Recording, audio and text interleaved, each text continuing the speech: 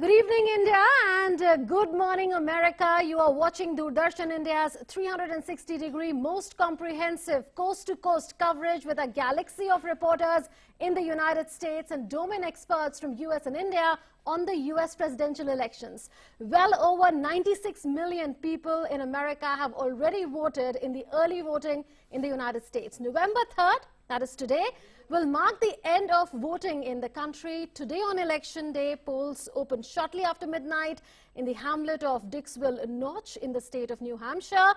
Dixville Notch residents have cast the first ballot of election day for the last 60 years, and they have done so again. Watch DD India's 14-hour coverage of the US presidential polls that has just begun with us to know every move of Trump and Biden teams and why this election matters to India and the world. I'm Munmun Bhattacharya, and with me is my colleague, Shubhendu Ghosh. Thanks very much, Munmun. The big question, who will take the White House next, is the question everyone's focusing on. Will it be President Donald Trump all the way again, or will former Vice President Joe Biden finally land the top job? Namaskar and welcome to DD India to this very special coverage of United States presidential elections. It's 6 p.m. here in New Delhi and 7:30 a.m. in Washington, D.C., but wherever in the world you are, if you're interested in American elections, understand the implications of it on the world, on India in particular, this is the place to be. Our correspondents are spread through the length and breadth of United States. A distinguished panel of guests, Munmun, will be joining us every hour to decode the election process and core issues. Record early voting, as Munmun mentioned, already made the contest exciting. There is, however, some nervousness and apprehensions as well as security is beefed up in towns and cities across America. We bring you the race for White House. Let's first look at the top stories at this hour. It's D-Day for United States as Americans vote to decide fate of incumbent President Donald Trump and former Vice President Joe Biden, who are head-to-head in the U.S. presidential polls.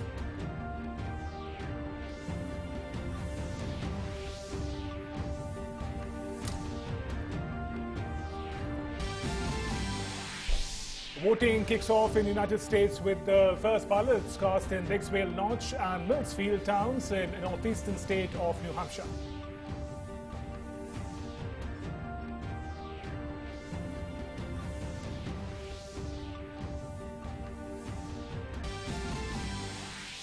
To win the presidency, either Trump or Biden must acquire over 50% of the Electoral College vote of 538, a minimum of 270 electoral votes needed to clinch the presidency.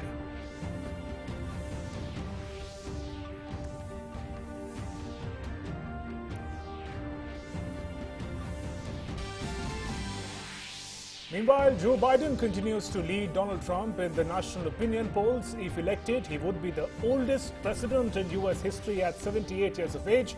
Trump would also be the oldest president ever if he wins a second term. He's currently 74.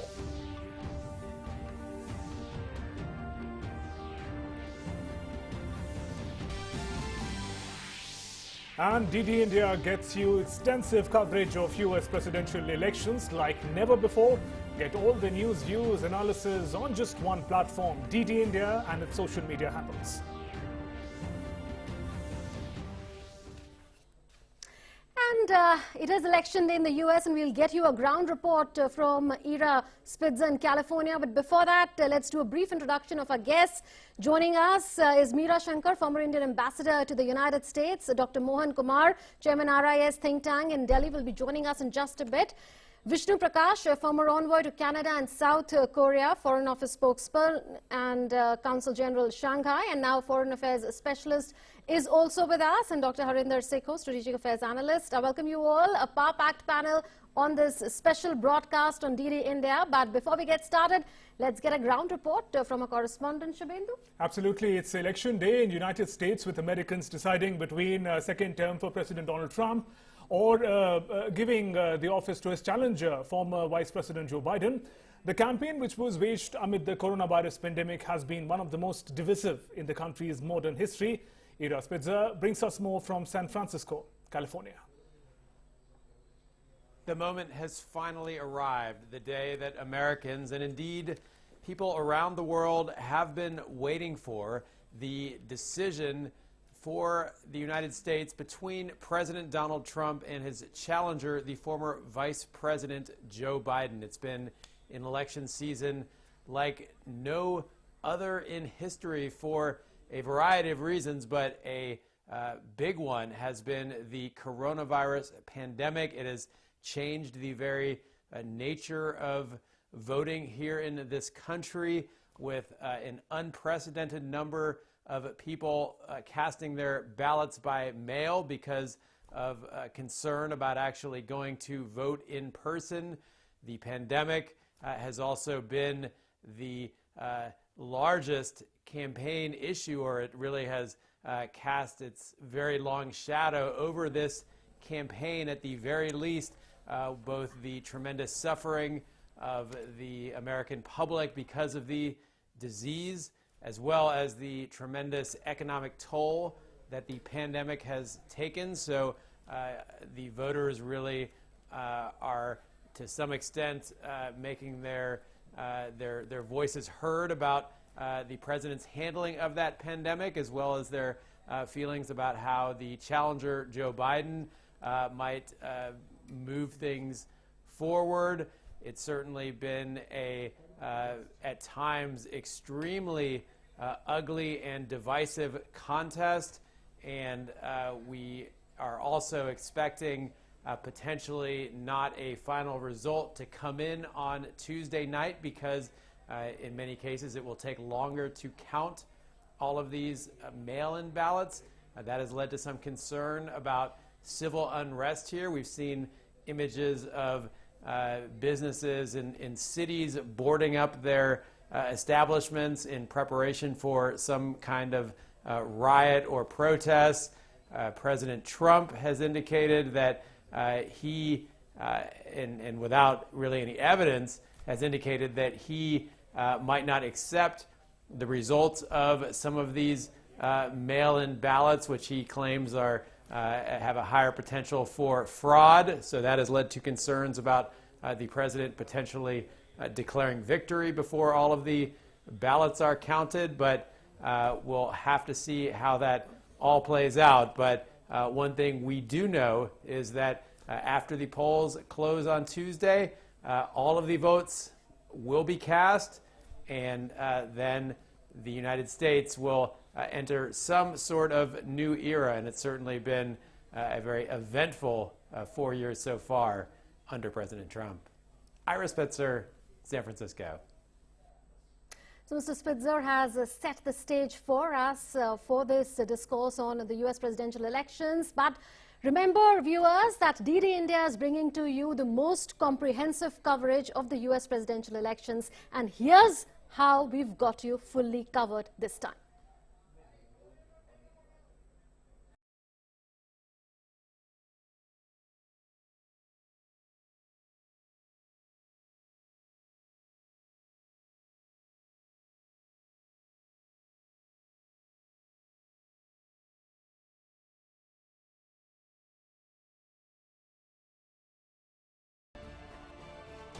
All eyes are on the US election, and we at DD India have you covered with everything there is to know about it.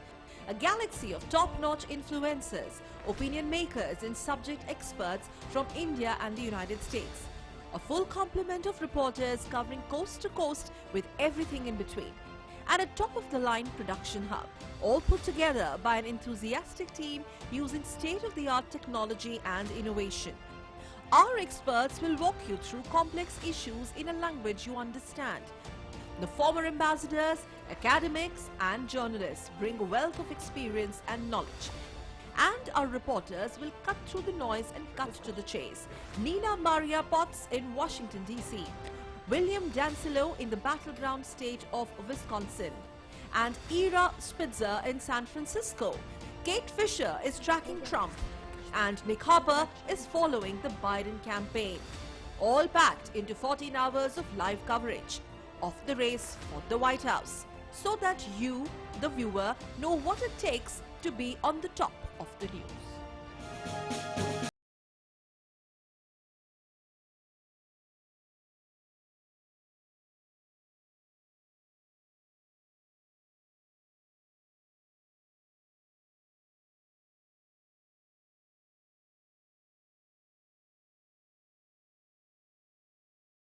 So there's an extensive coverage planned by DD India. Munmun, it's going to be a marathon, not just in the United States, but in India as well. Keenly watching what happens in America. And the perspective that we'll also try to look at closely is what it means for India, whoever takes the office. And the world, of course.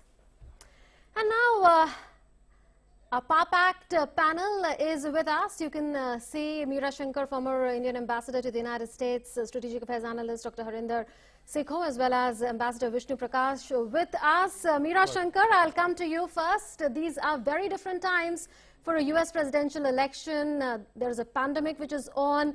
Besides that, there have been reports of social unrest since summer there in the United States. And there is also a sense of economic trouble with joblessness being reported in large numbers. How would you see this election in the domestic context of the United States? How significant is it in the domestic context before we come to the global context? Well, I think that this is an election where both candidates are offering very, very different approaches to economic policy, to energy and climate change policy, to health policy, and to foreign policy. So there are very clear choices before the American people in terms of who they would like for their next president. It isn't that both are broadly, offering the same policies. No, their approaches are very, very different. Yes, this election takes place at a time of a pandemic. Cases are rising in the United States and almost touching a lakh a day, which would be some kind of a new watershed in terms of the number of cases. And President Trump's handling of the pandemic has been his weakest spot in terms of how the public perceives whether the administration has been successful in handling the pandemic or not. So I think this is his weakest spot, and one of the issues of greatest concern, if you go by all the polls, what are the issues which concern the American people today? Then the pandemic is number one. Two is the economic crisis caused by the pandemic, and how to revive growth and jobs in the Indian economy. I think foreign policy follows much later as a priority. And climate change is something where President Trump has basically given no emphasis, but Biden makes that one of the centerpieces of his agenda. Right. Ambassador Vishnu Prakash, if I can come to you, sir.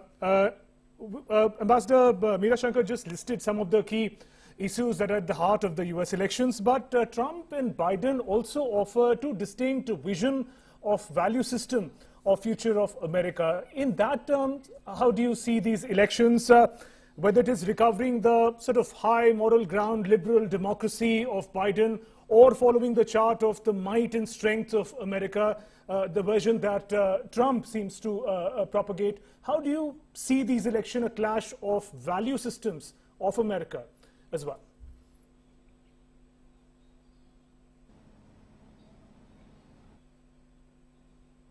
Basically, the contest between the two leaders is, if I were to sum up in one line, President Trump is engaging in fear, threats. He is talking about how the leftists will come back to power, how America will become a big prison, whereas Vice President Biden is offering hope.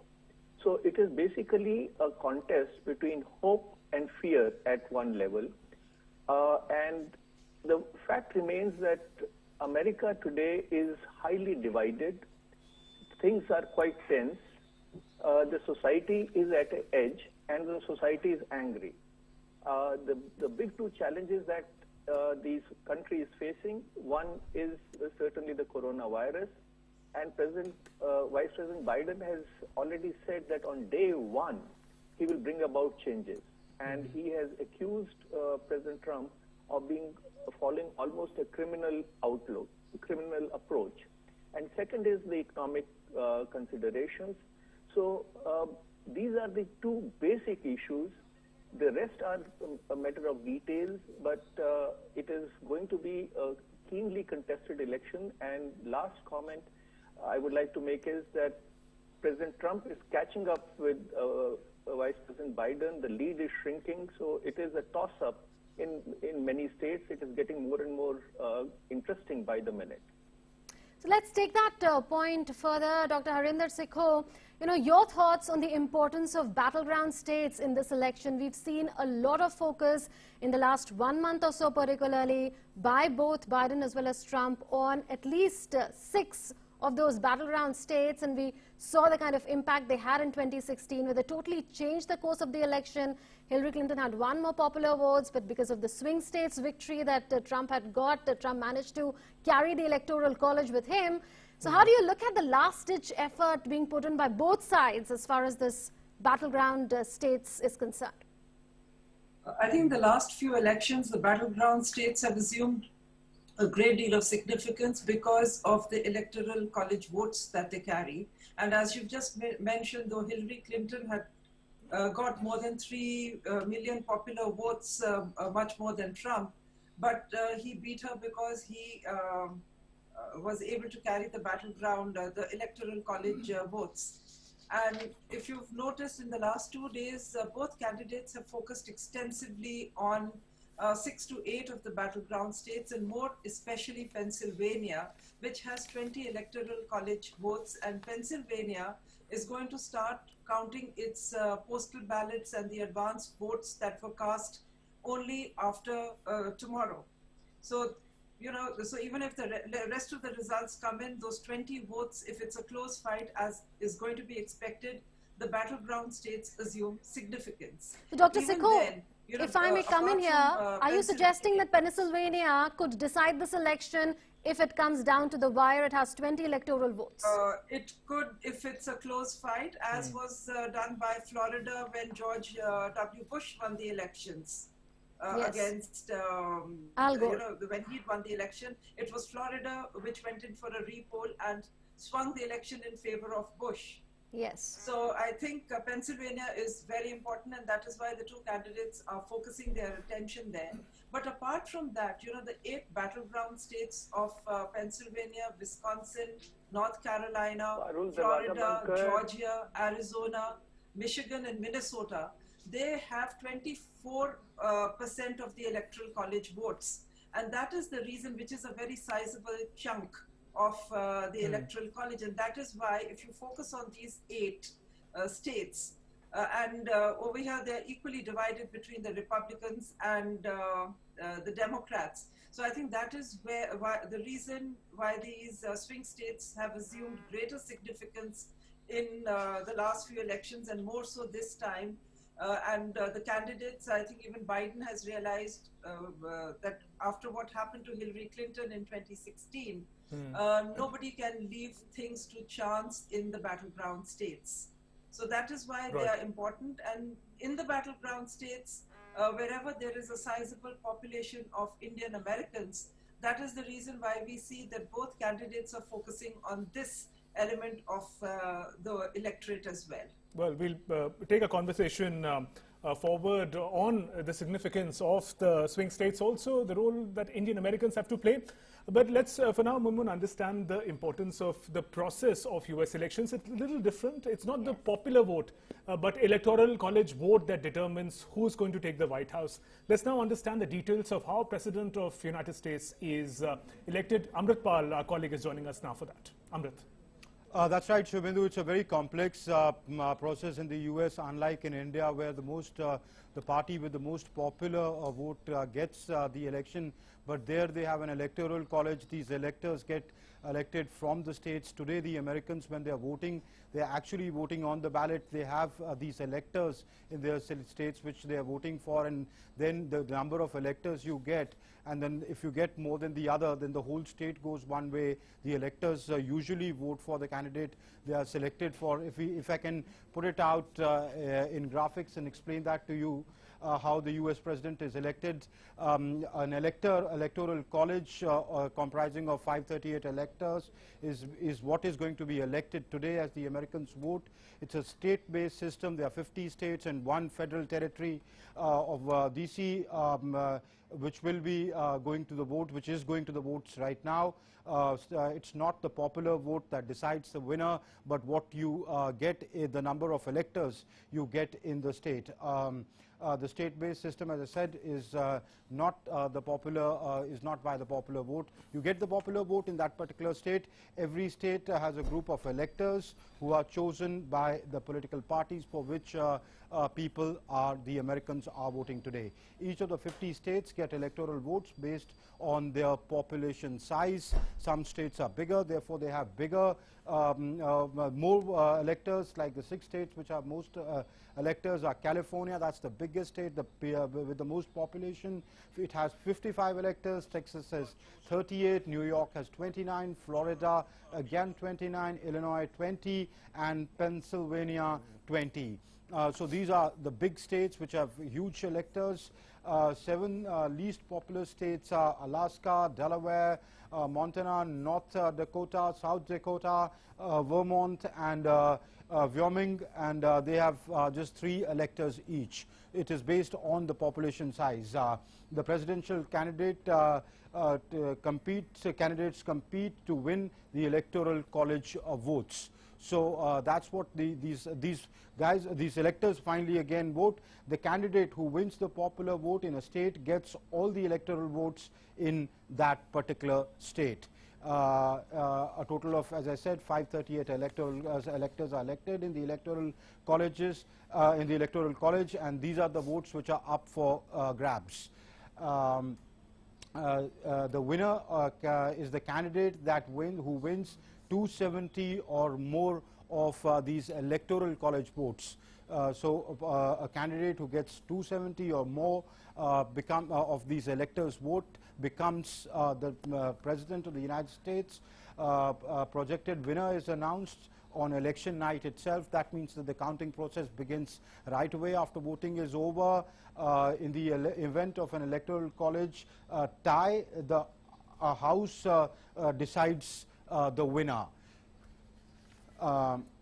And so that's how this whole process works out. And these electors do vote later. If we look at, on November 3rd, that's today, the United States presidential election takes place.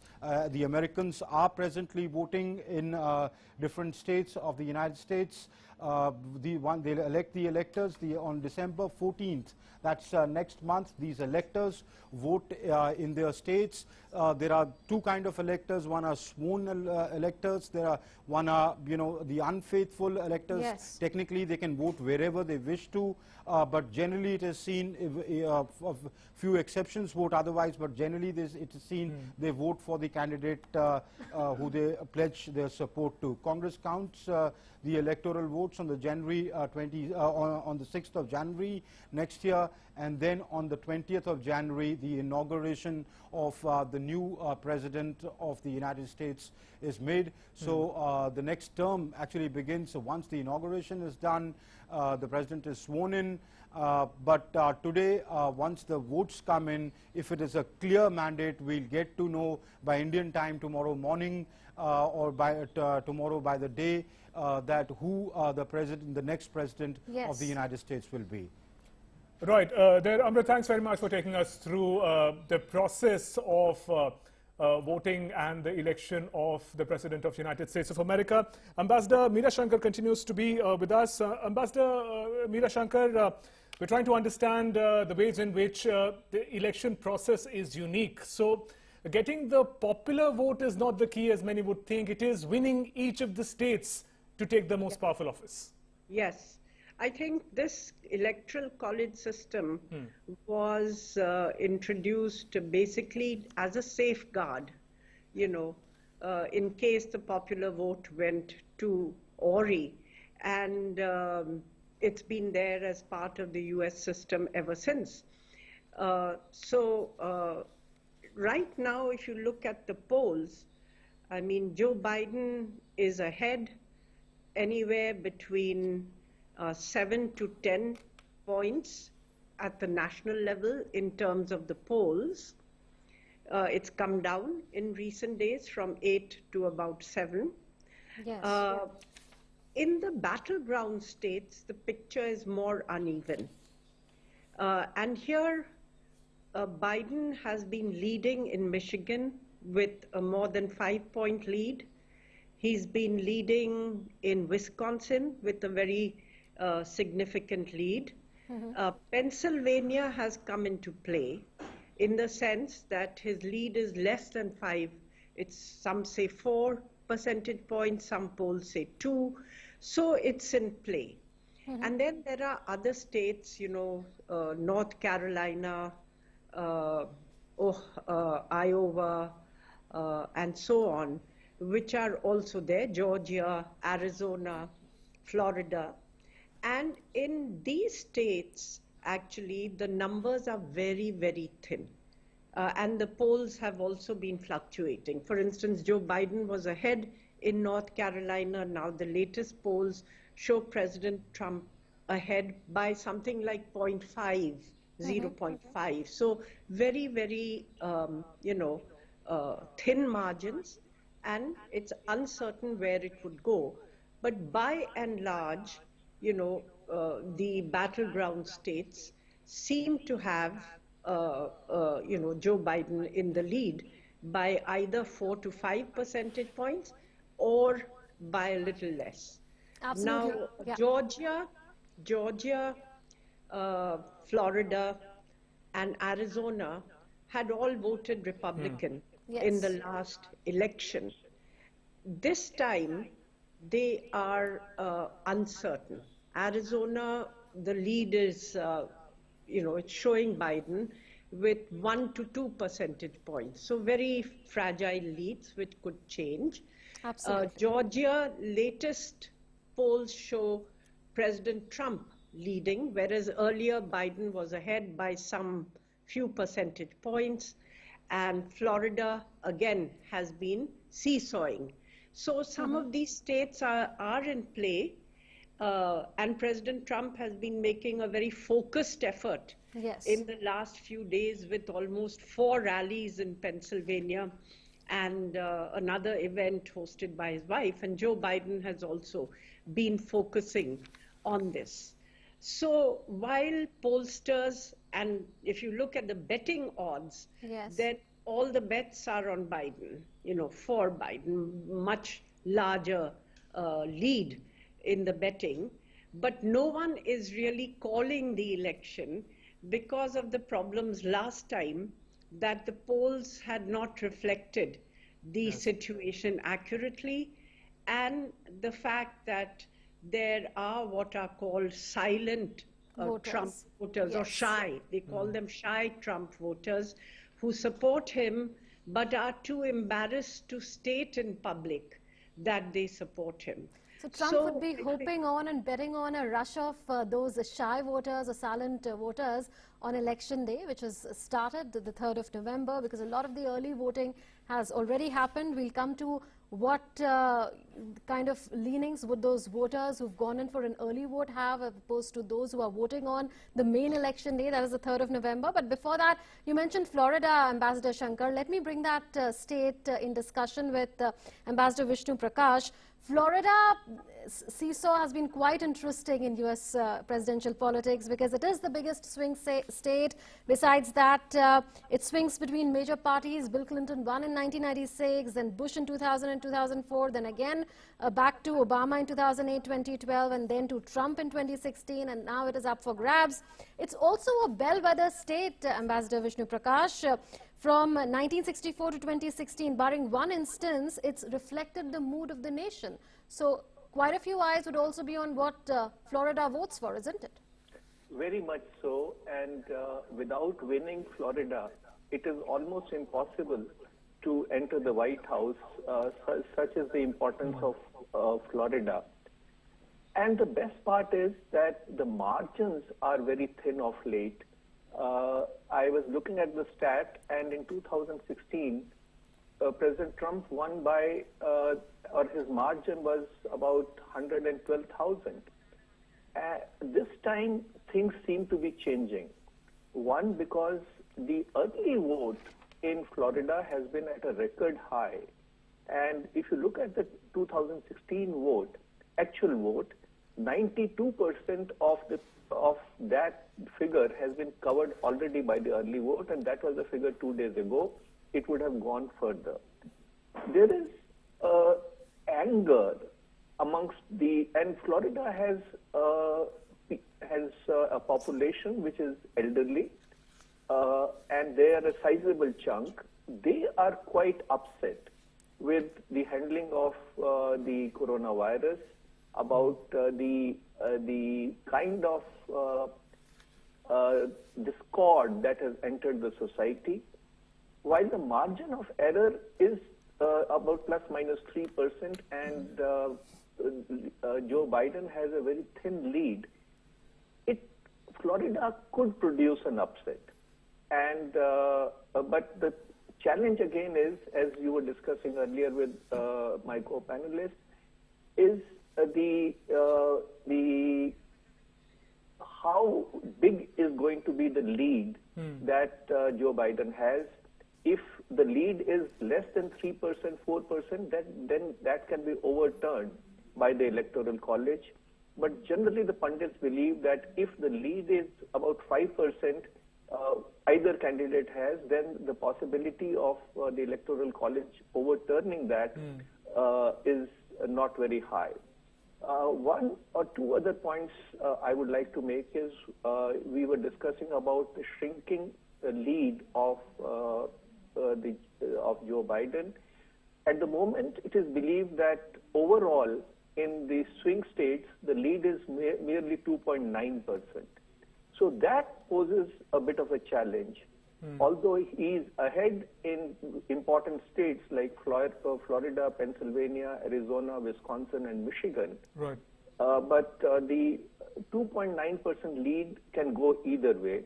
And his overall lead has also shrunk to 6.5%.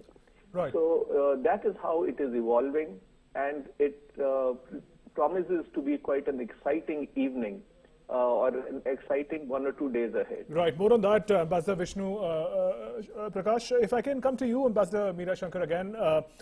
Talking about swing states, if you talk about Pennsylvania for a moment, to what extent do these different swing states influenced by various issues? I was particularly looking at the energy factor, the energy issue, climate change issue, and the issue of fracking that was a point of contention between the two candidates. Pennsylvania, potential job losses if a decision is taken on banning fracking. How do you see that also taking a center stage, the issue and also particularly the state? Well, I think Joe Biden has clarified. He's clarified, of course, yeah. He has clarified that he's not going to stop the existing fracking, which is going on, but may not give licenses on government land for new fracking. So it's a question of additional, not losing the jobs that they already have. You know, you take Florida, the issues are very different for different sections of the population. The pensioners, as mentioned by Vishnu, have health care uppermost in their mind and are unhappy with the way Trump has handled the virus, which they feel has left them very exposed. The Cuban Americans who are conservative, and because of Trump, you know, breaking relations with Cuba, which is what they want, would go with the Republicans. Then you have the Puerto Ricans who are very pro-democratic.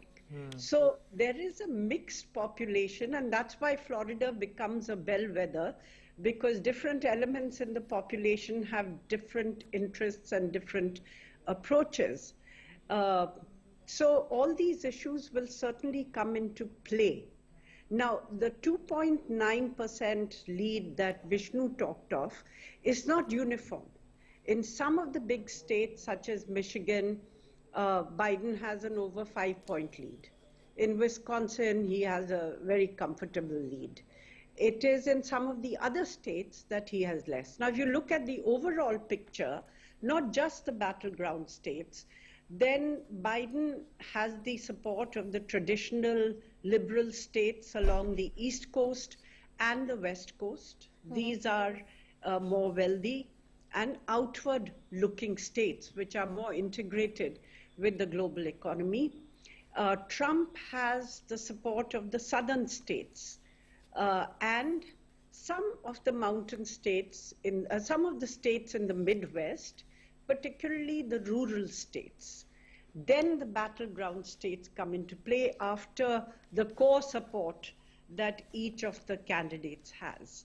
And here, as I said, the thing is that in some of the states, the lead is very thin and they've been seesawing, but in some of these states, Biden has had a comfortable lead.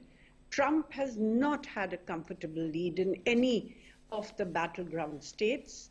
Yes, he is ahead in Iowa, he's ahead in Ohio.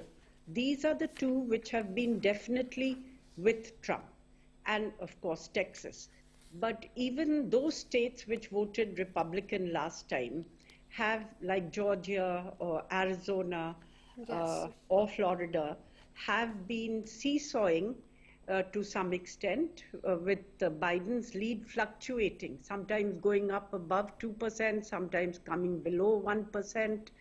And in some of them now, particularly like North Carolina, Trump is shown as being ahead by 0.5 percentage points. So when you average the lead, it looks small, but it's not uniformly distributed across all the states.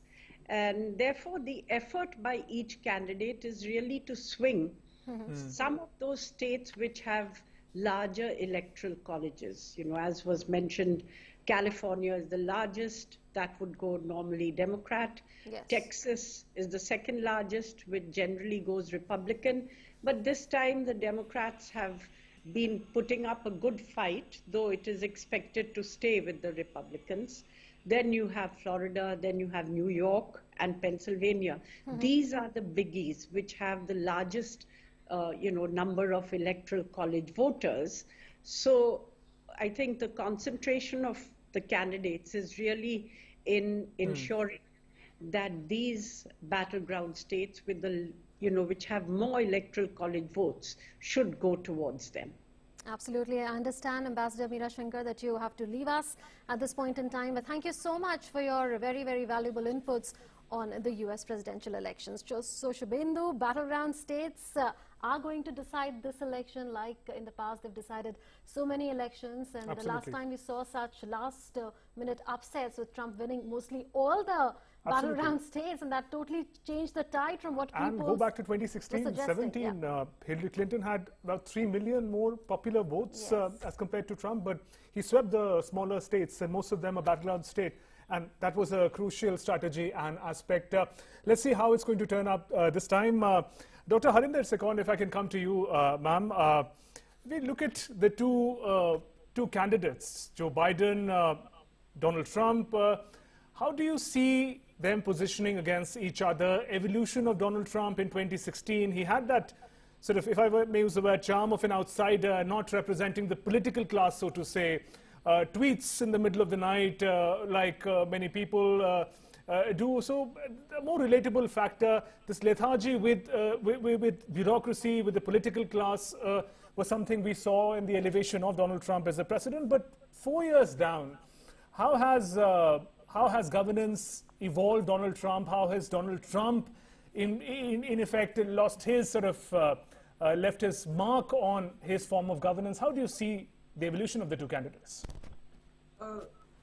His support base remains very strong. It's unshakable, and they feel that he's done a great job, and especially both domestically till the coronavirus struck, and the US is facing a lot of challenges.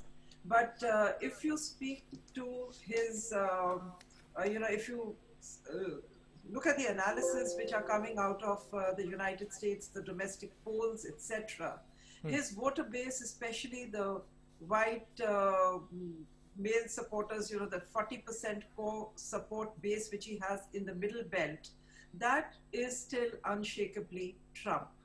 And he was doing pretty well till the COVID struck, because the US economy was looking up, jobs had come back, job growth had taken place. And I think especially people were happy with his hard line against China, which they felt would bring manufacture back to the United States and shore up jobs further within the country. Coming to his other outreach in foreign affairs, Americans don't really look at foreign affairs, but they feel that his policy has been successful in trying the outreach to North Korea, and especially the Middle East. West Asia is where they feel that he's been successful and he's been very effective. But of course, the detractors, but all this changed with the outbreak of the virus. And this is where the Democrats have had their chance to hit out at Trump, because initially he dismissed COVID as a minor flu. And he, when the numbers were going very high, and especially what happened in New York when the pandemic was raging, and I think disbursal of aid was lopsided, and people felt that the wherever there were Democrat governors, those states did not get the desired aid at the right time.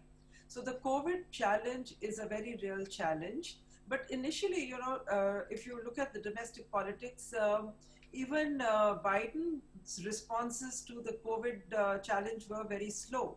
And it took him 4 days to set up his communication mechanism to start challenging Trump. Because Biden, if you remember, has been out of office, out of Washington, D.C. for the last 4 years of the Trump presidency. So this was a big disadvantage with which Biden started.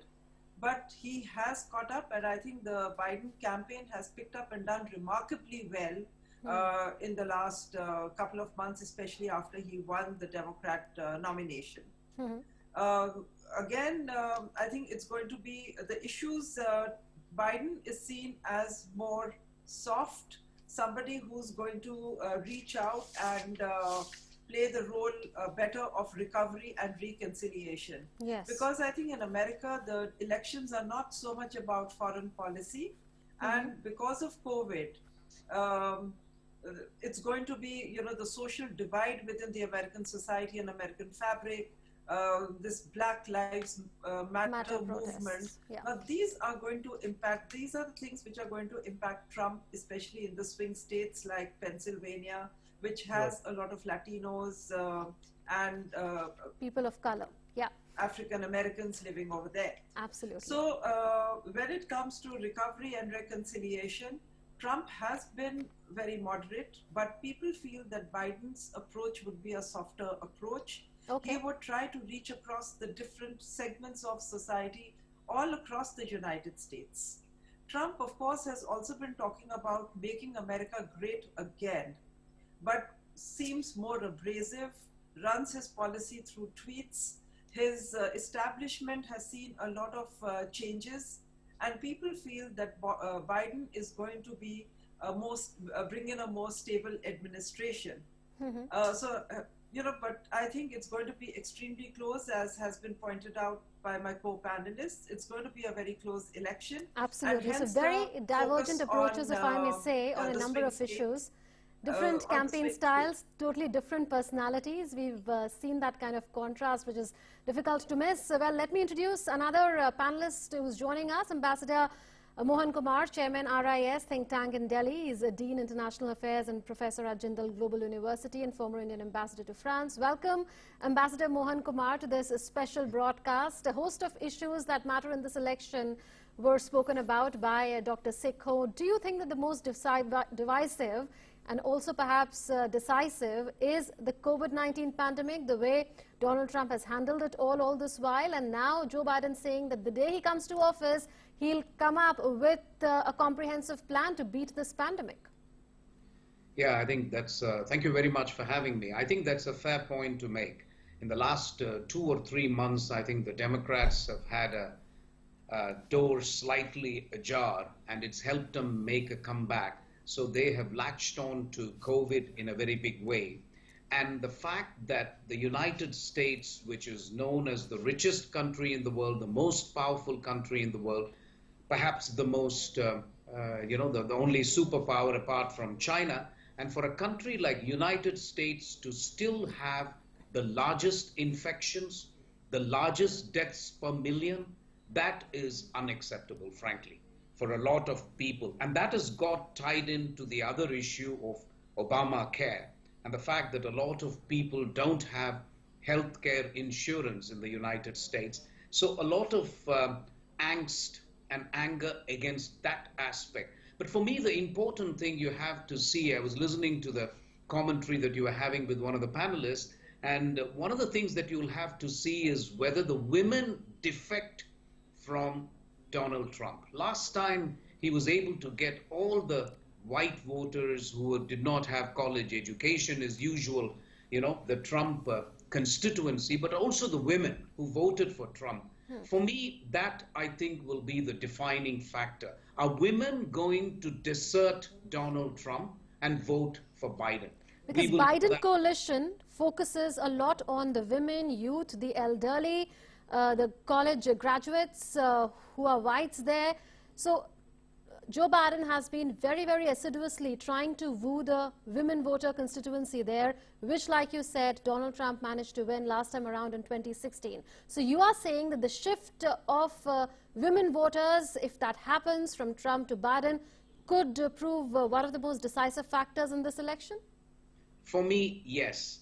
I mean, the fact of the matter is you've got a very strange system where the popular vote counts, but only counts to a certain extent. And it's all down to the 6 battleground states of Florida, Pennsylvania, Michigan, Ohio, Wisconsin, and Arizona. I've just done a quick calculation. These 6 battleground states have about 105 electoral college seats. And in these battleground states, women will count a lot more than in other places. And that is why I think that, plus the fact that 100 million people have voted already in this election. Remember last time in 2016, the total number of votes cast in the United States was 133 million. And 100 million have already voted in the United States election in 2020. So if you apply that logic, then I think Joe Biden is in with a very strong chance. But it's hard to say until, the votes are counted, and then you will have to see. I think the earliest indication you will get is Florida, because Pennsylvania will take time because of the mail-in ballots and so on. So Florida will give you some idea. But Arizona has started the counting already. Sorry? Arizona has started the counting already.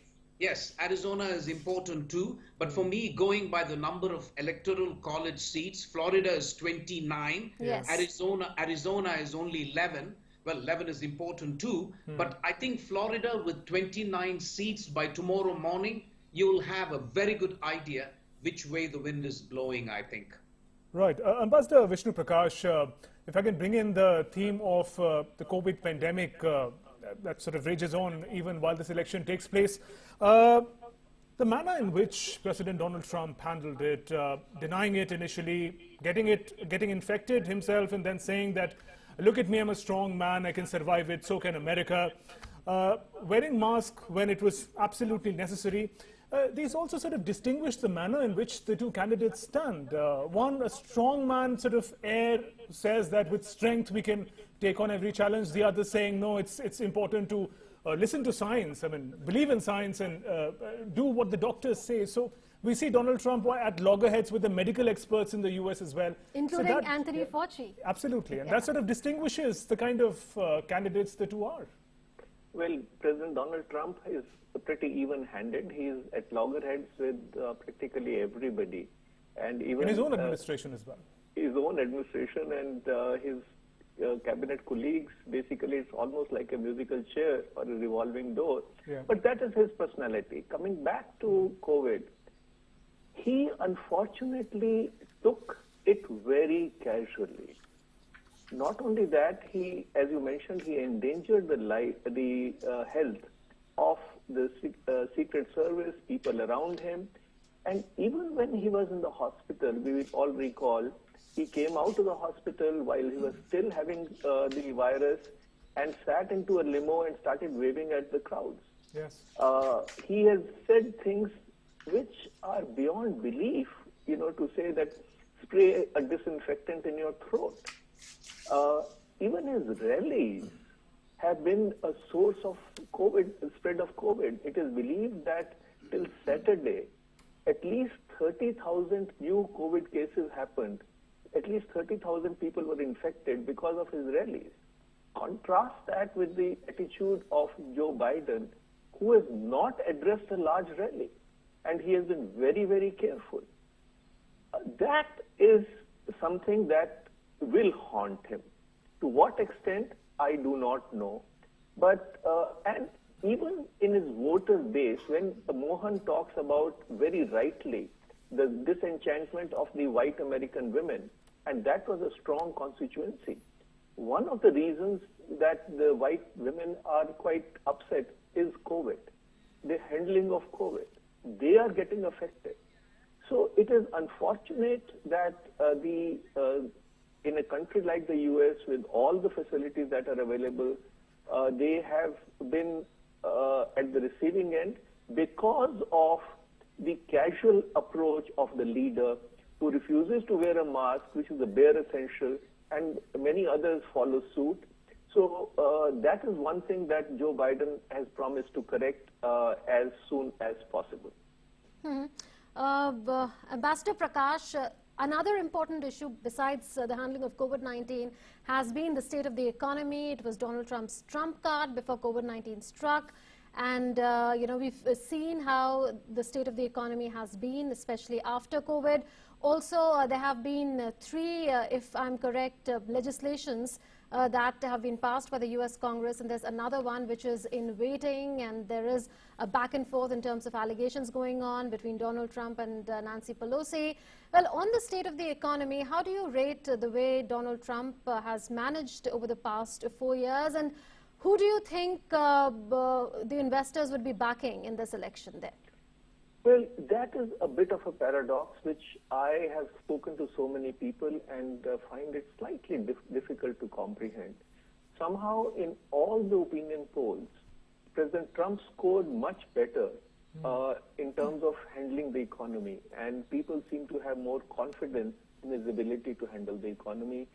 And he has indeed been very strong in some areas, in the area of trade, in the area of onshoring, to crack down on American multinationals which were doing businesses abroad, to decouple with China, etc., etc. Now, but at the same time, the economic pain in the middle class, in the lower middle class, is quite widespread. So there is a lot of concern, and we all remember, he constituted committees to advise him and to help him kickstart the engines of economic growth, and one by one, people pulled out. So the economy is not doing well, although today the challenge is very different, and that is again very interesting. Right. There is so much of cash floating around, and the stock market has gotten de-linked somehow with the economic performance. Right. So, we'll talk about the economic aspect a little more, sir. There's a tweet that has come in from Joe Biden. If you can take a look at that first. Joe Biden has tweeted a short while back, in 2008, he says, in 2008 and 2012, you placed your trust in me to help lead this country alongside Barack Obama. There's a tweet by Joe Biden. He says, today I'm asking for your trust once again, this time in Kamala and me, Kamala Harris, the vice presidential candidate. He says, we can heal the soul of this nation. I promise we won't let you down. And to look at the context of presidential candidate Joe Biden's tweet message, Amritpal Singh, a colleague, joins us again.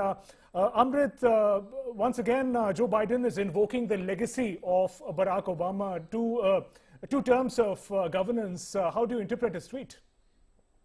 Well, he's basically appealing, Shubhendu, to his voters to the Democratic voters that he's invoking Barack Obama's tenure where he was vice president, yes, and saying that those are the days we want to wish to bring back. You saw in the campaign time also it was Barack Obama campaigning extensively for Joe Biden. So basically, I think using in a very subtle way what, of course, the democratic values that the party stands for, Barack Obama's administration, pitting it against Donald Trump's administration, and also, in my opinion, appealing to bringing in race here as well. Yes. Because both Kamala and Barack Obama are people who come from the Afro-American community, and though the Afro-American community has traditionally been Democratic supporters, voters, but in this election, after the Black Lives Matter movement and accusations leveled by the Democrats against. So this is not going to end anytime soon, it seems. No, and I think one of the anomalies of the US system, the election cycle, is of course that the incumbent president, whether he wins or loses, gets another 3 months in the White House before the new president is sworn in the inauguration in January. And President Trump has already made it clear that he intends to make some changes whether he stays or goes, including on Sunday night at a rally in Florida. He basically hinted that he would fire the nation's top infectious diseases expert, Dr. Anthony Fauci. Yes. So President Trump, I think there's a big question over what he might try and dismantle between now and January. But you're quite right that we're expecting, I think, a protracted legal battle. Both sides have said clearly that they're lawyering up. President Trump has even gone as far in a fairly unambiguous way to say that as soon as Election Day is over, he's taking his lawyers and going straight in. Yes. I do think that if Joe Biden wins, one thing to bear in mind is that we might not see the levels of euphoria that we saw in 2008 when President Obama won. President Trump's legacy over the last 4 years has been one of division, and I think it's going to be extremely difficult for any new president. Joe Biden may find it extremely difficult to unify the country and to heal the country. I think America's revealed itself to have a lot of deep-seated issues and to be pretty broken. Right, and if you were to address the elephant in the room, Nina, one point about the pandemic, in what manner is it playing out as an issue, and also the challenge in the voting process? We can see visuals of voters, officials all wearing masks and going through the polling. Well, you're quite right. I mean, the pandemic is almost the single biggest issue in this election, and it's really worked against President Trump. But so too is the economy. And on the economy, President Trump is claiming victory. He continues to score highly on the economy. And his narrative is that America has made a much quicker economic recovery post-pandemic than anybody expected. Joe Biden, on the other hand, tells quite a different story. He talks of a country that is in deep depression. President Trump accuses Joe Biden of planning to put the country in a series of consecutive national lockdowns if he wins. And President Trump, to some extent, has made good on his promise to keep the economy going and to make sure that it doesn't shut down completely through the pandemic. And he attributes that pledge that he came good on to an economy that has recovered more quickly. However, jobs are going to be a key issue in this election because so many jobs have been lost during the pandemic. And then, of course, there's a physical challenge of voting itself. As you say, people having to fight their way through the pandemic, put on their masks and queue up for hours at polling stations in order to cast their votes. There are also other dynamics. Some communities have been harder hit by the pandemic than others, especially the African American community. President Trump is on course to win less than 15% of the African American vote. They have been overwhelmingly hit by the pandemic, so that has also played in, I think, into the way the votes will be cast. Nina, stay with us. We'll come back to you. Ambassador Mohan Kumar, Our correspondent has touched upon a number of issues. One issue which would be bothering many of the observers would be how long is this process going to continue of counting before the outcome is clear, before all of us, considering that Donald Trump has said that he's going in with his lawyers, he would be filing lawsuits against the counting of mail-in ballots. He's already lost those in Pennsylvania and North Carolina, but he's won in a court in Wisconsin, and he's looking at more states as well. So if this is a close election, this could take much longer than what many are anticipating, isn't it? Think everybody is it's going to be very protracted indeed, and it'll be very interesting to see what undecided voters yes, do Nina, in this we'll election. Come back to very you, different, taking I think, a view from on what you've 2016. said from one of our panelists. Okay, thank you. So I think what you can rule out is a Trump landslide. Almost no poll is talking about that. There is still a small chance that Joe Biden gets such an unbeatable lead by the end of, let's say, tomorrow, day after, and then it's all over. But I still think that is a very slim possibility. Every indication seems to be that the race is tightening and that we will have a long haul. What really is striking, as I was saying earlier, you had only 139 million people who voted last time, and 100 million people have already voted before today in the US elections. The total number of persons who can vote is only 239. So 100 million people have already voted. Now, given the conventional wisdom that most people who vote before election day in two ways, I mean, there are two ways in which you can vote. One is a drop ballot or a drop-in ballot. The other is absentee voting. I don't think anybody is saying anything against the drop-in ballot. What Mr. Trump and his legal team is saying is, in terms of absentee ballots, there are two or three things. One, somebody has to check that they are authentic. So the first thing is it comes in the relevant, proper envelope. You open the envelope, and then you've got officials who need to check whether your signature is authentic. And in some states, you need an ID or a photo ID to say that you are the person who's voting. The problem is, you have two problems, infrastructure problems. One, the mailing system has been slowed down, somewhat deliberately, I have to say. So it's going to take much longer for the mail-in ballots to come. Secondly, there aren't enough officials, I think, to handle such a big number of absentee ballots. And then on top of it, Mr. Trump says that there are some states like Pennsylvania where actually you can count the ballots or the absentee ballots up to 3 days after today. Right. He's saying no. Right. He's saying no, everything has to stop today. So you've got a whole panoply of issues which will land up in the Supreme Court. And we'll have to wait and watch how that pans out. Sir, once again, if we can go across to Washington, D.C., Nina Potts, our correspondent, is there. Nina, we were talking about the pandemic. Now, if you talk about the impact of it, the economic impact of it, before the pandemic, Trump could use the green shoots in the economy to his advantage as his achievement. But now, world economy, American economy, they're all impacted. How are the people of America looking at this economic debacle due to the pandemic? Do they blame the administration for it? What responses, what voices have you been tracking? Well, I think the first thing to say is that Americans who've lost their jobs are very scared. As you know, Americans don't have a history of saving. They don't have a history of making ends meet particularly well from one month to another, certainly people that are not high earners. And now that people are hemorrhaging jobs and losing their jobs, I think people in America are very scared.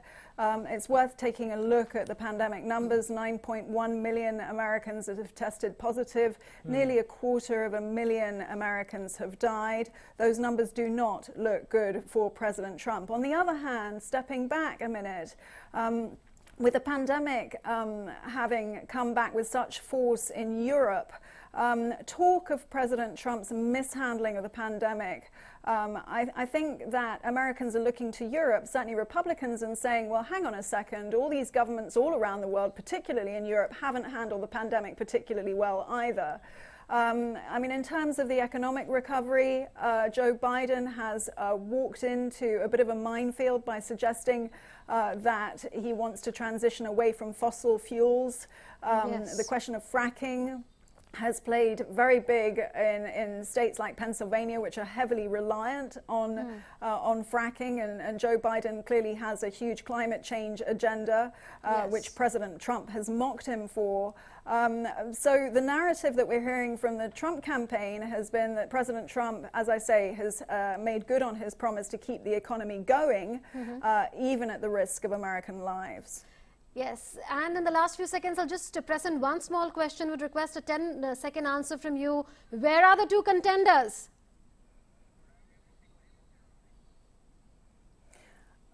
I'm sorry, I didn't catch that. Where are the two contenders? Where are the two candidates? Is Mr. Trump in White House, and is Joe Biden in Delaware, his home state? Where are the two? Oh, today? where are they? Yes, yes, indeed.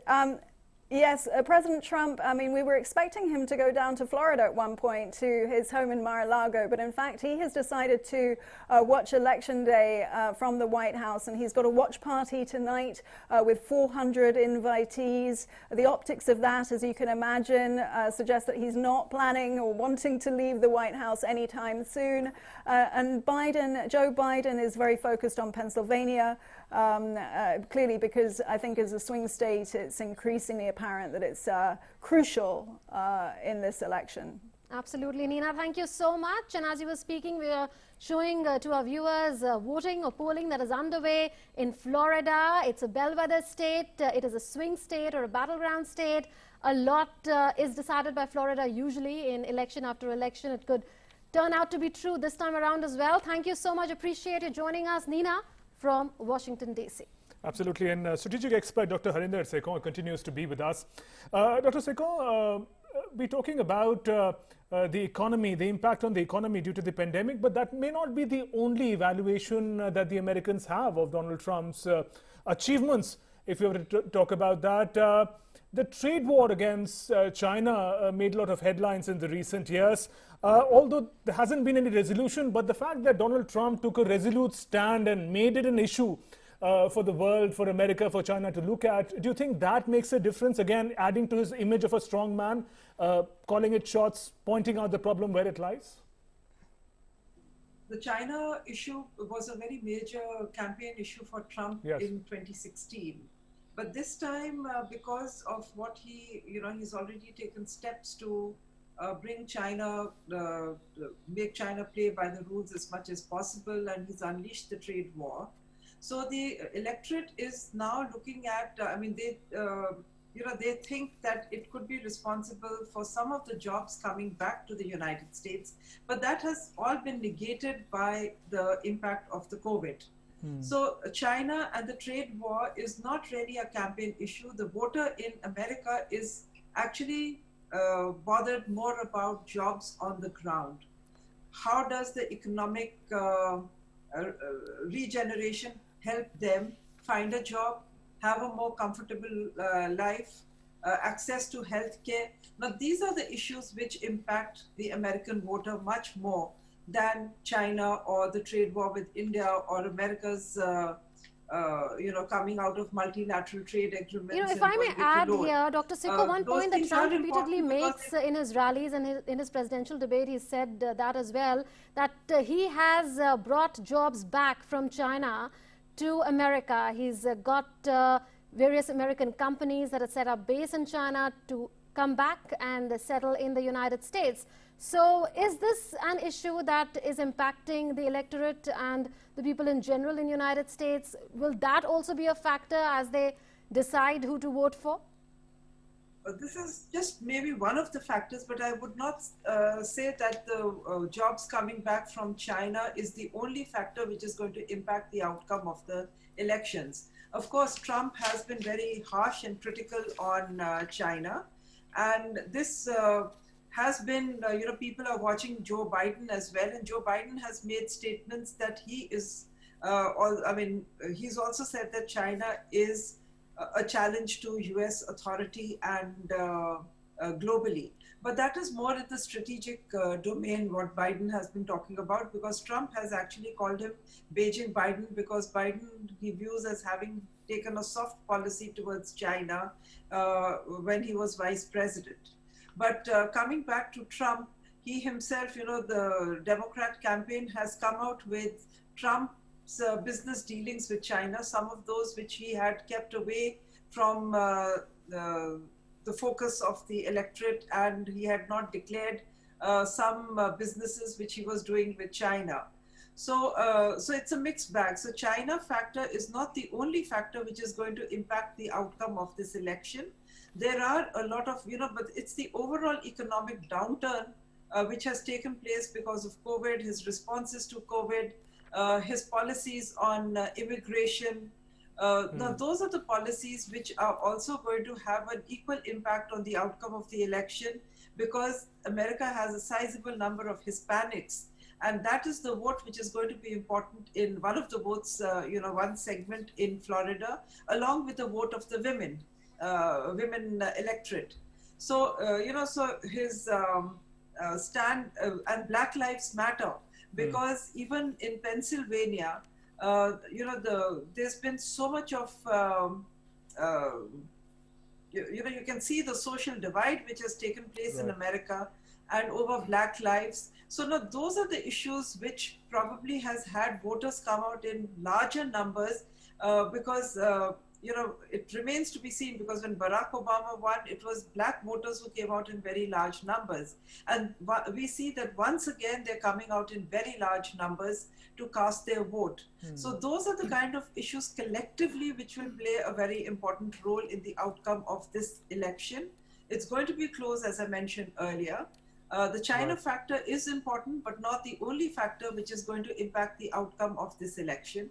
It is basically, who is going to offer better, who's been more forthcoming in laying out, charting out a course for recovery, reconciliation, healing the social fabric of the United States. Now, those are the kind of issues which at this time the voter is worried about, those issues more than just one country. Right. Dr. Mohan Kumar, I find it quite fascinating when Dr. Sekhon emphasizes on how Americans are more concerned about domestic issues. They don't worry as much about the foreign relations, about relations with China. Dr. Kumar, the truth is that the world is very eagerly watching, waiting to see who takes the White House next. So what are the implications on a global stage, implications of who's the next man in the White House? Because Donald Trump has very differently treated his friends and foes as compared to his previous administrations, the other American administrations. So how do you see, how's the world, international community looking at the developments in America? So it's one of those ironies, and I quite agree with Dr. Sekhon that I think the average Joe or Jill in the United States is not extremely concerned about foreign policy. But the fact of the matter is that if whether Joe Biden wins or Trump wins is going to make a huge difference to the international order, frankly. I mean, we have a liberal international order which is on its last deathbed, I would say. There is nothing else to take its place. So we're going to have three kinds of repercussions depending on whether Trump wins or Biden wins. One is America's attitude towards multilateralism and its commitment to international organizations like WTO, the United Nations, and the WHO. So that's the first implication. If you're going to have Trump, you can say goodbye to all these international organizations. It's as good as not having United States in them. A second term, Trump is likely to be more unshackled. He has nothing to look forward to except his legacy. So he is not going to be shackled either by the Senate or the Congress. So that's the first implication. The second implication, I would say, it's for transatlantic relationship. I've heard when I visited Paris and London, both Germany, France, UK, they say, listen, we can put up with 4 years, we can look at it as an aberration, but it's very hard for us to put up with 8 years. The European continent then will have to find its own ways and means of standing independently in foreign policy. They have to forget about the transatlantic relationship and the dependence on the United States. If Biden comes, something can be done to repair the relationship. So the second broad implication is for the transatlantic relationship.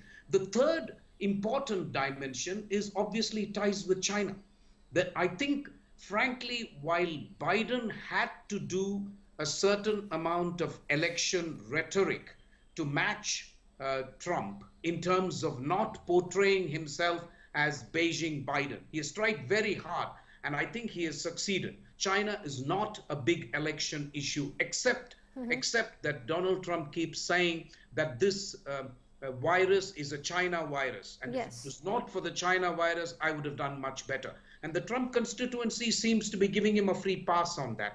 So the relationship with China will change substantially if Biden becomes president, because his approach is to rein in China, not to confront in a way that, you know, you take it to a kind of catastrophe. His point is, he will say, okay, let's make rules in the WTO to tackle Chinese state subsidies. Yes, to if I may, Chinese... if you allow me, Ambassador Mohan Kumar, Biden is saying that let's rein in China through a coalition of countries. So that is one point that he's emphasizing on quite a lot during his campaign. You know, having said that, what does Trump 2.0 or a Biden presidency mean as far as relationship between India and the United States is concerned, in the strategic sphere, in the economic sphere, in Indo-Pacific as a whole?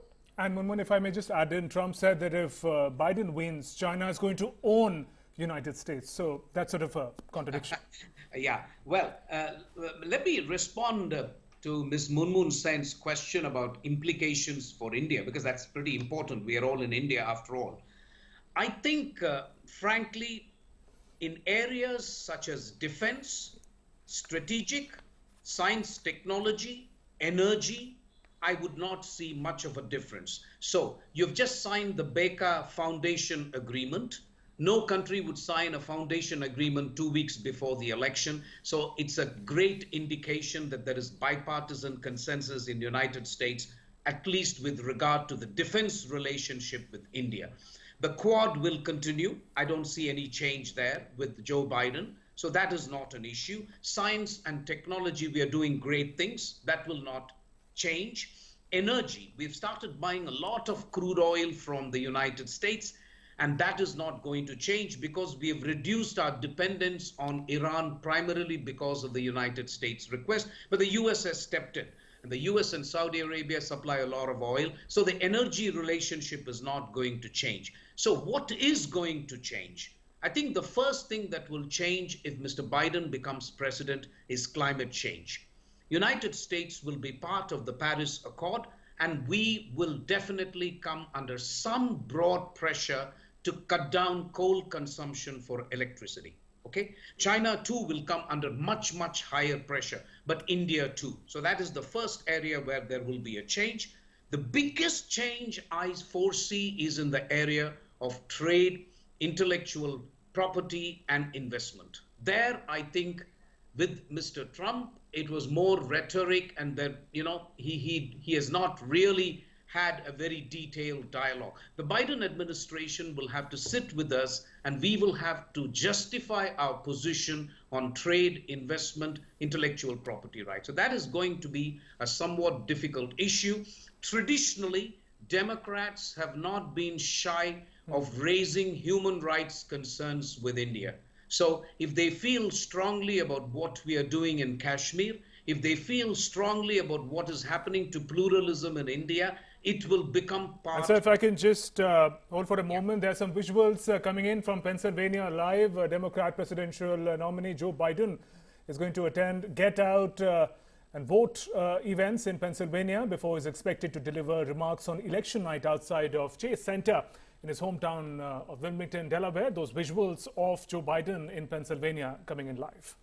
Absolutely. Pennsylvania is a swing state.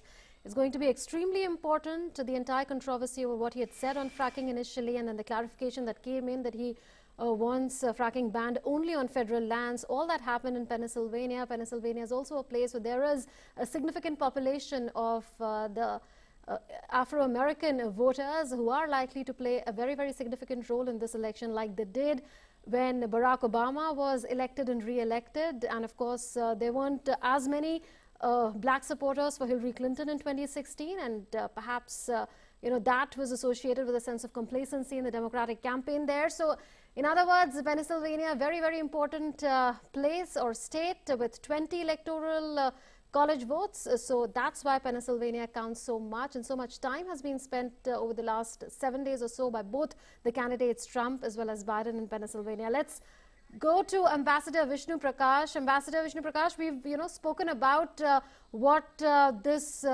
election could mean as far as India-United States ties are concerned. There's a broad view that in strategic terms and defense terms, there is not likely to be much change, but there is still a question mark on what really could happen as far as economic ties are concerned, because Trump has been very strident on trade, tariffs, etc. Having said that, the issue of terrorism is one issue on which Trump has been extremely tough on Pakistan. Do you expect a Biden presidency, if Biden is elected this time around, to be as tough? He's written an op-ed in which he's indicated that he's going to be tough on terrorism, but what do you think? Before I talk about that, let us look at the broad picture. The best part of the relationship is that there is a cross-party consensus in both the countries. Ambassador Vishnu Prakash, we'll be back with you. We are getting a live input. Our reporter is joining us. Nick Harper joins us from Delaware. Nick, good morning to you there in America. Good morning to you. You're in Delaware, that's the home state of Joe Biden. And this is one state that has been blue since 1992. It sends 3 electors to the Electoral College. Has voting begun there on the final day of voting? It has, yeah. Here in Delaware, voting began a couple of hours ago. It'll extend for about another 10 hours from this point. There isn't expected to be any surprise here in Delaware. As you mentioned, it is a blue state and is likely to remain that way, especially as Joe Biden has made this state his home for almost 70 years. Wilmington, Delaware has been a long-time home of the Bidens since he moved from Pennsylvania when he was just a young boy. So he's been here for the majority of his life. It's also Delaware, the state that he represented in the Senate for about 36 years. So many people in this local area know Joe Biden in one form or another. Wilmington, Delaware itself is not a big city. It's more of a large town in some respects. About 100,000 people live here. Joe Biden was out and about in Wilmington first thing this morning. He visited a church where his first wife, his daughter and also his son are all buried before he jumped on a plane to head to Pennsylvania, where he's going to be spending part of the day campaigning. 2 stops in Pennsylvania, a state that he feels is going to be a must-win state.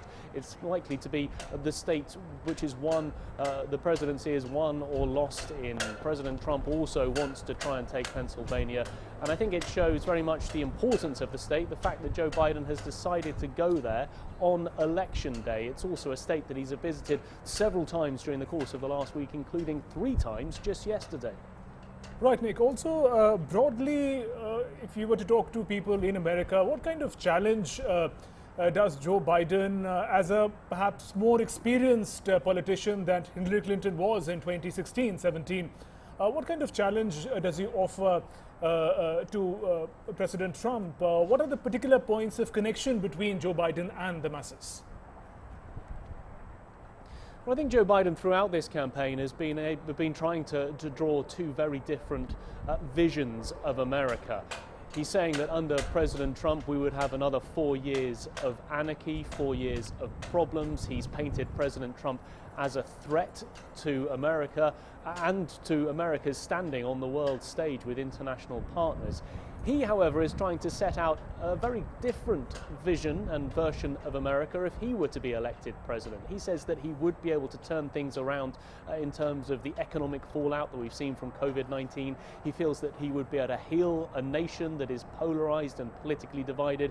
He also thinks that he would be able to handle the pandemic much better than President Trump has. He says that President Trump's handling has essentially disqualified him from a second term in office.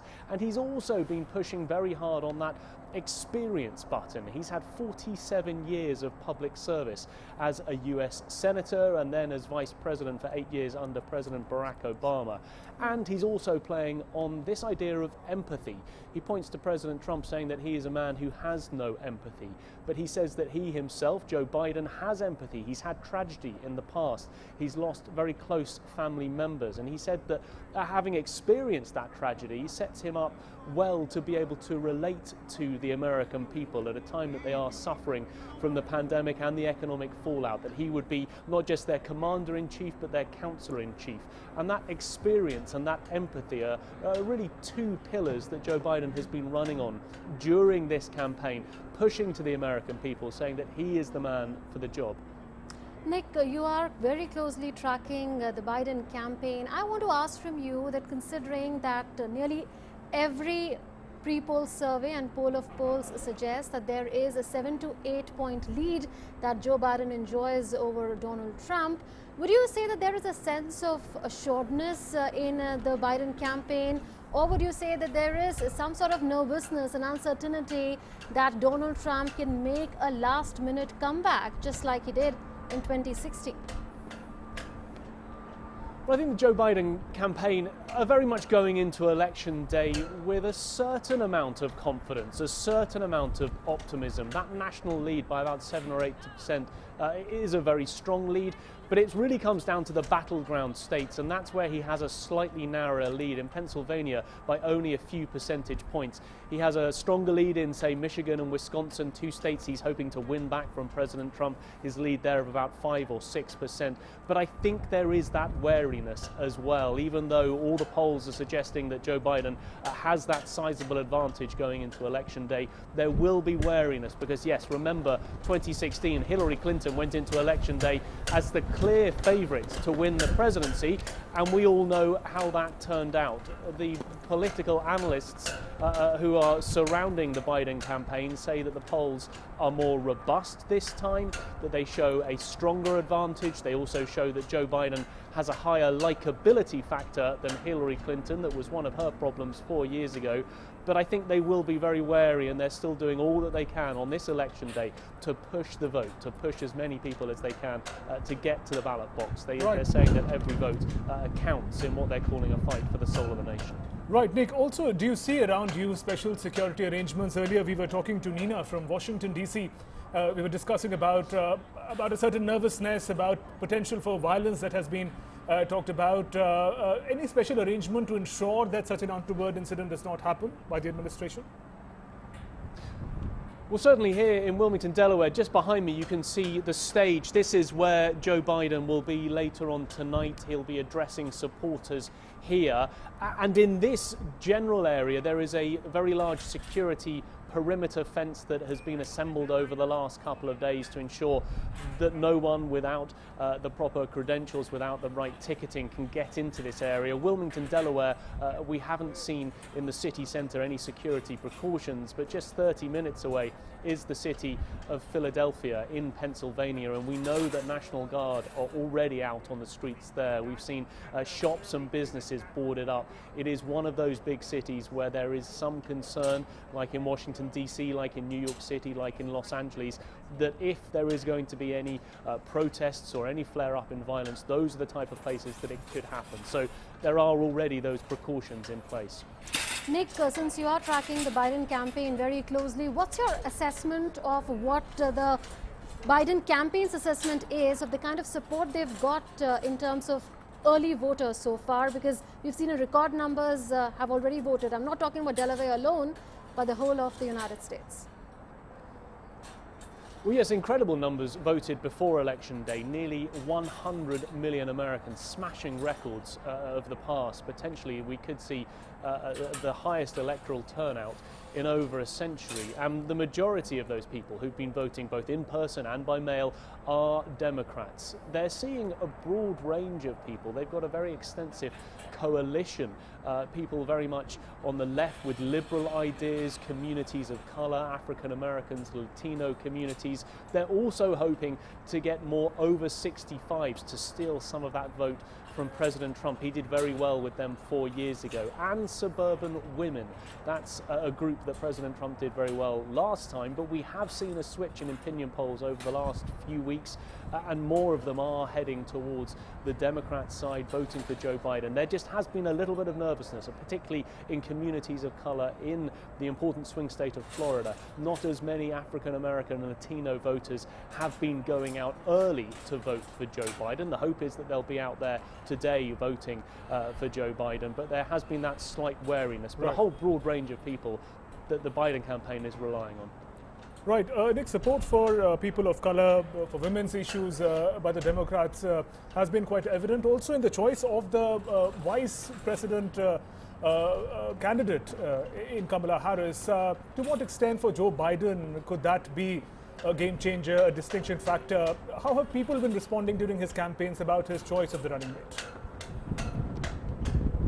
Well, yes, they seem to have responded very well for Kamala Harris as both a black and Indian American person. She's able to pick up a good deal of support.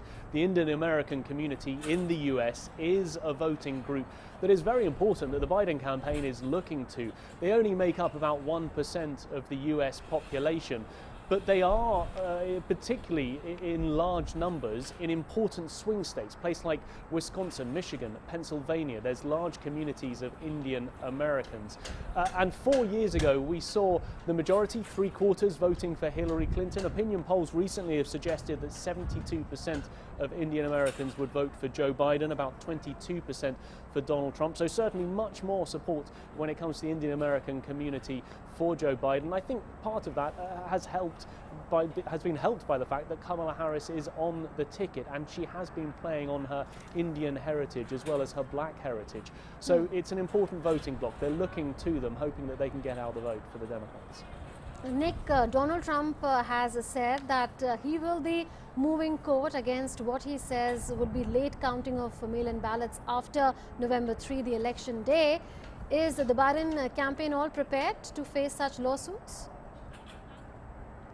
Well, yes, they also have lawyers prepared to be able to send in. Donald Trump has already suggested he'll be sending in lawyers as early as tonight. That is causing some concern, not just amongst the Democrats, but amongst legal analysts right across the United States. This suggestion that Donald Trump may look to claim some sort of victory either in states or nationally before we have the full picture. Bear in mind that every single election, voting of ballots continues for several days afterwards. It's just receiving more attention and focus this time around. For example, in Pennsylvania, they can't start counting the votes until election day. So they started a couple of hours ago, but they count some of the in-person votes before they count the postal ballots. And the majority of the postal ballots are likely to have come from Democrat supporters. So we may not get a clear picture. It may begin to show, for example, with those exit polls, with the votes that are being counted after the polls close, that they favor the Republicans, but there would still be a whole heap of votes for the Democrats that are yet to be counted, and that may take several days yet to come. So it may not be clear tonight a definitive winner. We may take some time for that to become evident. Right. Nick, you've been closely tracking Joe Biden's campaign. A short while ago, he sent a tweet referring to the legacy of his previous experience as an administrator, as vice president in President Obama's administration, where President Obama spoke about hope. He speaks about healing. So there seems to be a conscious joining of legacies and a certain promise of return of good old days, as it were. How significantly is that resonating with the voters in the US? Yeah, it's very interesting, the choice of those two words, hope for President Obama, healing for Joe Biden, hoping at this time, in the middle of a pandemic in which 230,000 Americans have died, more than 9 million been infected, hoping that he can heal America. He says that this election is a fight for the soul of the nation. He feels that there is healing that needs to be done, not just on a COVID-19 level, but also in terms of the divisions that have been exacerbated during the last 4 years under the President Trump's presidency. He is trying to tie himself to President Obama. We've seen Obama come out on the campaign trail very heavily in the last week or so. He's been sending him to important swing states like Florida, like Georgia, a state that the Democrats are hoping to steal off of the Republicans. So yes, he is relying, I guess, on that Obama effect, the fact that they work so closely, trying to rely on that a huge amount of support, in particular from the African American community that President Obama enjoyed. I think it has been important for Joe Biden to rely on that Obama effect during his campaigning, and he's pushing that very much as part of his closing argument today. Right, Nick, thank you for having joined us from Delaware, the home state of Joe Biden, and Joe Biden is currently in Pennsylvania. That's the place he's chosen to be for the election day. Well, let's also listen in to what Joe Biden had to say at a rally in Pennsylvania.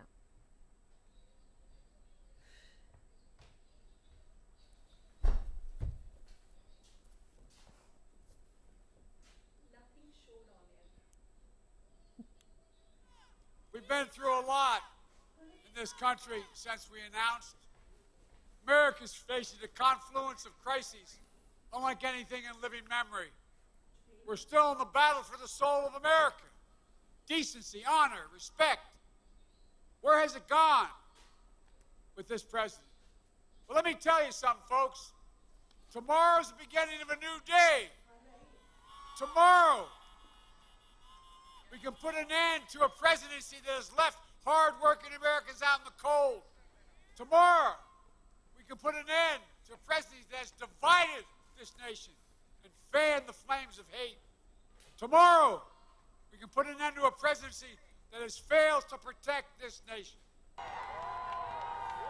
That was presidential candidate Joe Biden addressing a rather colorful public meeting. It was titled Battle for the Soul of the United States of America. Ambassador Vishnu Prakash, if I can bring that theme to you, a battle for the soul of America. We're talking about what is in the mind of the Americans. To what extent are these themes soul of values, liberal democratic values? To what extent do they drive decisions of who to elect the next president?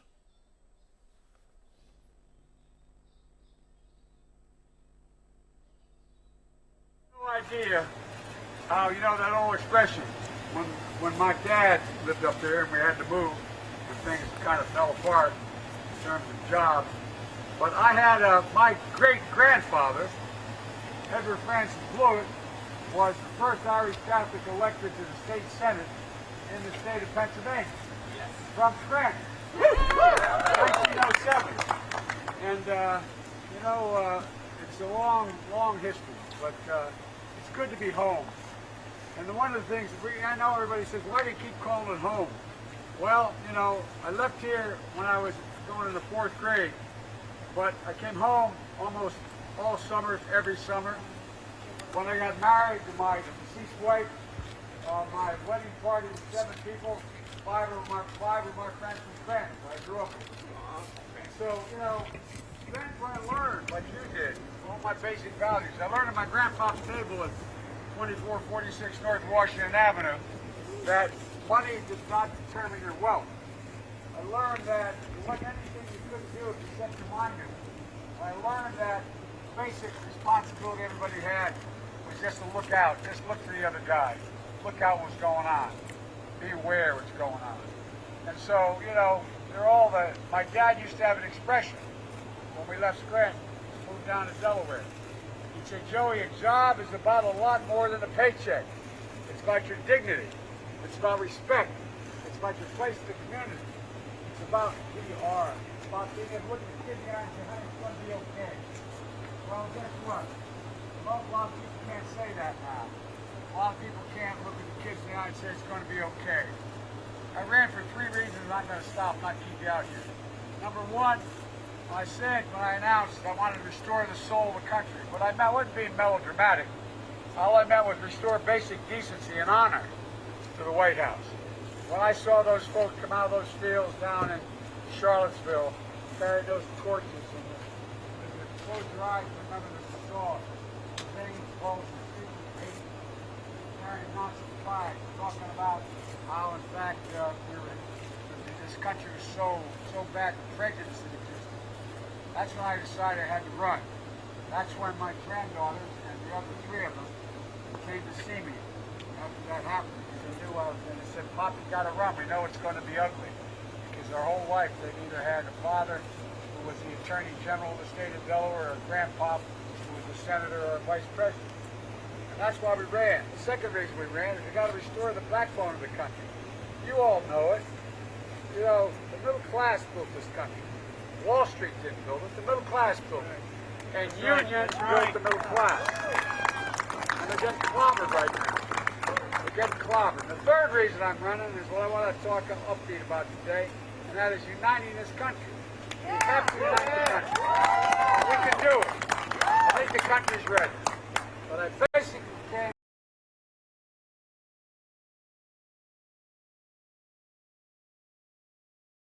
to say thank you, thank you, thank you, thank you.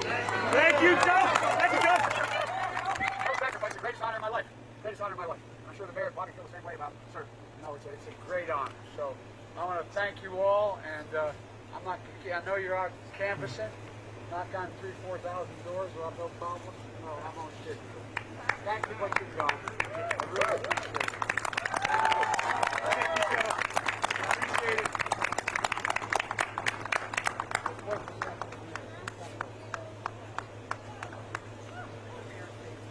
Got some white beer?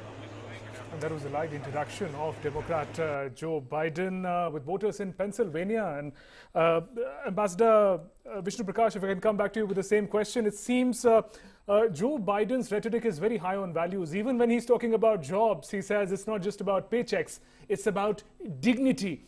How do you see this particular rhetoric in reaching out to the Americans?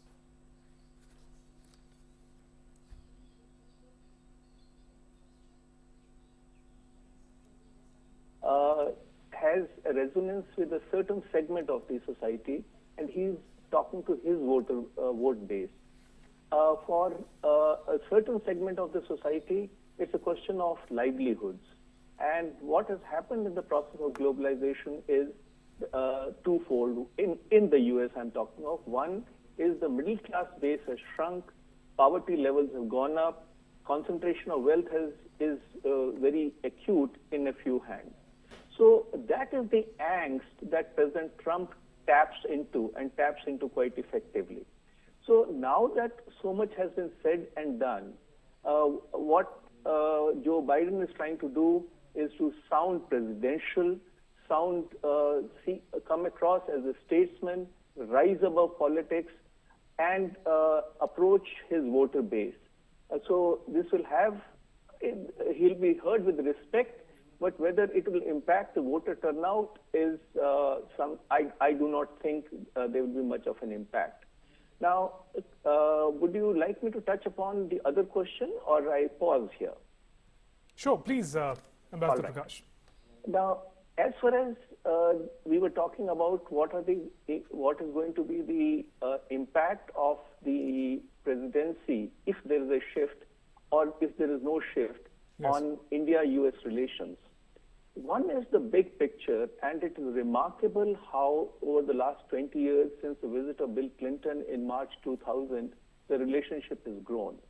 The very fact that we have something like 60 dialogue mechanisms, the very fact that we have now a 2+2 ministerial dialogue, and we are covering everything under the sun with the US is quite significant. And under successive administrations in India or the US, the relationship has kept growing. So that is remarkable. At the same time, I must mention that relationship, we have found that the Republican administrations have been more focused on the big picture. And whether it was President Bush, who did the heavy lifting for us to get us the NSG waiver, or President Trump, who has infused so much of momentum in the security and defense relationship, in Quad, in other aspects, that is quite significant. With the Democrats, the other issues also which Mohan alluded to do come into the picture.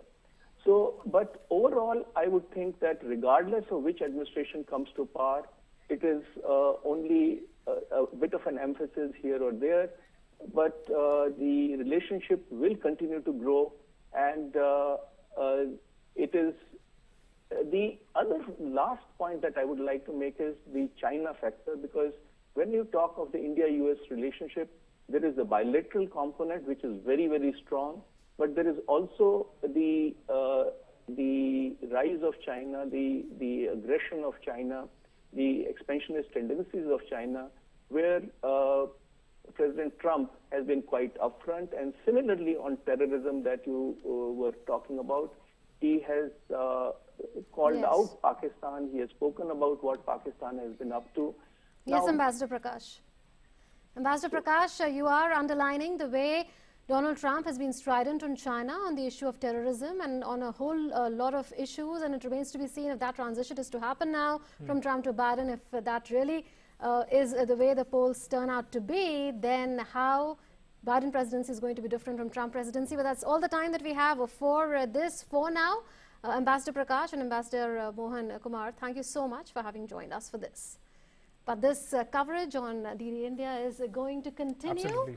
And now Sakal and Ramesh, our colleagues, will be joining us and will be taking this further. But do not forget that this is one place that has got you totally covered on the US presidential elections. So a comprehensive non-stop analysis continues. Race for White House continues, and all the updates on DD India. Stay tuned.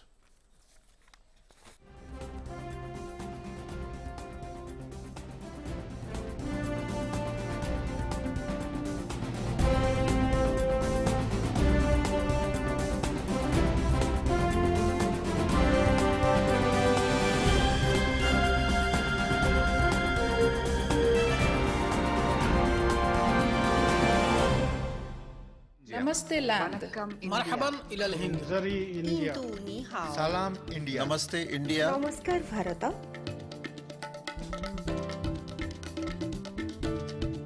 Muy India. Nahnu Hunud. India. Ma Hindi Hasti. Mung Hindian. Salam Hindustan. We are India.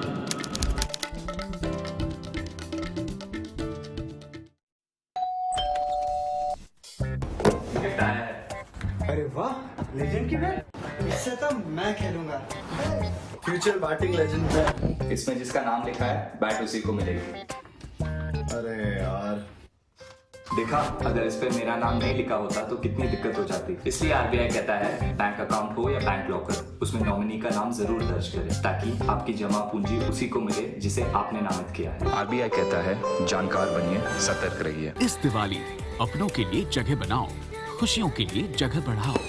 LIC Housing Finance wishes you a happy and safe Diwali. Stay safe. Move on. Insightful opinion.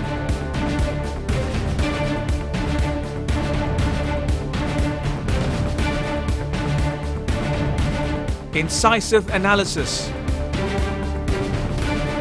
Intelligent conversation. Watch the best minds from India and the US decode the US election for you. Join us for a 14-hour live coverage of the race for the White House. From 6 p.m. on November 3, only on DD India, A Billion Voices.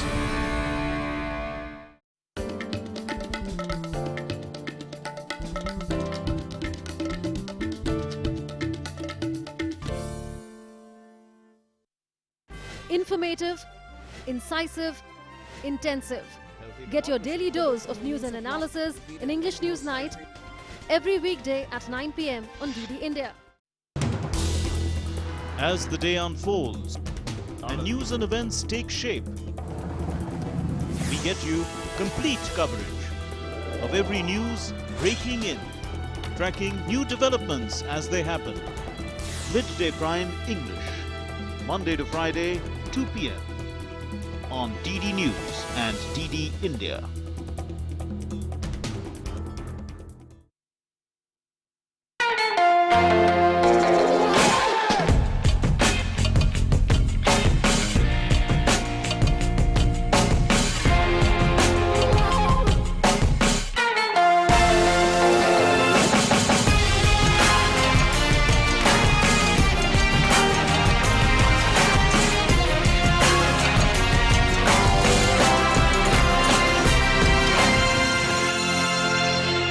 Come on boys, let's go practice. अरे रुक यार, मेरे bank account में गलत entry का problem हो गया है। तो बैंक को कंप्लेन करना। बैंक को लिखे 1 महीना हो गया है, बट वो गूगली पे गूगली डाले जा रहा है। तो आरबीआई के बैंकिंग लोकपाल को इन्फॉर्म करो। रुक, मैं समझाता हूँ। जैसे क्रिकेट में थर्ड अंपायर, वैसे ही आरबीआई का बैंकिंग ओम्बुड्समैन। आरबीआई कहता है अगर बैंक आपकी कंप्लेंट को 1 महीने में नहीं सुलझाता तो आप आरबीआई के कंप्लेंट मैनेजमेंट सिस्टम पर ऑनलाइन कंप्लेंट कर सकते हैं। ये आरबीआई का आसान तरीका है आपकी कंप्लेंट सुलझाने का, और वो भी फ्री। आरबीआई कहता है जानकार बनिए, सतर्क रहिए। इस दिवाली अपनों के लिए जगह बनाओ, खुशियों के लिए जगह बढ़ाओ।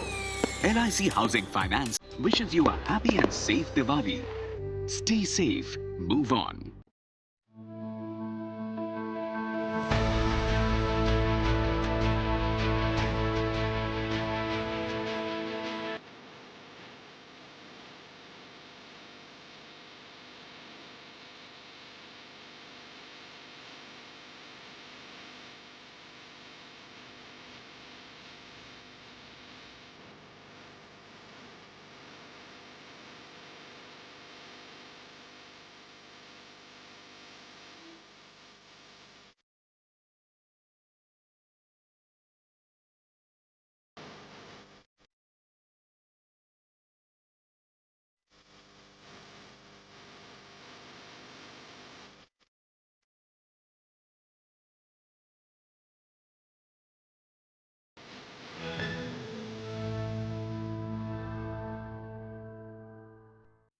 हाय मॉम, फिर से shopping?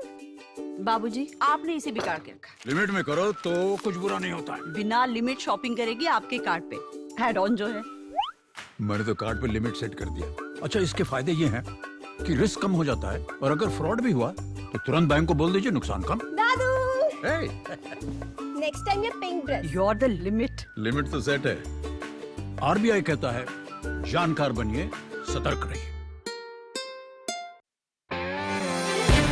Insightful opinion.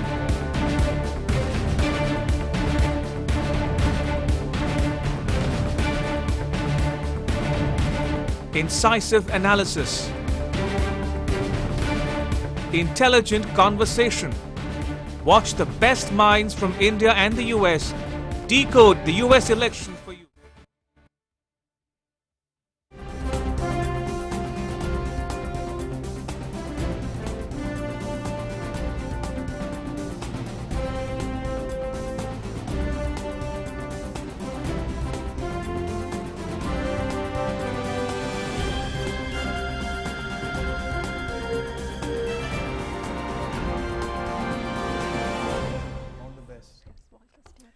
Hello and welcome. I'm Ramesh Ramachandran, and it's 8 p.m. in New Delhi, or 14:30 GMT, and 9:30 in the morning in Washington DC.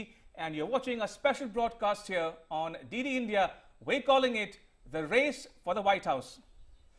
Yes, and good evening, viewers. I'm Sakal Bhatt, and it is election day in the United States, and we at DD India, our entire team, are bringing to you a 360-degree global and comprehensive coverage of the US elections. And on the show, in the next 2 more hours, we not only get you the top leading international voices on the elections, we'll get you live ground reportage from the action epicenter. Absolutely. Now, viewers, we began our live coverage at 6 p.m. IST, so it's been 2 hours and counting now.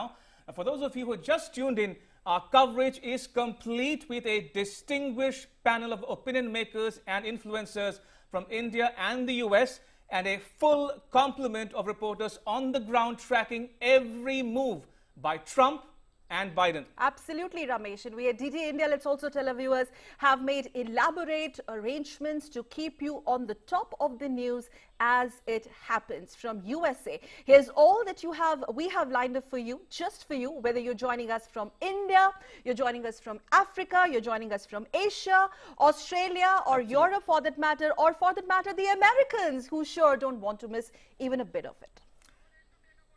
All right, so let's get started.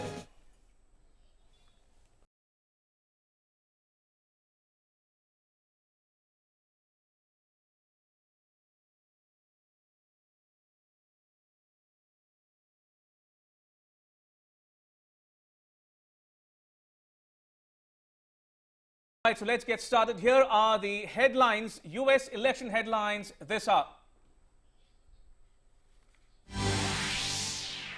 Voters are casting their ballots across America to pick up their president, either Republican Trump or Democrat Biden. Polling picks up all across the country as tens of millions have already voted either early or through the mail.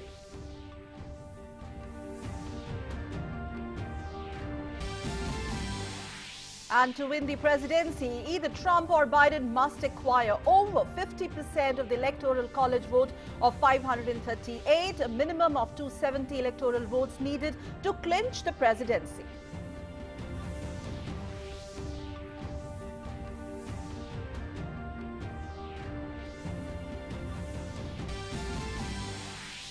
Joe Biden continues to lead Donald Trump in the national opinion polls. If elected, he'd be the oldest president in U.S. history at 78. Trump would also be the oldest president ever if he wins a second term. He is currently 74.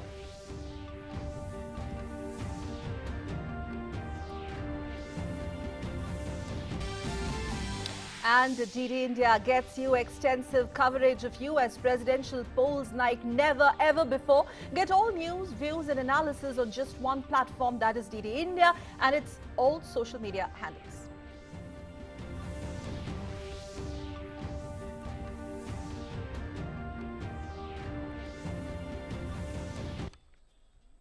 All right, so we'll be joined by our colleagues Kate Fisher in Washington, D.C., William Denslow in Wisconsin, and Nick Harper in Delaware. Now, Kate is tracking Trump and his campaign. She'll follow Trump wherever he goes and keep a close eye on everything that happens in the Trump camp. And we'll be going across to Kate momentarily. Now, William is in Wisconsin, a state that turned from blue to red in 2016. Which way will it vote this time round? We'll find out from William in Wisconsin. And Nick is in Delaware tracking Biden and his campaign. Now, Delaware is Biden's home state. Absolutely. And to add to that, we will be in a very short while from now joined by a distinguished panel of guests joining us on the show. We will be, in fact, getting live on this show Ambassador Arun Singh. He's going to be with us in any moment from now. He is, of course, former Indian ambassador to United States of America as well as France and Israel. On the show also will be joined by from US is Professor W.P.S. Sidhu. Professor Sidhu is at the New York University School of Professional Studies. Ramesh, also on the show from United States, where the action is as we speak, will be Puneet Ahluwalia, who needs no introduction, an Indian-American businessman and a member also of the Republican Party, to get a perspective what's happening at the Republican camp, as well as Preeti Upala, a California-based geopolitical analyst as well as columnist, will be on the show in any moment. So the action is building up. Absolutely. Also joining us will be three more guests: Professor Sriram Cholia, Professor K.P. Vijayalakshmi, and Dhruv Jaishankar. Now, Professor Cholia is the Dean at the Jindal School of International Affairs, and Professor Vijayalakshmi is with the School of International Studies at the Jawaharlal Nehru University, and Dhruv Jaishankar is the Director, U.S. Initiative as the Observer Research Foundation. Now, the ORF is a privately funded think tank headquartered in New Delhi. In fact, Kate is going to be with us in a moment from now, but Ambassador saying, let me start the discussion. Sure. Ambassador, thank you so much. In fact, all our guests at this hour, thank you so much. Really honored to have such a distinguished and high-powered panel with us. Initial thoughts, there's a palpable excitement on ground, absolutely no doubt about it. And the unprecedented voter turnout that we saw running into millions and millions. Should Trump camp be a little nervous as we speak? Going by the experience of 2016, I think both the Trump and Biden camps should be nervous at this stage. Okay. Most public opinion polls show that Biden is in lead, and a comfortable lead of 8 to 10%. But Hillary Clinton in 2016 was in a similar lead, about 6%. So Trump's lead is, Biden's lead is a little more. But despite that, Trump was able to pull off the election because the US electoral process, as you mentioned in your comments, is determined not so much by the overall voting at the national level, but what happens at the state-by-state elections and who wins which state, and therefore how does the Electoral College add up. And I remember in 2016, around 16th October, and the elections were in early November, soon after the third debate with Hillary Clinton had ended, there was a sense that Hillary Clinton was winning. But after that, the FBI director came out with a statement that he was restarting investigation into Clinton's use of a private server for official emails. That started changing the mood. And Trump went into a vigorous campaign in the last few weeks of the elections, focusing on the battleground states of Wisconsin, Michigan, Pennsylvania, which were historically Democratic.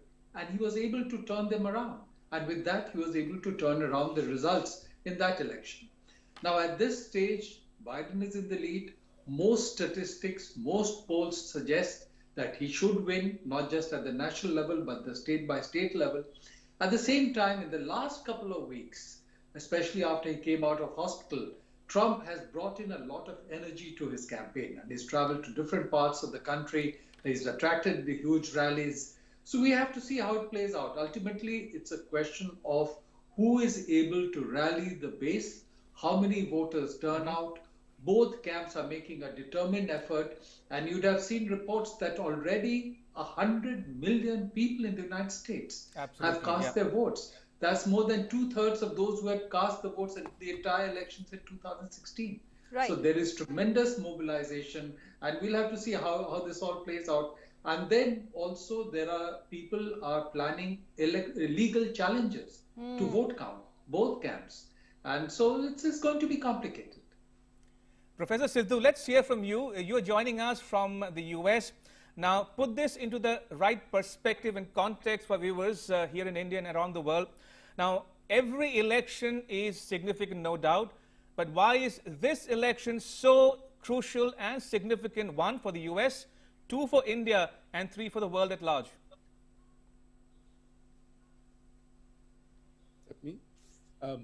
Delighted to be here, and thank you very much for having me. Welcome, and Professor. I think that's a very important and pertinent question. And I would argue that there are three reasons, perhaps four, if you include COVID-19, why this election is particularly exceptional. First of all, it's the turnout. As Ambassador Arun Singh just mentioned, the pre-poll turnout has already crossed 100 million. And it's estimated that the final turnout is probably going to be something like 67% of the electorate, those who have the right to vote, about 240 million, which would be the highest ever recorded, certainly in the last century or so.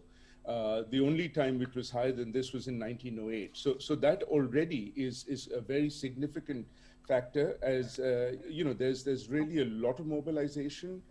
People are very, very energized, even in states which are not necessarily in play. For example, New York as well. The second is that this is by far the most expensive election that the US has ever witnessed. So today, the cost of this election, not just the presidential, but all the other races, is estimated at $14 billion, not million, $14 billion.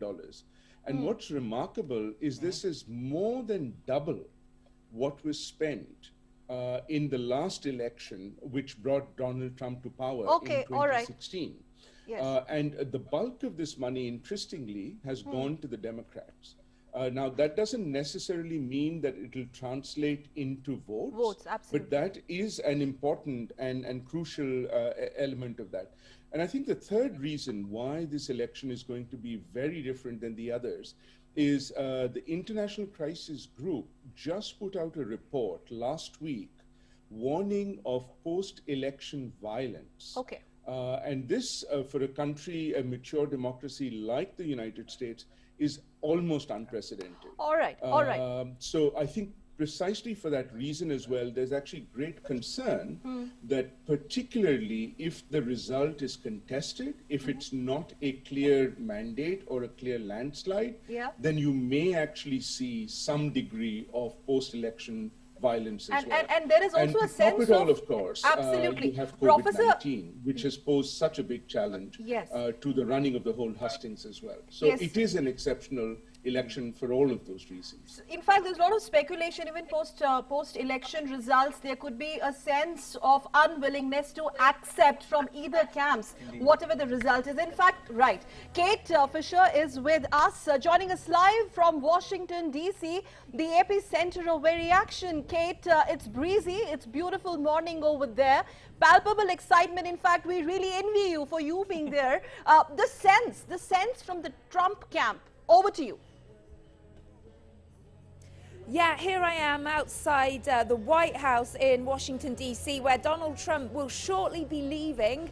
He is going to visit his campaign headquarters in Northern Virginia, but a bit of a rest for him today, really, because he spent the last few weeks crisscrossing this country, desperately trying to shore up those votes that he won in 2016. He's been trailing Joe Biden, his opponent, in the polls consistently throughout this campaign. So he has, despite those few days off when he was in hospital with coronavirus, he has been holding rallies all over the country. Of course, rallies and being in front of a big crowd of his supporters are what really motivates and energize Donald Trump, and it also energizes his supporters, and he's going to have to rely on that energy as we head into the rest of today and start getting some results back, because so far, if the polls are to be believed, he needs something of a miracle to happen today. He needs a lot of people to go out to their polling stations and vote for him if he is to close the gap between him and Joe Biden. Are the people out there, very briefly, Kate, accepting this gap? Has the Trump camp almost conceded the sentiment that we are trying to understand from you? We cannot jump the gun, we cannot really speculate, but what's the sense that you are getting, and how serious is the threat of violence, Kate? I'm sorry, could you repeat that question? How serious is the threat of violence there? And Trump camp, have they conceded this nervousness? Because you're talking about bridging the gap and some miracle can actually save Trump. Yeah, so the threat of violence is a concern for many. I'm surrounded here at the White House by fences that have been erected. There's a church here, a hotel there. There are shops, cafes, restaurants that are all being boarded up in this area of Washington, D.C. because there is concern that whichever way this result goes, that supporters of the person that hasn't won or supporters of the person that has won feel the need to come here and perhaps make their message heard in a violent or something that causes public unrest. So there certainly is concern, and Donald Trump has not played down the idea of using some kind of, for his supporters to make their voices heard. He has certainly in the past encouraged some, violent responses.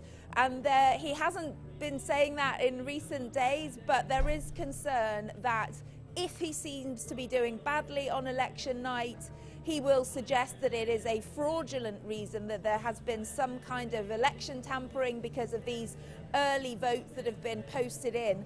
Of course, they are completely legal. There is no evidence of any kind of widespread fraud, but he appears to be sowing the seeds of doubt in Americans' minds about the validity of some of these votes. It's almost though, although on stage when he's campaigning he says that he is looking forward to victory and that he's winning and he's doing brilliantly, he's also trying to get a kind of suggesting that what will happen if he doesn't win. He's trying to lay those seeds of doubt. Kate, let's talk a bit, if you will, about the Trumps now. Where is the Trump family now as we speak? Have you heard from them yet this morning? And also, what do we know about whether they've voted or not? Well, we don't have any information about where all the members of his family are. We're only given the solid information about the president's movements, and we know he's going to see his campaign headquarters in Northern Virginia this morning. Yes, we understand that all members of the Trump family have voted. We assume they've all voted for President Trump. They have all been, most of his adult children, that is, have been very busy on the campaign trail for him. They've been his surrogates, sending his message into states where he's campaigning elsewhere. They have held events, particularly Ivanka Trump, his daughter, and Don Jr., one of his sons, very, very busy on the campaign trail. Don Jr. often also appearing on cable news here to expound his father's message and to try to drum up more support. This is very much a family operation, this White House. So we'll leave it at that, Kate, and we'll keep coming back to you for more over the next 2 days as well. Do keep an eye out for the Trump campaign and stay on the news, and we'll come back to you for more. Thank you. In fact, we're also getting to pick more information from there. The Trump has, as we speak, has visited RNC Annex in Virginia. In fact, our correspondent there also just confirmed that, and we believe we have the shots there, and we can in fact try and dip in live. In the meanwhile, we will try and connect with the other set of distinguished panelists who will be with us in a moment. But Ramesh, you know, you've closed. In fact, just on a programming note, viewers, do tweet to us. The hashtag is flashing on the top right-hand corner of your screens. It's hashtag Raise for White House, and the DD India Live Twitter handle is there for you to see as well. So please send us your news, views, and everything, all your comments to us at that hashtag and our Twitter handle. And you can also watch us live on YouTube as we speak. Yes, and I've been told Preeti Upala, in fact, joins us live all the way from California. She's a California-based geopolitical analyst. Thank you so much, Preeti. Yes, she's there with us, and we continue to have Professor Vijay Lakshmi with us, and also we have... Also joining us is Puneet Ahluwalia. Yes. So we have a power-packed panel for this segment of the discussion. So let's welcome all our guests once again on this special broadcast. If I can come to you, Professor Vijay Lakshmi, you've been with us, waiting patiently by all these minutes. Now, talking about these, disconcerting reports coming in from the U.S. as we speak, that the Republican camp might be reluctant to accept the results of the election if it goes against them, and a threat of violence as well. We are told the White House has been boarded up as we speak to prevent any untoward incident. What does that tell you about the state? I mean, how polarizing could this election get? Well, I would say that this is a two-party system, tends to lean towards polarization, even on any election, because clearly the positions of both the parties on major issues will be different. There would be personality differences as well, very many other things. I mean, I have never subscribed to the view that both parties in the United States are Tweedledum and Tweedledee, which is what I used to be told when I was much younger, but that's not true. And I think there is a keen contest. But as you know, there are a number of races that the US electorate keeps voting on. So this polarization, as you call it, is also partisanship. That is, you identify either as a Democrat or as a Republican or as an independent or undecided. So, there are many categories in which you can place yourself. But the main thing is to be convinced enough that this election matters to the issues you care about, and therefore you would go in and vote. And that seems to be the case in this election. And I fully agree with what Sidhu has said, because, and I'm really delighted that he's also here on this panel after a long time. Absolutely. It's been really a pleasure also to see the other panelists. Yes. But really, I think polarization has been going on for quite some time. And I would trace it back to Clinton's time, in fact, and, divided government. That is what we all learned about Congress being in one party's hands and the presidency in another party's hands. And so this polarization and the debates about polarization is not new. Why is this time so very peculiar? And I think the reason is this constant refrain of the Trump administration saying, or of President Trump saying that there is a lot of fraud, election fraud. Okay. This can be a stolen election. Okay. This can be a election in which there will be manipulation. These are not things that we had heard about, even though there have been legal challenges, and there is the system itself allows till December 14th. For in the olden days, you had to ride, you had the communications. And all If I may come in for a second, Professor Vijayalakshmi. Yes, you flagged that very pertinent point of this intense polarization, ma'am. Counting and canvassing and processing and everything, checking the votes, and of course it's normal. You verify signatures, you do that. But time and again, almost all of the reports are saying there is no basis for this claim of large-scale fraud or mail manipulation of mailed-in votes or any of those postal ballots. So why is then this fear leading to violence? And I think that goes deeper. It goes back to the other issue apart from COVID pandemic, which I think is one of the fundamental reasons why this election is so unique. The social unrest that we saw for the last few months. This is not just about Black Lives Matter. It's also about an issue of law and order. It is about the violence that you saw on the streets, and also about the kind of justice that people expect when somebody fires into a protesters' crowd, whether that person is going to be put in jail, not put. Will the law take its own course? So there is this constant worry about whether you can protest about what is happening to you. So this violence that you're seeing as a fear of actually just the election result has a deeper root. And that unrest, social unrest, might be one of the reasons why you're seeing such a strong reaction from white supremacist groups, which are calling for all kinds of action. And all right. I want to quickly get in this one reaction from somebody who is the member of the Republican Party himself. I'm talking about Punit Ahluwalia, who is joining us live on this broadcast from United States of America, Indian-American businessman. This whole narrative of violence, in fact, attached to these elections. And as I ask my question, let me also welcome Dr. Sriram Cholia on our broadcast, author and distinguished professor from Opijindal University, expert in international relations. Thank you very much. And Ambassador Singh continues to be with us. Preeti is there with us, and so is Professor Sidhu. Yes, Puneet, over to you now. This whole narrative of too much of violence, this narrative of not really having that acceptance. I'm talking about the Trump camp, and no matter the kind of aggressive debates we have seen from both camps, you would agree that it has been a COVID-dominated election discourse. And well, numbers speak for themselves. US is at the top of the list, continues to be at the top of the list when it comes to the worst affected nations, or perhaps the containment of it. We may agree or we may not. What is your take on it, and how is Republican camp dealing with it, the COVID containment? First thing is, I've been part of the Republican Party for the last 20 years and proud of my association with the party. And now I'm running for Lieutenant Governor of Virginia. Yes. And I announced my candidacy almost 3 months ago. I would say very clearly, all this hype has been created by CNN and the media and the social media promoters, Twitter, Facebook, who are part of the whole takedown strategy of success of what President Trump has achieved in the last 4 years.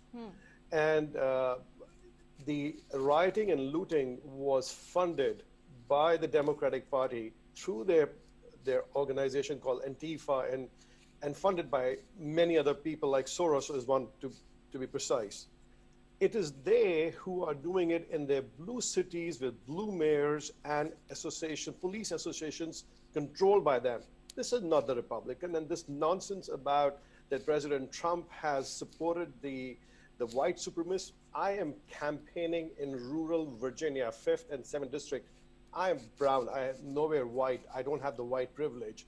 And that's all nonsense fed by CNN just to keep showing the systemic racism.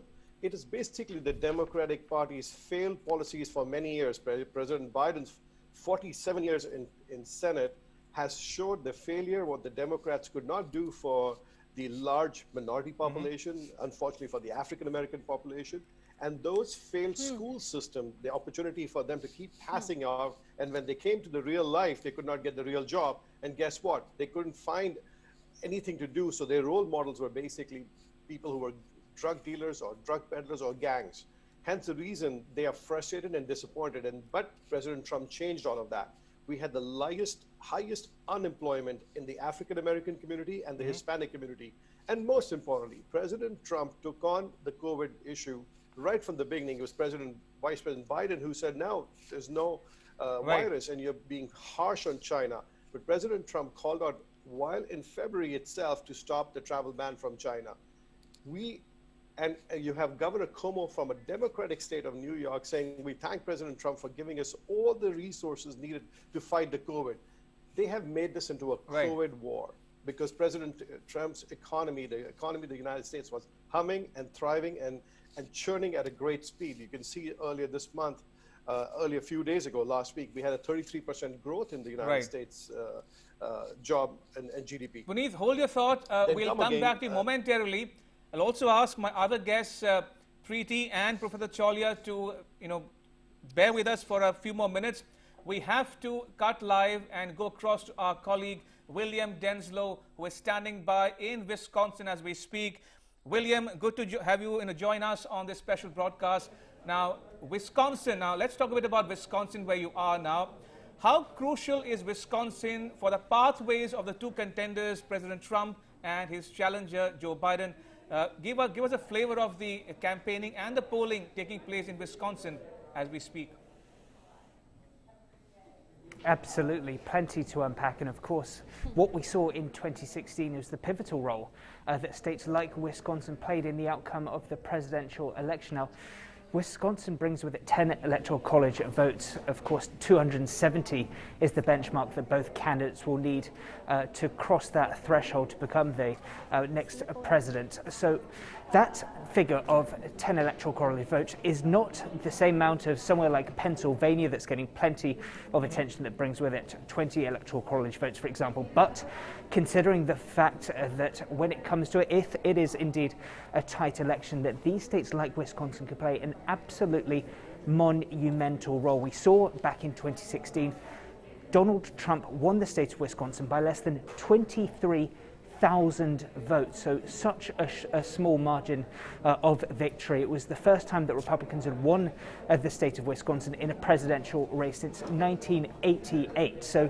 that just shows how much is at stake, and I think what signifies that is the fact that the penultimate campaign rally that President Trump made yesterday here in the United States was here in Wisconsin. That just shows the value that he is certainly putting on Wisconsin. You mentioned the polls. Well, according to a Siena College New York Times poll released a few days ago, it showed that Joe Biden was up by around 11 points. However, speaking to his supporters in Kenosha, Wisconsin, the message from President Trump is that the polls were wrong in 2016. He hopes they're wrong yet again this time around. William, in 2016, we saw that Hillary Clinton did not campaign at all in Wisconsin. Now, cut to 2020, has Joe Biden made amends for that? Well, 2016 was seen as an absolutely huge omission as far as the Democrats are concerned, and what many will tell you within the party is that they did, in fact, ultimately pay the price for that. Now, Joe Biden has made some appearances here in the state of Wisconsin, but the campaign strategies from both presidential hopefuls is very different. For months, we've been seeing President Trump making frequent trips to Wisconsin, holding these large-scale rallies. Joe Biden, former vice president, in contrast, making far more smaller, socially distanced type events to his supporters. Of course, let's not forget that the Democrats chose here in the city of Milwaukee, the biggest city in Wisconsin, to choose for their national National Convention. That was really seen as a strong message to Democratic voters that they are making a real push for Wisconsin. They acknowledged what happened in 2016 and they would not be making the same mistake again. Of course, COVID-19 had a huge role to play. That convention was moved pretty much entirely remotely and virtually, so that is seen as a blow for Democrats, but at least that message of intent was there. The message from Democrats, they're hoping that that will now resonate with voters. But Williams, why is there a lot of uncertainty attached this time around to these results? Well, there are already speculations doing rounds, William, that this may take long and it may get into a legal tangle, and Trump's camp would not accept the defeat, and maybe the poll pundits' predictions so far giving that slender lead to Biden could be flawed, and you know that is something which is adding to a lot of uncertainty. No matter how much we say that Biden is leading, but it could happen the other way also. Absolutely. So first of all, if we take a look at Wisconsin, so under the laws of this particular state, of course, different states have different laws when it comes to election day. That is important to note. Now, despite the fact that more than half of the state's registered voters have voted early, however, in Wisconsin, those votes can only start to be counted as of 7 a.m. local time on November 3rd, traditional election day here in the United States. That means that we are expecting, according to pollsters here and those in charge of the election commission here, they're estimating that it could be between the hours of 3 a.m. 6 a.m. local time in Wisconsin before we start seeing results from major cities such as Milwaukee come through. So we're certainly not expecting an early call for Wisconsin. It could be potentially as early as tomorrow morning until we start to see results like Wisconsin come through. However, the Supreme Court made a decision here in the state that any ballots that are received after 8 p.m. tonight on election day will not be counted. That comes after Democrats had wanted up to 6 days leeway for those absentee ballots to be registered and to be allowed to count if they were postmarked by November 3rd, election day. So that will make the voting process a little smoother, or will certainly allow the voting process to come through quicker here in Wisconsin. However, as you so rightly mentioned, that's not the case in other states like Pennsylvania that have a little bit longer to be able to calculate those absentee ballots, which is why we might not expect an overall winner in this presidential race on election night. And talking about very quickly, William, about the swing states, the Rust Belt, Wisconsin, Michigan. Now, all these states turned from blue to red in 2016. Talking about the 2020 election campaign, how do you rate the chances of the Democrats to wrest these states from the Republicans? Well, of course, what we're seeing in the polls is that it's not just the state of Wisconsin that shows Biden with a lead. If these polls are certainly to be believed, the likes of Michigan, the likes of Pennsylvania also seem to be in Joe Biden's favor. But of course, those polls were so wrong in 2016. Rural America will be a hugely crucial part for President Trump. He'll be hoping for a strong turnout today on election day to make sure he gets over the line once again. All right, on that note, William Denslow in Wisconsin, thank you so much for joining us on this special broadcast. Appreciate it. And Sakal, we're getting news as we're getting the news from the U.S. that Melania Trump would actually be voting in West Palm Beach, Florida, as we speak. So we'll get you all the latest from that front as well.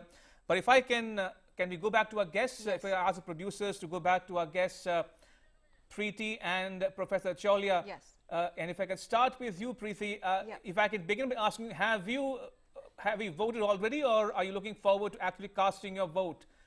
All right, I'm told we are getting these visuals of Melania Trump as we speak. These are the live visuals coming to you of Melania Trump going to cast her votes in West Palm Beach, Florida. Yes. Now, Florida is a crucial state, mind your viewers.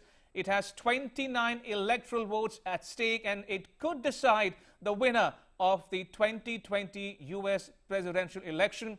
We are seeing these live pictures of Melania Trump walking to cast a vote in Florida. Sakal? Yes, the incumbent First Lady incumbent First Lady of the United States of America, and our research team telling us that she's already cast her ballot and now she's walking out of the Palm Beach, Florida. And I'm sure as we speak, the world is watching and watching her and trying to read her body language, trying to maintain her nerve and cool. And in fact, I think she's smiling at the cameras. Will she speak? We'll have to see. As we stay with these live visuals, let's quickly get in a quick word from Preeti Upala as well as Sriram Chole. But Preeti, coming to you, thank you so much for waiting patiently as we stay live with these visuals. Preeti, very quickly, the whole Kamala Harris factor, Preeti, has it actually cut ice with the electorate of America this time around? Simple. Well, namaste, Sakal, and namaste to your wonderful audience. Thank you for having me on your show. Pleasure to be here. This is the most crucial election in U.S. history, and the whole world is watching because what happens will affect the whole world at large, on a larger geopolitical point of view, because of what's shaping up, and there's a very clear divide of, let's say the big rogue actors out there, and obviously China is one of them, and then you've got the rest of the world. You've got the Western liberal democracies, and of course you've got a great country like India too. So a strong U.S. administration that has great foreign policy vis-a-vis India becomes very important.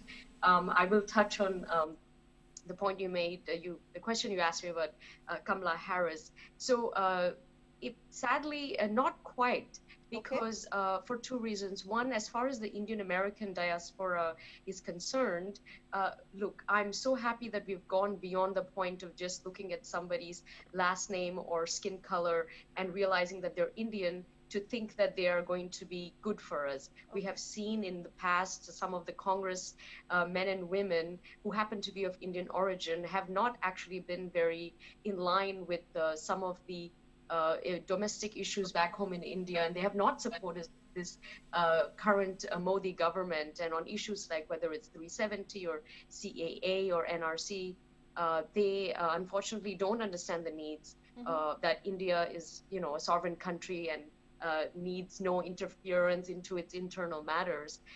So when you look at someone like Kamala Harris, you don't get that sense that she's going to really respect that.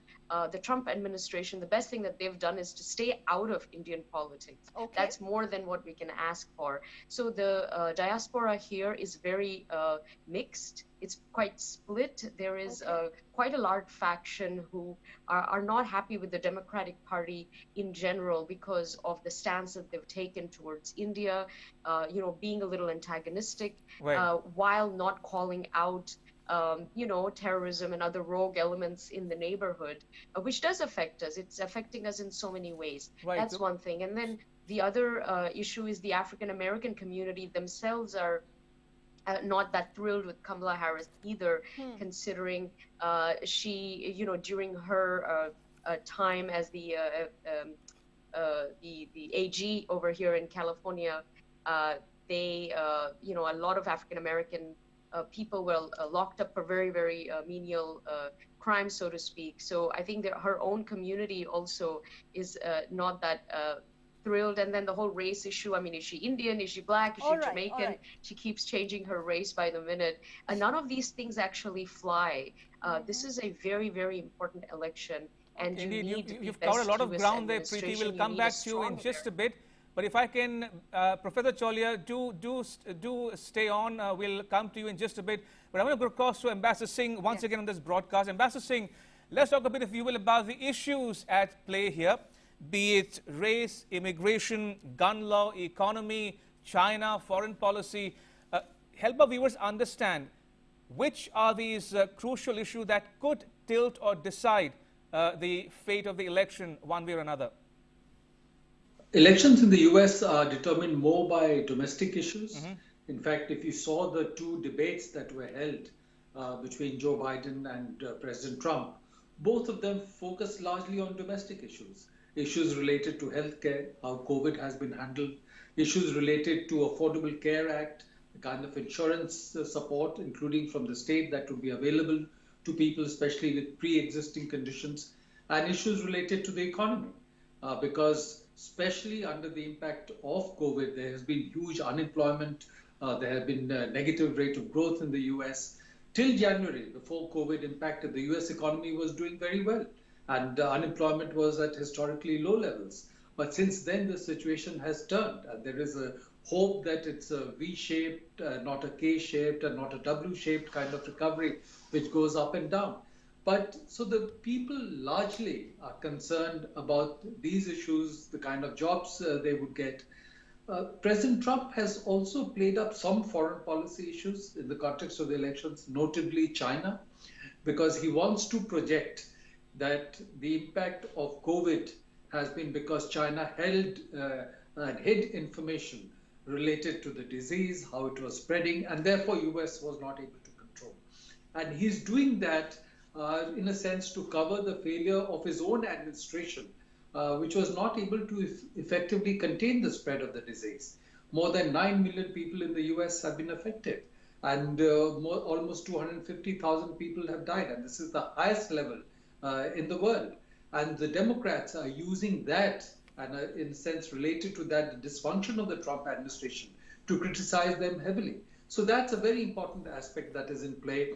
And so President Trump brings in China in that framework. He is also trying to address the issues related to jobs by bringing in China, saying that there has been unemployment in the US because jobs shifted away to China under the globalization that was pursued by previous administrations in the US. And he wants to also blame the Obama administration and as a result, Vice President Biden for being part of a process that led to jobs moving away from the US elsewhere. In fact, it was as a result of this that almost 40% of the population of the US, which saw that it was losing jobs, its wages were stagnating, death rates were going up, drug addiction was happening, that they came out and voted heavily for President Trump in 2016. So these are some of the main challenges and issues that have come up, and challenge related to race. Yes. Because the race-related issues in the US have become very prominent over the past years, and in the past few months you've seen reports of violence in the United States as a result of that. There has been talk of systematic racism in the police in the manner that they have treated African Americans and people of color as compared to the white population. President Trump has held back from outright criticizing what are described as the white nationalist groups, and that's being played up because especially the white population in the US has a fear that as a result of increased immigration in the United States over a period of time, their control over the processes in the United States is coming down, and that therefore their power, their access to economic resources could come down.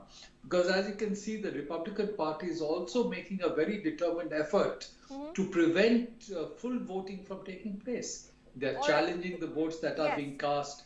And that is whole part of the process that the minority groups somehow be kept away. Yes, because Trump's legacy, and you in fact have been India's envoy to US, and I'm sure you've observed subsequent US elections from Barack Obama to Trump and now this. Very clearly, what could be the reasons for this elections, which has actually seen many firsts and undoubtedly extremely vitriolic in nature? I mean, perhaps one of those rare US elections, would you say, that's going to have a larger impact on the world? No, I think each US election has an impact on the world because the US is the strongest power. The decisions taken in the US impact on all of us, whether we agree with them, whether we accept them, we have to work our way around them. So each of the elections does have consequences. In 2000, for example, whether it would be Bush being elected or Al Gore elected would have had consequences. But I think this time, because there has been tremendous polarization in US society and deep divisions on issues. For example, if you take COVID, normally if there was a pandemic, the US would have led the world for a global coordinated response. This time, President Trump's policy has been of America first. America should do things on its own and not work through a coordinated global process or a multilateral process. So it's become every country for itself. And earlier, for example, when there was a challenge of Ebola, the US had led a coordinated global response. So there is a consequence, and there's a division related to that. There are deep divisions in the US related to how to handle healthcare, how to address issues related to race. So there is significant polarization, and President Trump, many have argued, has tried to use polarization to ensure that his base remains with him, so that his chances of getting re-elected are better. Yes, and it's because of that that I think both sides fear that they may feel a little bit of disempowerment if the man they back loses the race. Right. I'll ask all our guests to stay on. The U.S. election process is very complex, so let's take a moment to understand in some detail how a president is actually elected in the U.S. Now, my colleague Anil Thomas joins us from the Newspit. Over to you, Anil. Well, thank you, Sakal, and thank you, Ramesh. There, this particular election is going to be a sleepless night for everyone. Absolutely. Sleepless night because America decides and the world waits. Let's now take a look on how this particular elections or how exactly a U.S. president is elected. What exactly happens? A state-based system, not popular vote, decides the winner. This is very important when it comes to the electoral college system. Every state has a group of electors who are chosen by political parties. Once again, a clear system here where each of the 50 states get electoral votes based on population size. What exactly happens is that all the 50 states have one vote when it comes to population size. Right, Anil, hold your thoughts. So we're getting these live visuals once again of Joe Biden interacting with his constituents as we speak. Let's listen in. Two families for I don't know how many years now. And so they had me sign years ago up on the 3rd floor where my Aunt Gertie lived. They had me sign my name. They just had me sign it behind a picture in the living room. So, but I'm afraid it's attracting a lot of people to their home. Have you talked to President Trump today, sir? Yes, I have. You have? Sir, have I talked about... Have you talked to President Trump today, or is he... Oh, no, I thought you said you talked about my son today. I beg your pardon. No, I haven't talked to President Trump today. What advice will your son give you? Thank you.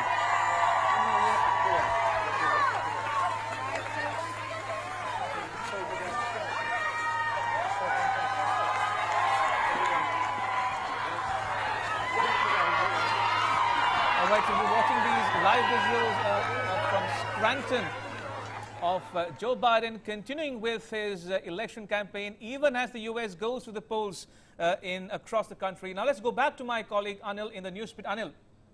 Well, Pennsylvania is a place from where Biden has come to vote. That's his hometown, and he's losing no ground, especially trying to make inroads into that particular stronghold. And it's going to be a tipping point in this particular election, especially when it comes to Pennsylvania. It's got 20 seats there, 20 electoral votes, and it's going to be crucial, especially when it all boils down to that one particular state. Remember, Pennsylvania, the votes don't come out that easily. It's going to be Thursday or even Friday when the election results will be out. So it's going to be crucial.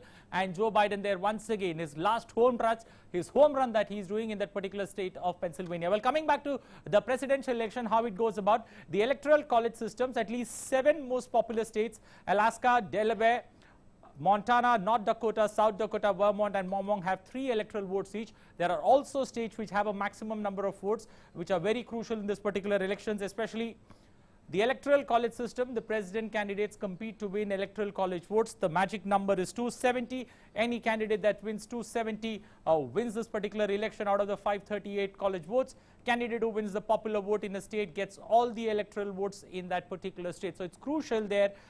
All the candidates at this point of time trying to get that particular point. The total number of electoral votes, that's 538.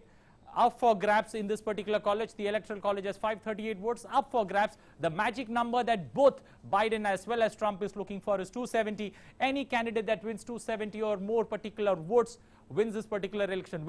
Is it going to be a repeat of Trump there in the White House, or is Biden going to come and surprise everyone? It's a battle between red and blue. We'll see as the map comes out how things go. A projected winner, what happens? How is the president elected? A projected winner is announced on the election night. This time around, we don't know when that particular night is going to be. In the event of an electoral college, the House will decide a winner. This is how the president is elected there, the electoral college system that's been explained to you.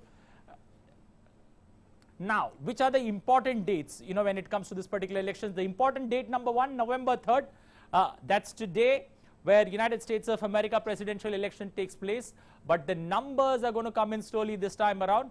Another important day, December 14, 2020, electorates vote in their particular states. An important day, two important dates in this particular elections. December 3rd, Jan 6, 2021, the Congress counts the electoral votes. That's when you get a much clearer picture on who holds power in the Congress. And January 20, 2021 at noon, the inauguration day, or when the new president swears in. This time around, it's going to be pretty crucial because there are many particular states, especially 6 states of the 12 that have been fiercely fought. That's Arizona, Florida, Michigan, Pennsylvania, Wisconsin, and North Carolina. So it's going to be an interesting next few days or next few nights, as many put it to, as somebody put it perfectly on a newspaper heading today. It's going to be United States of anxiety, especially over the next few nights or next few days or even next few weeks. But we all got to hold our breath together. Absolutely. Because we're going to see history in the making, and it's going to be history that we're all going to bring it together live on DD India. Yes. Indeed. Over to you, Sakal and Ramesh. Yes, yes, absolutely. Let's quickly, Ramesh, in fact, go to Professor Chaulia. It's been waiting very, very patiently. I'm sure you heard my colleague Anil Thomas elaborating on how these elections happen in United States of America. Very quickly, Professor Chaulia, what we want to know from you, the legacy of Donald Trump marred by Russian election interference. I mean, besides the good things, the governance points, we are not speculating here. Pandemic shutdowns, the whole China thing that he's been talking about during his campaigning, the contentious immigration policies, Russian election interference, all that and much more. For the Trump campaign, and for the Biden campaign, the issues have been extremely divergent in nature. And many poll pundits and American experts have been writing about the fact that this has not been a really issue-based election. This is focused much on coronavirus, the mishandling of it. What's your assessment? Whatever is the result, what do you think has been the most rallying point for Trump to retain his seat? Well, I think, Sakal, definitely for Trump, he's the anti-establishment. He continues to say that Biden represents the corrupt liberal establishment. He has been in politics for 47 years and he did nothing. And Trump has positioned himself still as an outsider. And even though he's in power, he says, for example, in this campaign, he has gone on a relentless attack against what he calls a big tech, big media, Silicon Valley mafia, because he thinks that there is a liberal conspiracy of elites to suppress people and their will. That is the basis of his populism. So that is actually his ultimate legacy, and whether he gets a second term or bows out after one, the fact is he could create this notion that there is the people versus the establishment. Okay. And he's still appealing on that basis, for the votes. Until the last moment, he's saying, I'm not a typical politician. I came from nowhere. I was a businessman. And, the career politicians, what we call the Beltway in Washington, D.C., I am from outside, and I am here to what he calls drain the swamp. The problem for Trump is, it had a greater appeal, this fiery anti-establishment populism in 2016, when he was untested. He came from nowhere, and suddenly, like a meteor, he rose to the top. But this time, people have seen his record, and that's where, the populism probably will not have the same impact. So, for example, many of the battleground states we're talking about, which he took last time, was because solid support of the white working class. But this time, due to the pandemic, due to the layoffs, due to the unemployment, due to the continued suffering of people due to healthcare and lack of access to healthcare, these kind of issues mean that there are some who are likely to peel away. So Biden is going to peel away. Biden is promoting himself as the most pro-worker and pro-union president the U.S. has ever had. This rally he's doing even today in Pennsylvania on the day of voting itself shows, because that is the working class suburbs where he's trying to peel away voters from the traditional Trump base. And if he succeeds, and along with the coalition of the African Americans and the Latinos who tend to be pro-democratic generally, then he's got a pretty good chance of winning. So I think for Trump, really, he'll also try to take away some of the minority votes. Last time, Ramesh, Trump had only 8% of black voters for him and only 28% of Latinos. This time in Florida, Professor Cholia, hold your thoughts.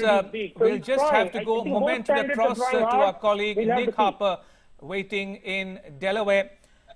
Nick, if you are with us now as we speak, you are in Delaware now. Help us understand the mood in the Biden camp as we speak. We saw those visuals of Biden campaigning himself at Scranton, but how would you describe the mood in the Biden camp?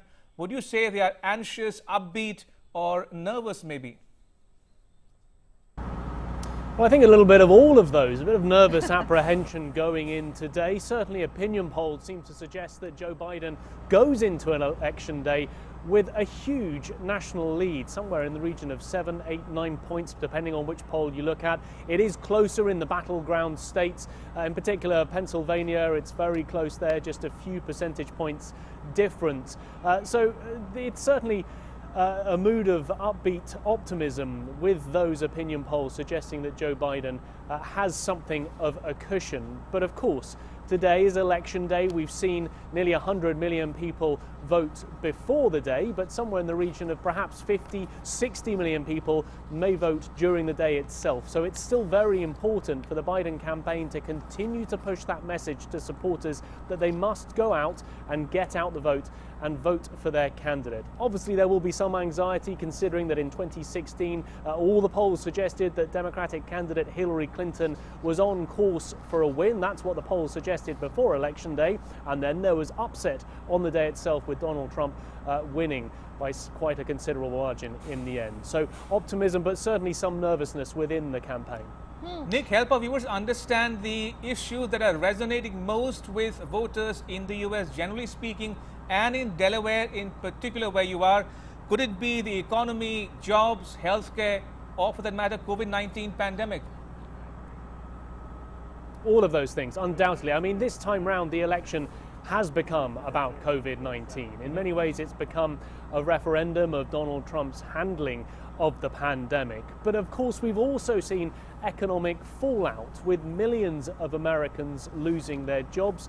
We've seen economic output fall dramatically. The stock market has had a hit even within the last week or so, falling to have its worst week since March of this year. So those two things tied together, the pandemic and the economy, have become very central to this election. Of course, jobs in the economy and taxes, they're always important issues. They've just become much more critical this time round. And healthcare as well. You mentioned that one. It's certainly something that's on the mind of Democrats. Joe Biden warning that Republicans could potentially take away healthcare insurance of around 21 million Americans. There's a Supreme Court ruling next week. They'll be deciding on what to do with Obamacare, the act that was put in place in 2010.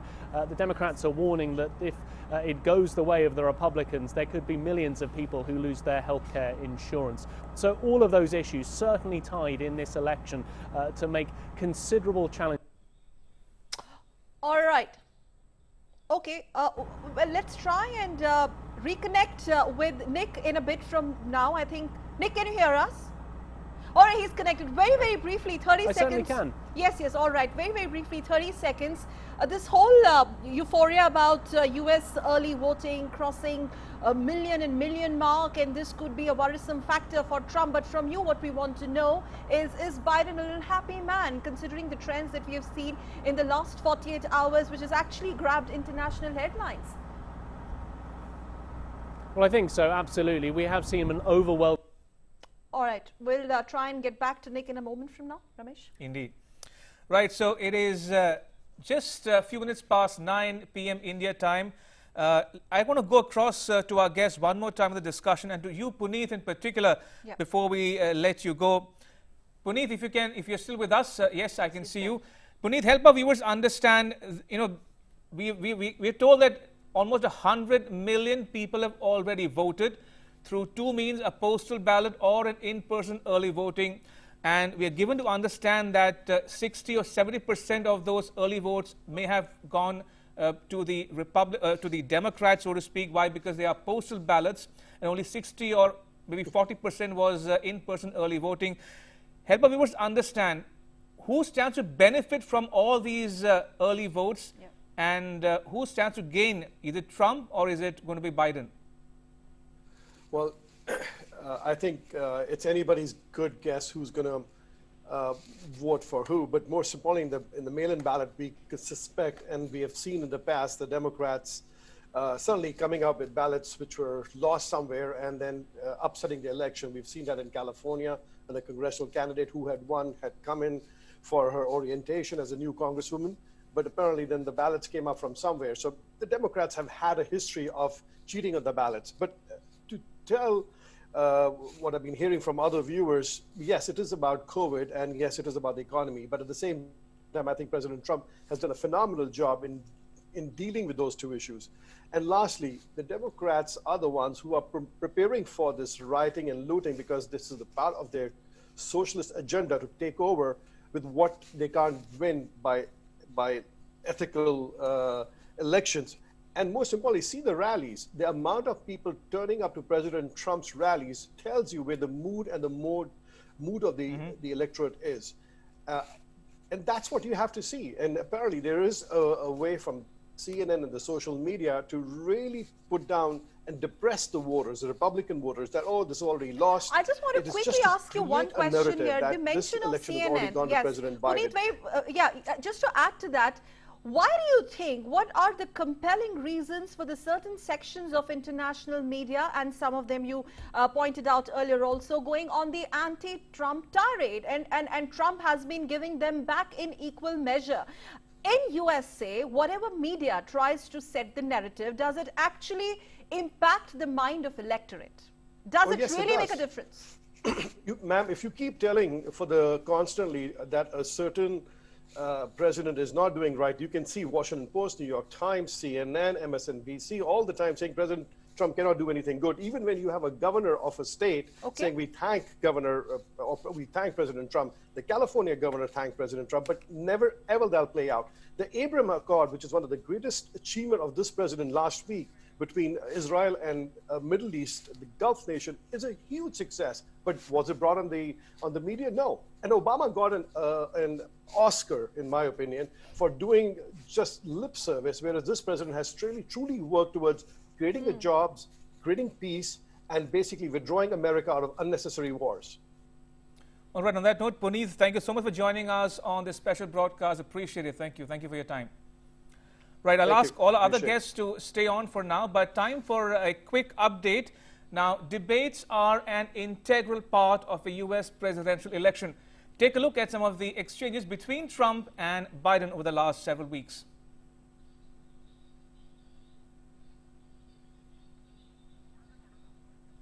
Right, we'll play out that package for you viewers momentarily, but you're watching a special broadcast here on DD India, and we'll get you all the news, views and analyses from India and the US going forward. But for now, let's quickly go across to the package that we're talking about. With the United States already voting in the presidential elections, the world awaits to see who claims the title for 2020, playing a crucial part in the elections. The debates have long played a key role in the way Americans choose their leaders. US President Donald Trump and Democratic presidential nominee Joe Biden came face-to-face for their final debate before Election Day. The candidates who debated at Belmont University in Nashville, Tennessee, sparred on topics that included the pandemic, climate change, China and corruption. Both the leaders argued vociferously over how they would deal with the coronavirus pandemic. We have a vaccine that's coming. It's ready. It's going to be announced within weeks, and it's going to be delivered. We have Operation Warp Speed, which is the military is going to distribute the vaccine. This is the same fellow who told you this is going to end by Easter last time. This is the same fellow who told you that, don't worry, we're going to end this by the summer. We're about to go into a dark winter, and he has no clear plan. Arguing on gradual unlocking of the country, Trump said that the shutdown had caused depression, job loss, suicide, alcohol and drug use, as well as abuse. We have no choice. We can't lock ourselves up in a basement like Joe does. He has the ability to lock himself up. I don't know. He's obviously made a lot of money someplace, but he has this thing about living in a basement. People can't do that. People are losing their jobs. They're committing suicide. There's depression, alcohol, drugs at a level that nobody's ever seen before. Responding to Trump's "we are learning to live with the pandemic," Biden said, "We are learning to die with it." He says that we're learning to live with it. People are learning to die with it. He said, don't worry, it's going to go away. Be gone by Easter. Don't worry, the warm weather. Don't worry, maybe inject bleach. He said he was kidding when he said that, but a lot of people thought it was serious. A whole range of things the president has said. Even today, he thinks we are in control. Meanwhile, Trump repeated his accusations that Biden and his son Hunter engaged in unethical practices in China and Ukraine. Responding to the allegations cited against him, Biden refuted such claims and said that he never took a single penny whatsoever. All of the emails, the horrible emails of the kind of money that you were raking in, you and your family. And Joe, you were vice president when some of this was happening, and it should have never happened. And I think you owe an explanation to the American people. I have not taken a penny from any foreign source ever in my life. We learned that this president paid 50 times the tax in China, has a secret bank account with China, does business in China, and in fact is talking about me taking money. I have not taken a single penny from any country whatsoever. At the end of the debate, when asked about what they would say at their hypothetical inaugural address to those who did not vote for them, Donald Trump used his time to say that Biden would cause an economic depression if elected and about his own economic record. On the other hand, Biden said he would tell people he was there to represent all of them and was going to give them hope. Bureau Report, DD India. Time for a short break. Keep watching this special. Diwali अपनों के लिए जगह बनाओ, खुशियों के लिए जगह बढ़ाओ. LIC Housing Finance wishes you a happy and safe Diwali. Stay safe, move on. Insightful opinion.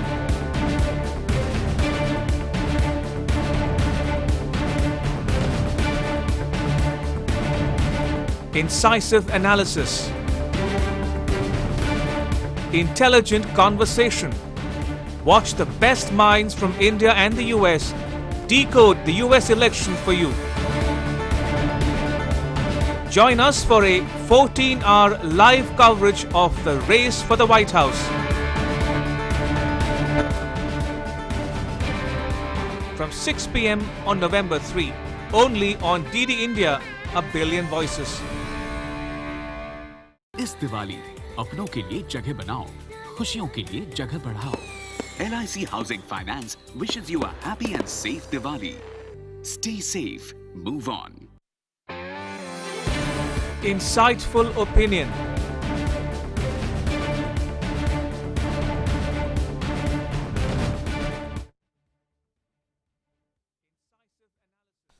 All right, welcome back. You're watching a special broadcast here on DD India. We're calling it Race for the White House, and we'll get you all the news, views and updates from the US going forward as well. Time to welcome Dhruv Jaishankar on this special broadcast. Welcome, Dhruv.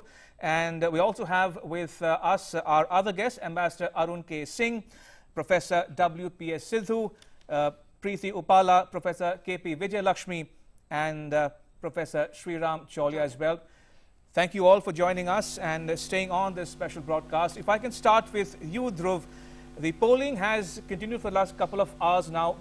Based on the early trends, what's the sense you are getting from where you are, your vantage, your perspective on the elections so far? Well, this year has been quite unusual in that we've seen much higher rates of early voting over the past few days and weeks than we have on election day itself. Traditionally in the US, unlike in India, we have you have elections on one day. And so in some ways, the voter turnout on election day matters somewhat less than in previous elections. About 93 million votes were cast as of 2 days ago.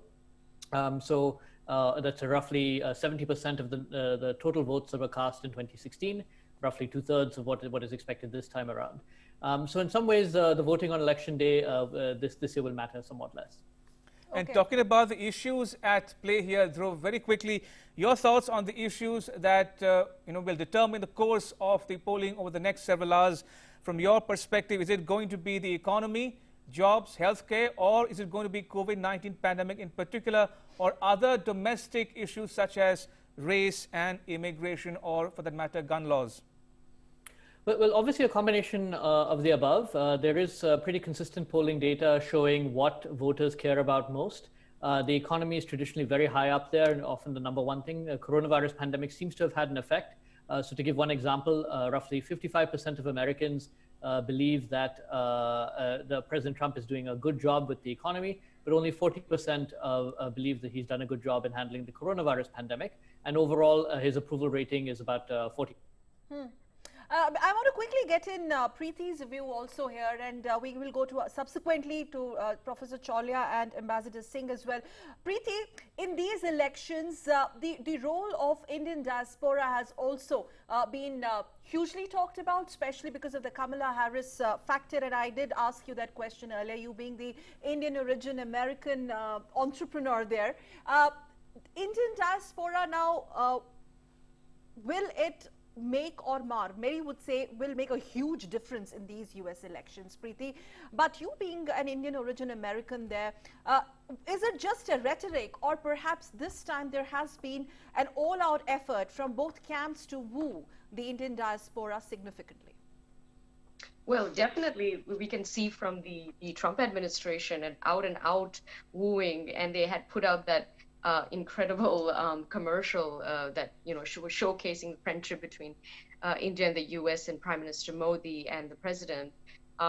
So I think the diaspora is definitely very split. I mean, it's usually 20-80 going to the Democrats. However, I think the recent stance of the Democratic Party towards internal matters in India have had a huge effect on the diaspora right here, and there's a lot of people moving center, moving right, even who are not quite thrilled with what a Biden administration or what a Harris administration even would mean for the Indian American alliance. And it's interesting to note that in the past few weeks we've had these amazing ministerial meetings, the 2+2, the Quad, and all of those formalized, summits between the U.S.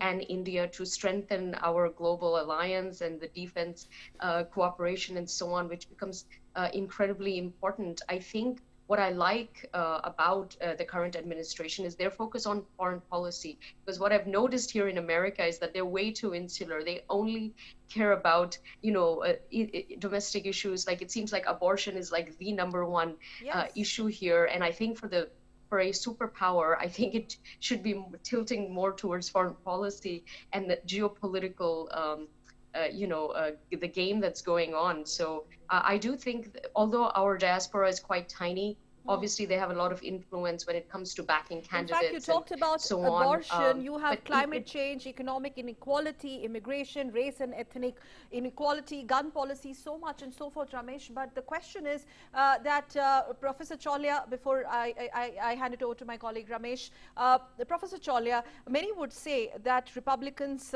were trying to lead on the economy and Democrats took an advantage on climate and healthcare narratives. And many would also say that these debates did not really focus on the policy matter. They were damp and they were more vitriolic and personal attacks in nature. Professor Chawla, briefly, please.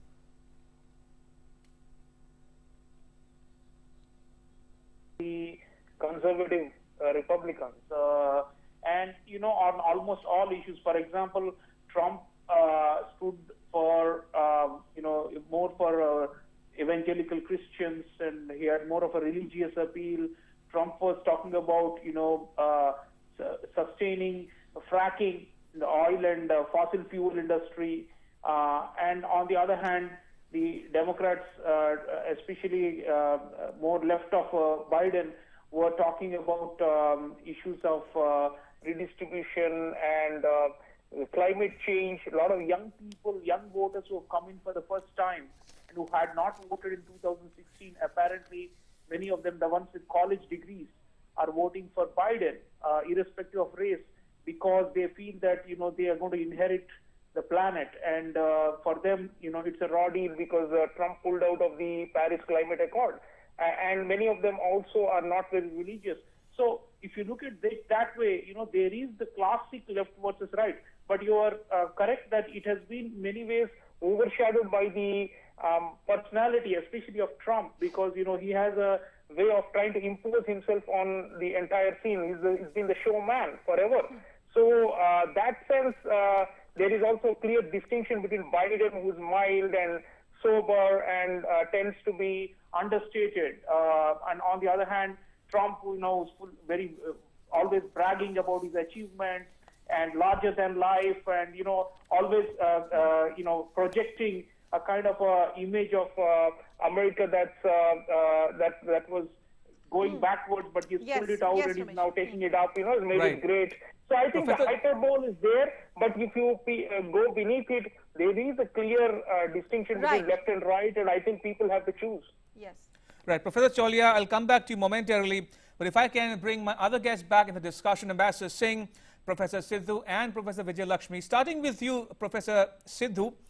Now, talking about a Trump 2.0 versus Biden in the White House, how do you think the two will fare on issues such as Russia, China, Iran, the Indo-Pacific, Afghanistan, West Asia, or Middle East, as it's spoken in the US? Give our viewers a sense of the weaknesses and strengths of a Trump 2.0 as compared to a Biden in the White House. Well, I think there's a more fundamental question here, right? Both the US, both the parties recognize that this is a moment of transition for the US, right? And how they're going to engage with the emerging world order is going to be crucial. In that context, what you see from the Republicans as represented by Trump is really going back to the past, to fossil fuel, more traditional linkages with some of the Middle East, looking, with the exception of Russia, which seems to be very particularly personally driven, to China, etc. as well. Whereas the Democrats are clearly kind of moving towards a new world order. But at a pace which is managed and controlled by the US. But it's quite clear that both of them are looking to move back out of leading responsibility worldwide. For President Trump, it's more particular that he wants to be an anti-war president in almost every sense of the word. And I think that's likely to continue unless there's a direct attack on the homeland, which is something that no president can stand up to. I think on all the areas that you've talked about, there's going to be similarities in the approach to China. You will see two distinctions, I think, between a Biden and a Trump administration in the Middle East, and that is really towards Iran. You might well see a movement back towards the Joint Comprehensive Plan of Action. You'll see perhaps a much more stronger hard line on Russia.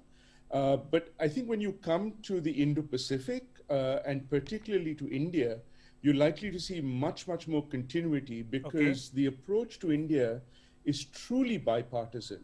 That is the one element I think that we need to recognize.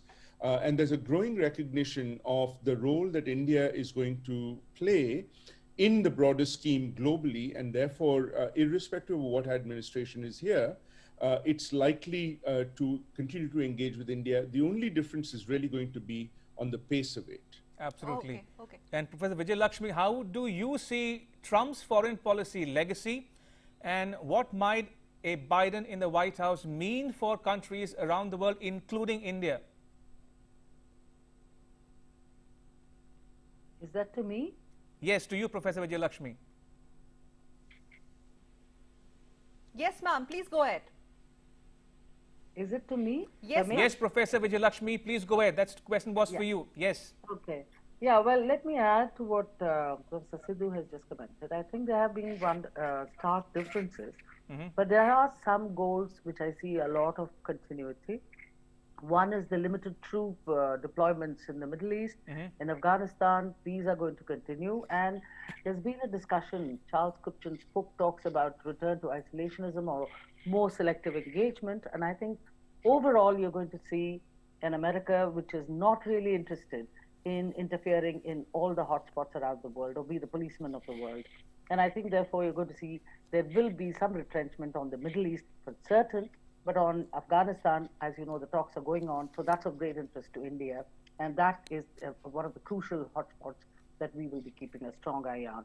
But on also the other thing, the stand on China, I think the Trump administration has always maintained that go to it alone or go, sledgehammer tactics. And in this, the trade sanctions and tariffs were the precursor to a more stringent and stronger, harsher, even bilateral strategy between America and China. And there is across the government, pan-American recognition of the China threat. And therefore, the Biden administration is not going to see a more conciliatory approach as has been touted. I think there will be a cold confrontation that will continue. Okay. It may not be a cold war, but however, there will be hawkish sentiment that Biden administration. What he has outlined is that there will be a more united front. Maybe he will follow more alliance patterns and bring more allies to the table, but certainly the change is not going to be about becoming soft on China. So there's another continuity there. And that, of course, will interest India. And on Indo-Pacific, and as has been said by so many of your panelists, and I see, Dhruva also there, and we discussed this, Dhruva, some time ago, there is a great deal of work that has been put in from the time of Obama's Asia pivot policy on what could be the possible contours of a new and inclusive Indo-Pacific that can benefit the region and also the role of external powers. And this has yielded some fruit with the current U.S. strategy on Indo-Pacific.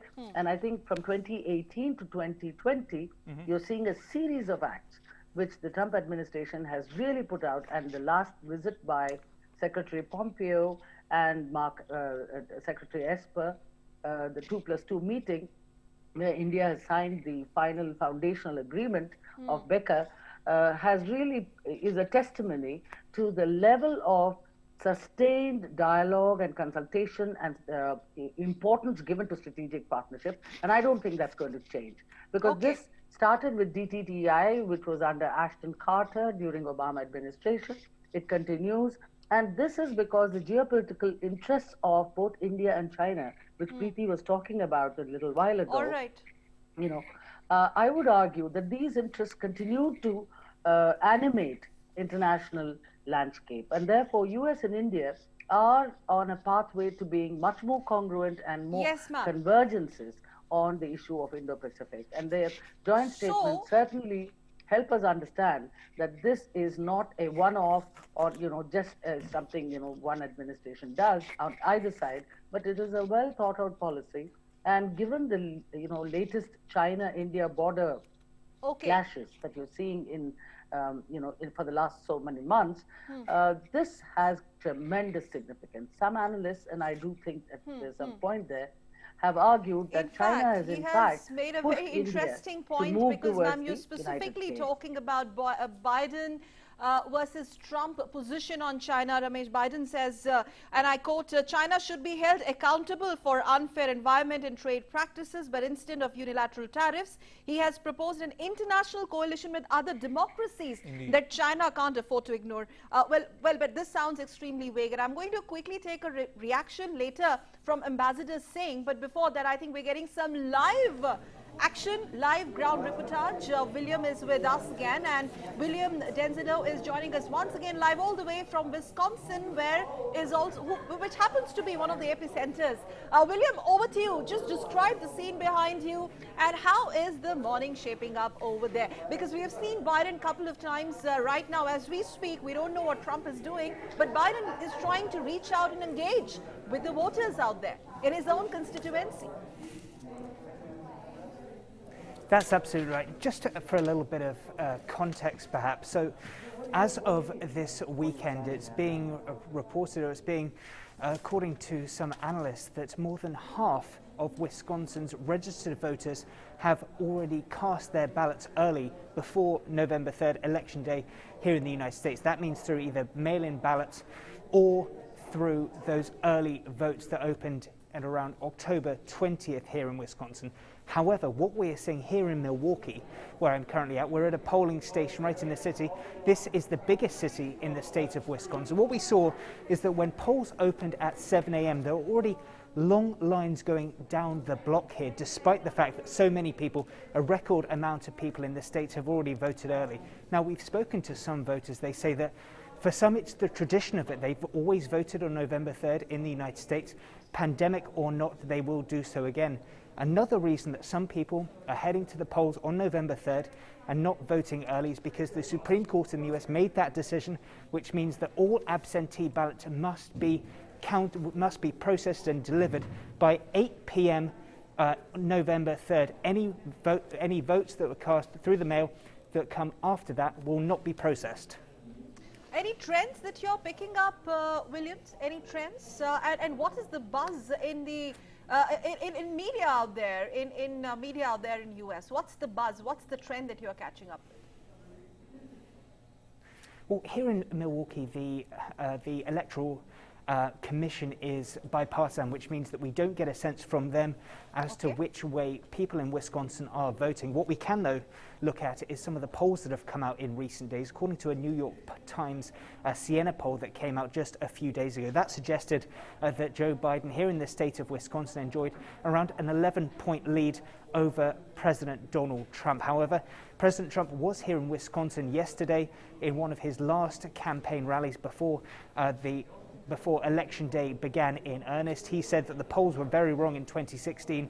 He is certainly hoping that they are wrong again this time around. And that's really a trend we're seeing across much of the United States in a number of these swing states, the likes of Pennsylvania, the likes of Michigan, here in Wisconsin. This Rust Belt, as they mention in the United States, seems to suggest, according to the polls, that former Vice President Joe Biden enjoys a lead in these particular battleground states. But of course, again, as we saw in 2016, how wrong those polls proved to be. The message from Donald Trump is he's hoping those polls are wrong again. Indeed. And William, very quickly, if you can take a step back and look at the region, as a whole, you are in the Rust Belt. We're talking about Wisconsin, Michigan. If you also look across to the south, Florida, and also all the way up to Pennsylvania, could it all boil down to either or Florida or Pennsylvania, because that could be the crucial swing states that could make or mar the election for Trump? That's absolutely right, of course, with them bringing a huge amount of these electoral college votes. And really the message from analysts and those that look at these polls, they suggest that if the president was to lose the likes of Florida or Pennsylvania, his path to the presidency gets very small indeed. They're seen as absolutely crucial for the president if he wants to keep hold of the keys to the White House. Of course, there are a number of other states that the Democrats now feel they might have a shot in, states like Georgia, states like Arizona, even the likes of Texas, where there's been heavy campaigning as far as the Democrats are involved, Ohio as well, to name another. So the hope is for Democrats is that not only can they take some of the states that they perhaps surprised many analysts by losing in 2016, the likes of Wisconsin, their hopes is that they can reclaim those, to turn those blue, and they can even make some inroads into some predominantly and historically Republican states, such as those including Georgia and Texas. But of course, the message from President Trump himself is that he believes that the exact opposite will occur. He believes that he's making up ground in the likes of Pennsylvania, in the likes of Florida, and that they'll certainly stay true and stay Republican as far as he's concerned. All right, on that note, William, thank you so much for joining us again on this special broadcast. Appreciate it. Thank you for your time once again. Right, let's continue our discussion here on this special broadcast. We still have with us Ambassador Arun K. Singh, Professor W.P.S. Sidhu, Professor K.P. Vijayalakshmi, Dhruv Jaishankar, Preeti Uppala, and Professor Sriram Cholia. If I can come to you, Dhruv, very quickly. Now, let's talk a bit about from India's perspective. What is in it for India in terms of trade, terrorism, technology, especially the Indian American community and the Indians living and working in the US in terms of immigration, visa issues, and so on and so forth? previously, I think this election is very important for India, but for two reasons. One, of course, this is India's most important bilateral relationship, no matter how you cut it. And if you take the totality of the relationship, which encompasses the, from security, counterterrorism, to economics, trade, education, energy, take almost any facet of public policy today, and from an Indian point of view is important, and therefore the election outcome matters for that reason. But the second reason, I think, is less to do with India per se. Both candidates have broadly said that they intend to improve the partnership with India. This is, India does not feature prominently in this election, which is probably a good thing. But what will matter, as you've alluded to in previous questions, is really how the US approaches China, how it approaches Afghanistan and Pakistan, approaches West Asia, Russia, and as well as broader issues of trade, immigration, and openness. And on these, on many of those issues, you have seen differences between the Trump administration's approach and the Biden campaign's platform. And so for these reasons, I think that will be important to monitor in the years. Yes. In I want to take that thought ahead. I want to take that thought to Ambassador Singh. We're very, very, in fact, honored to have him with us on special broadcast, Ambassador Singh. Respective positions of Trump and Biden camp on China in particular, Pakistan in particular, especially when Biden says that he's going to increase the engagements with NATO and have better relationships with allies. The statements that he has made on China are pretty vague in nature. But Ambassador Singh, whatever foreign policy templates they both are trying to manufacture, they tried to manufacture during their campaigning period, does it really make a big difference when it comes to the voting pattern, when it comes to the results per se? Because I remember I was listening to Ambassador Mohan in our earlier chunk in our earlier broadcast. He said that for an average American Joe, it doesn't really matter how America relationship really pans out with rest of the world when it comes to elections. Would you agree with that? As we discussed earlier, much of the focus for the voters has been on domestic issues. Yeah. And in fact, in the main debates, the two debates that took place between President Trump and Vice President Biden, the entire focus was essentially on domestic issues. But that having been said, foreign policy issues remain important because the decisions that the US takes impacts on everyone. It impacts on us. And there have been some divergences and some convergence between what Trump has been saying and what Joe Biden has been advocating. For example, Trump has been speaking of America first and talking about allies being a drain on the United States and that every country should look after its own interests and only its own interests. Whereas Joe Biden has been talking about revitalizing the relationship with allies and partners, arguing that a stronger alliance and partner relationship will make the US more effective in dealing with the many challenges, including from China. For example, if the US really wants to meet the economic, technological, and military challenge from China, it needs to get its allies and partners, including the Europeans, on a common position on how to respond to China. Because the Europeans take a different position in responding to China, as they have been doing so far, looking just at the economic opportunity in China rather than the strategic and technological challenge from China, then the US impact is going to be limited. And then on China itself, I think there is a broad convergence in the US establishment that the earlier policy of engagement with China in the hope that engagement would lead to political and economic liberalization in China, China would accept the norms of international conduct, has been belied, especially under President Xi. And China is now trying to set its own rules and norms for international conduct, which is a challenge to the United States. Therefore, across the board, there is a sense that the Chinese challenge has to be met. And I think the Biden administration would do exactly that, although they may see opportunity for cooperation with China in dealing with climate change issues. On Russia, President Trump wanted to move positively with Russia, but he was not able to because there was a sense that Russia had intervened in 2016 through social media to help him in the elections against Hillary Clinton. And therefore, the US Congress and the wider establishment in the US tried to prevent him from moving positively with Russia. Now, Joe Biden himself, because of this legacy, will have a harsher approach towards Russia, but he'll be less constrained if he wants to move positively with Russia, especially, for example, on arms control issues. And again on Pakistan, President Trump started by being very hardline, stopping assistance to Pakistan, but then he's wanted to use Pakistan in the context of the dialogue and moving forward with Taliban. And Joe Biden, in the statement that he put out on 15th August, statement to the Indian American community and to the people of India on our Independence Day, said that his administration would take a very strong line against cross-border terrorism and would also be mindful of India's interest in terms of the other challenges India is facing on the border. But in terms of Afghanistan, Joe Biden, as vice president, had also pushed for US withdrawal from Afghanistan, because there is a fatigue in the US social system, society and political system from extensive and extended engagement abroad, and they want to draw down to that on that. So there would be some similarity.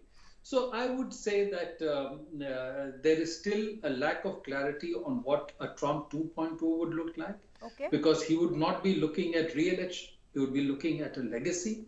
And we have to see how, and many of his policies have been determined by his preferences rather than an interagency and administration process moving its way up. Whereas Joe Biden administration would try and revive a more traditional foreign policy, much like at the time of Obama, with emphasis on alliances, emphasis on democracy, and that would be his way forward. Absolutely. I'll request all our guests to stay on for a bit more on this last segment of this special broadcast for this particular segment. Let's take a moment to go back to our colleague Anil Thomas in the newspaper and take a look at the US presidential elections and the battleground states in particular. Which are those states we get an early projections on, and what are the reasons for the delay in projections? Over to you, Anil. Well, thank you, Ramesh and Sakal, once again. You know, election nights or election days are generally days that are tense moments and moments for closure. However, this particular election is a different game altogether, because this particular elections is ending on a disturbing note. When I say disturbing note, what I mean is there is a long drawn, legal battle that could be in store once this election results are announced. But let's now take a look at certain things. What's the US presidential election all about? 538 electoral college votes. What's the magic number that both the candidates are looking for? That's 270. Any candidate that gets about 270 is going to be the winner. Is it going to be Joe Biden, or is it going to be Donald Trump, who's going to walk away with 270 plus? How does one arrive at this magic number? There are 12 battleground states in this particular election. It starts off with Texas, that's got the maximum 38 votes, Florida 29, Pennsylvania 20. That's where both the candidates campaigned in that last phase. Ohio 18, Georgia and Michigan both having 16 electoral college votes. But the most important thing, Florida. This is the important state that both candidates will be looking at. Let me finish the 12 states for you here. North Carolina 15, Arizona 11, Wisconsin 10, Minnesota 10, Nevada and Ohio having 6 seats. These are the 12 battleground states. This is where the battle is going to be, and this is where it's going to be played out big. Which are the 6 states that's going to have a tight contest? It's going to start with Arizona, Florida, Michigan, Pennsylvania, Wisconsin and North Carolina.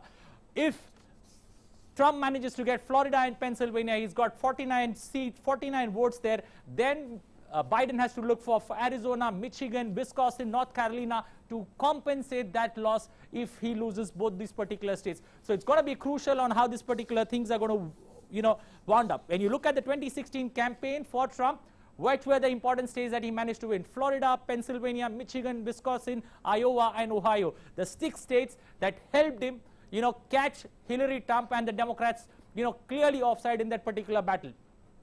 In this particular elections, November 3rd, why there could be a delay? November 3rd, that's tomorrow. These are the seats, these are the states from where we could get the numbers early. Texas, Florida, Georgia, North Carolina, Arizona, Minnesota and Nevada. These are the 7 states from where early numbers could come in, early projections could come in. Florida once again is the state to look out for, because Florida is going to have 29 seats, and any US president right from 1964 till 2016, no president has managed to lose this particular state and hold power. So this is a very crucial state to win, Florida, and this is going to be where all the battle is. Now projections that could be delayed beyond November 3rd. Pennsylvania 20 seats, Ohio, Michigan, Wisconsin and Ohio. The 5 states where the vote count or the projections could come much later, and this could be crucial in this particular elections, because these delayed announcements, these delayed projections coming in as late as Thursday and Friday could be crucial in this particular election and this particular projections when it comes to the biggest swing state. When I say is Florida, why is it a biggest swing state? Because it's sharply politically divided, number one. The second point that one looks at, it swings between major political parties. It swings either Democrats, it swings Republican. There's been a swing every 8 years that you've seen. Let's now take a look at that Florida battleground state. 1996, it went with Democrats won at that point of time, Bill Clinton winning that seat in 1996. Shifted over to the Republicans 2000, 2004, George W. Bush bagging that seat again, Florida. 2008, 2012, Barack Obama, then Democrats once again capturing that seat of Florida. 2016, Trump surprising Hillary Clinton, taking that particular seat of Florida there once again. So this is why Florida is very crucial, and this is why the battle is going to be, those crucial votes there matter, and Florida is important because every president that wins the election in Florida has gone to win on the election. So it's a crucial state, and both candidates will be looking to pocket Florida. 2020, which is the tipping state, a state that is very important if things go down to the wire, Pennsylvania. The vote count here is not going to be early because it's going to begin only on election day. So the vote count is going to be late, and this particular elections could all boil down to this particular tipping state. The final results and projections will not be possible tonight. That means on November 3rd, you got to wait till Friday for Pennsylvania results to come. That's why it's going to be a tipping state. It's just got 20 votes, but it's going to play a crucial state. Why is there a delay in projections? Many are left confused on why is there a delay in projection. Each state has its own date for starting in-person or mail-in voting. That is, when you start the whole process. Let's take a look at Arizona. Arizona, the mail-in voting began on October 7th. Very early, it began there, and it closed on election day, that it closes today. But the counting here began on October 20th. That's why, you are able to get a trend, you are able to get a projection on this particular state when it comes to Arizona. Now, let's shift over to another state, Ohio. The mail-in voting started here on the 6th of October, and it's allowed till the 13th of November. Right. When I say 13th of November, there is a catch here. But you must be postmarked by November 2nd. So you got to mark it on November 2nd. The voting can take place till November 13th. Ohio, the counting starts on November 3rd. These are the reasons why, you would not get those projections, you would not get those numbers pretty early. The numbers could be pretty late, and that's where the projections, and that's where there's going to be, Pennsylvania, that's going to play a crucial role here. Now, this particular Ohio state will take 3 days to count, and hence there's going to be a delay when it comes to projections. If you're looking at Tuesday, the results or the projections could be as late as Friday coming in from Ohio. Now, take a look at some possible outcomes. Florida and Pennsylvania, as I put it together, 29-20, that's 49 votes or 49 electoral votes going for Trump. This could be crucial if Trump manages to hold on to these two particular states, because these two states are very important. Both the candidates campaigned in their last phase in Pennsylvania. They spend a lot of time, and they both are looking at what does Biden have to do if Florida and Pennsylvania go that way. Biden will have to win Michigan, Arizona, Wisconsin, North Carolina, and do well in so many other states. So that's going to be, the odds stacked against Biden. But the way things are, the way projections are, things are looking good for Biden, and this could not be a position that we are looking at. What happened in the 2016 elections? 227 for Hillary Clinton, that's Democrat backing 226 votes, while Trump, the surprise package, the man who came from behind, the man who stole the thunder in 2016, managing to get 304 electoral votes. This time around, also when it comes to campaigning spends, campaigning spends, there is a smashing new record that's been created, 6.6 billion. This is the total campaigning that's the campaigning spend from both the candidates this time around. This is just 2 more million what was spent in 2016, that were 4.6 billion. So number crunching, when it comes to number crunching and number spend or money being spent in this particular elections, 6.6 billion US dollars being spent in this particular election. So it's going to be, the mother of all battles, but, we still have to wait and watch how things pan out. But, in this election, there is a simple saying that one needs to follow. Ignore the noise, keep your poise. I think we'll all keep our fingers crossed and hope that, America decides while the world watches, but it's going to be one crucial elections where, there is going to be the winner takes it all. Absolutely. Back to you, Ramesh and Sakal. Anil, I mean, that touch of humor and those lines coming from Anil Thomas, wait seems to be unprecedented. The excitement seems to be more than unprecedented. In 2016, Trump sprung up a big surprise. Could it be Biden this time, repeating what Trump did in 2016? Indeed. Not speculating here. We're going to take a short break, but wait for the White House. Our special programming, a rolling reportage continues on your channel, DD India Billion Voices. A short break. Don't go away. Diwali अपनों के लिए जगह बनाओ, खुशियों के लिए जगह बढ़ाओ. LIC Housing Finance wishes you a happy and safe Diwali. Stay safe, move on. Insightful opinion.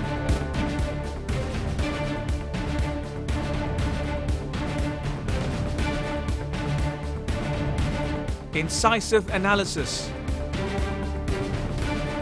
Intelligent conversation. Watch the best minds from India and the US decode the US election for you. Join us for a 14-hour live coverage of the race for the White House. From 6 p.m. on November 3, only on DD India, A Billion Voices. As the day unfolds and news and events take shape, we get you complete coverage of every news breaking in, tracking new developments as they happen. Midday Prime English, Monday to Friday, 2 p.m. on DD News and DD India.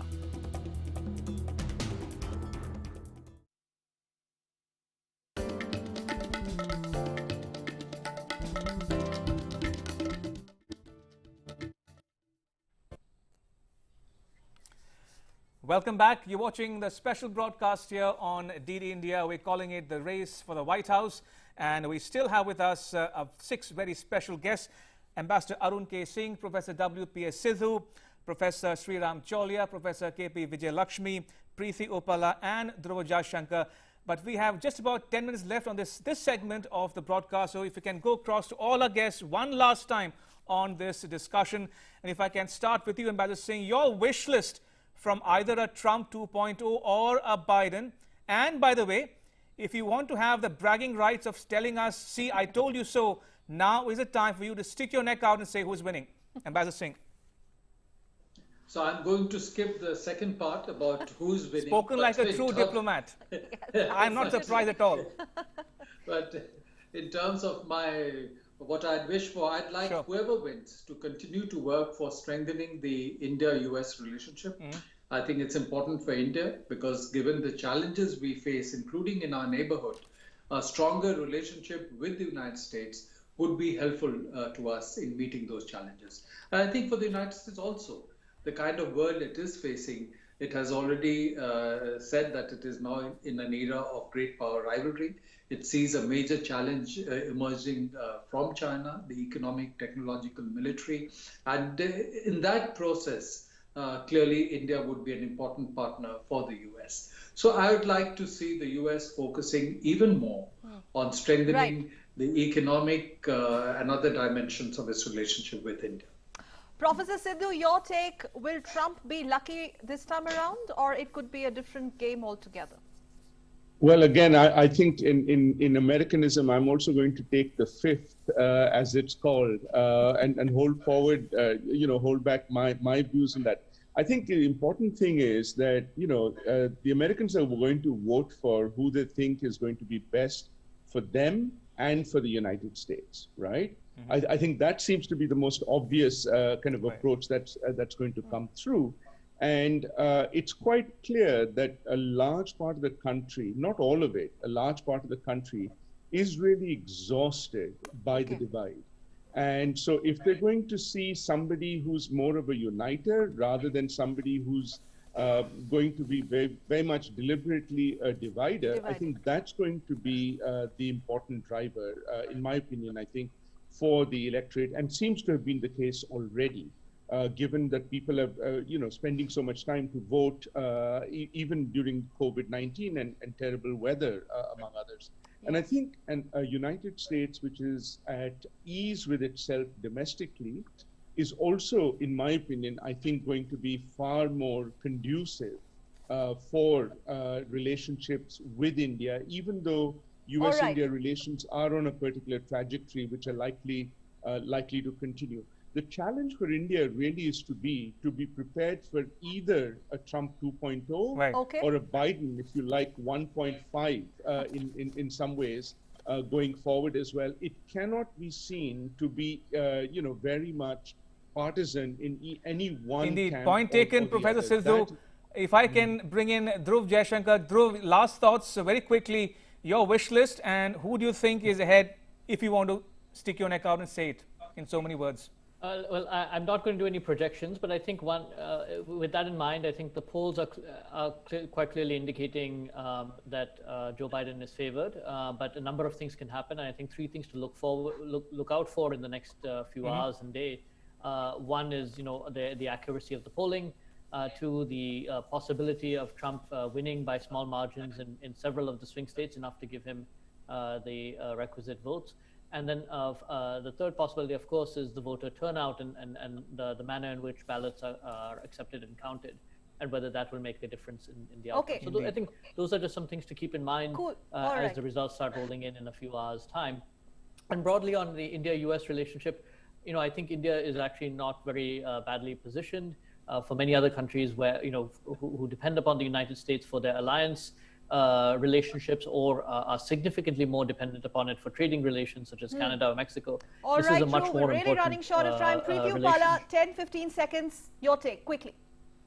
Look, the 2 greatest threats that we face in the world today are rising imperialistic China and the threat of radical Islamic terrorism. So the US administration that can counter both of them, the best is going to be better for the country. It's going to be better for the world. I've always said that the next half century is going to be one where the India and the US relationship is going to be the most important moving forward. So I just hope that we get the right administration for that. My only prediction is that this could possibly become a contested election. So 1, either Trump wins in a landslide, or 2, he doesn't, but then it does get contested and ends up in the Supreme Court, which is where it will be decided judicially. Fair point taken, in which Preeti. phase And he actually one has last round of discussion, Professor Sriram Cholia and Professor Vijayalakshmi. You first, Professor Cholia, and then Professor Vijayalakshmi. Very quickly, please. Economic or a health crisis. There's a crisis of institutions, trust in institutions, from the local, county election boards all the way up to the Supreme Court. People are raising aspersions and the media is in the question. So American democracy is on the line. This is not a referendum on coronavirus or on populism. Ultimately, it's about the world's oldest democracy. Our wish as the largest democracy is that they can sort these issues and the institutional faith comes back and America emerges stronger, if not now, at least in 4 more years. Right. And the last word to the lady on this panel, Professor Vijayalakshmi, very quickly, your thoughts. Well, I think there are 3 important things, which are very quickly.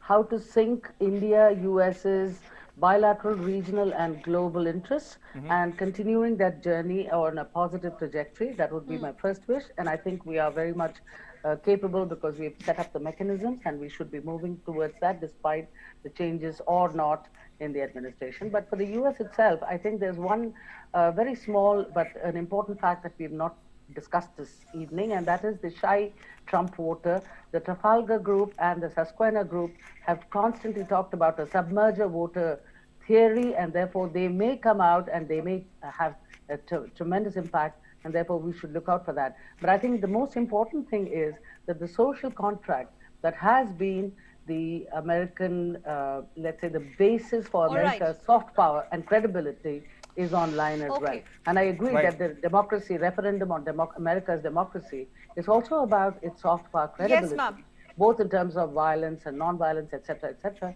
I think, though, it will be a winner will come out of this election. Yes, it's pulsating excitement, undoubtedly. The discussions and analysis will continue on the side of the globe as well. But thank you very much, our distinguished panelists, for being with us on this very, very special edition of A Raid for White House. And with that, it's a wrap-up of this segment.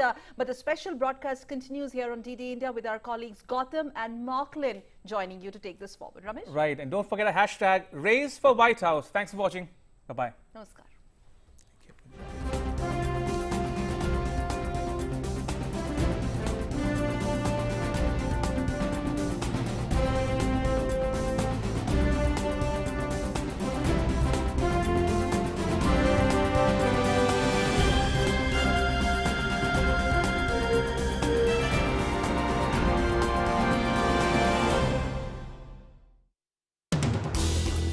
हर दिन हर पल बनती खबरें, बदलती दुनिया, हम लेकर आते हैं आपके लिए बड़ी खबरें, संपूर्ण कवरेज ताकि आप रहें खबरों के बीच हमारे साथ। मिड डे प्राइम हिंदी सोमवार से शुक्रवार दोपहर 1 बजे सिर्फ डीडी न्यूज पर।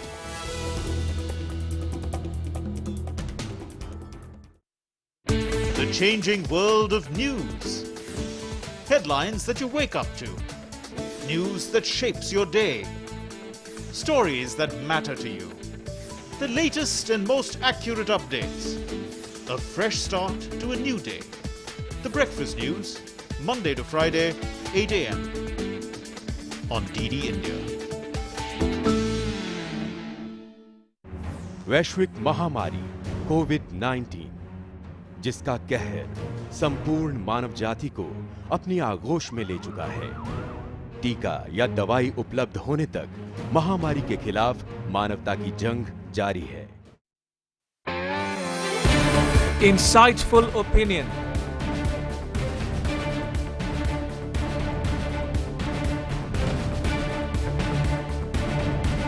Incisive analysis. Intelligent conversation. Watch the best minds from India and the US decode the US election for you. Join us for a 14-hour live coverage of the race for the White House. From 6 p.m. on November 3, only on DD India, A Billion Voices. As the day unfolds and news and events take shape, we get you complete coverage of every news breaking in, tracking new developments as they happen. Midday Prime English, Monday to Friday, 2 p.m. on DD News and DD India.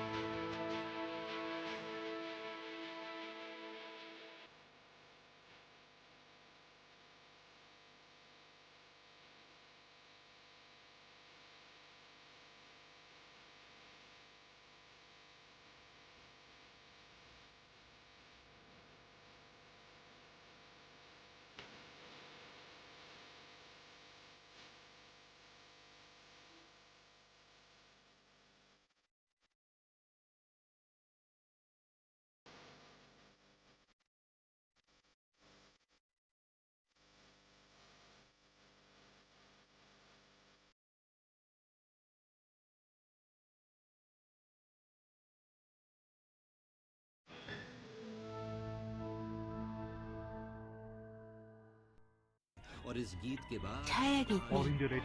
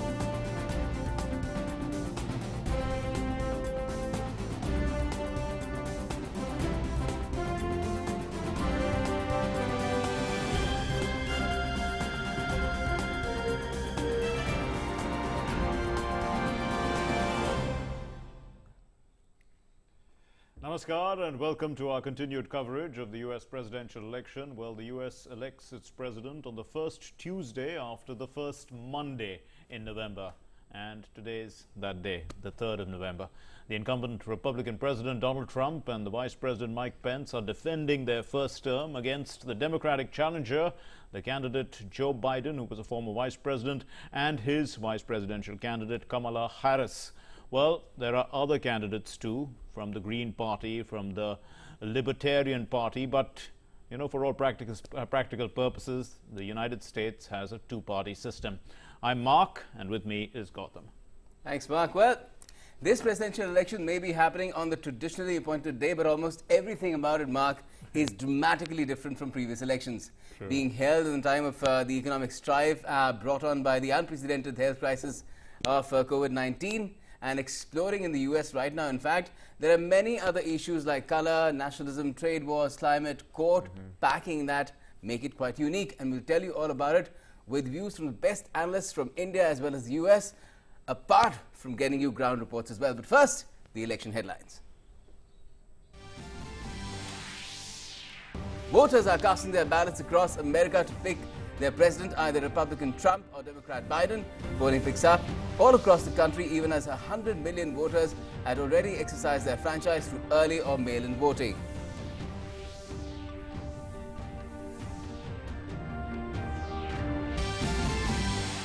Joe Biden touches base with supporters in his birthplace, Pennsylvania. Cracks a joke about winning a unanimous verdict in Dixville Notch, New Hampshire township, with a tradition of declaring early results. Reaches out to voters on Twitter as well, saying that he can heal the soul of this nation. There's action in the incumbent camp as well, as First Lady Melania Trump casts a ballot in Palm Beach, Florida. Social distancing for sure, but no mask in place. Trump gets ready for election night at the White House, hosting a dinner for 400 guests.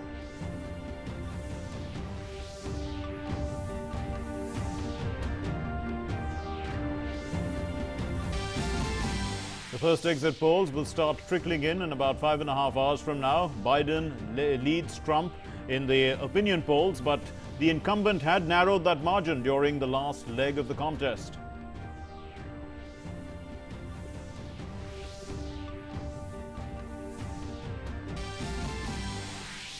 And DD India is getting you extensive coverage of the US presidential polls like never before. Get all news, views and analysis on just one platform. That's DD India and its social media handles.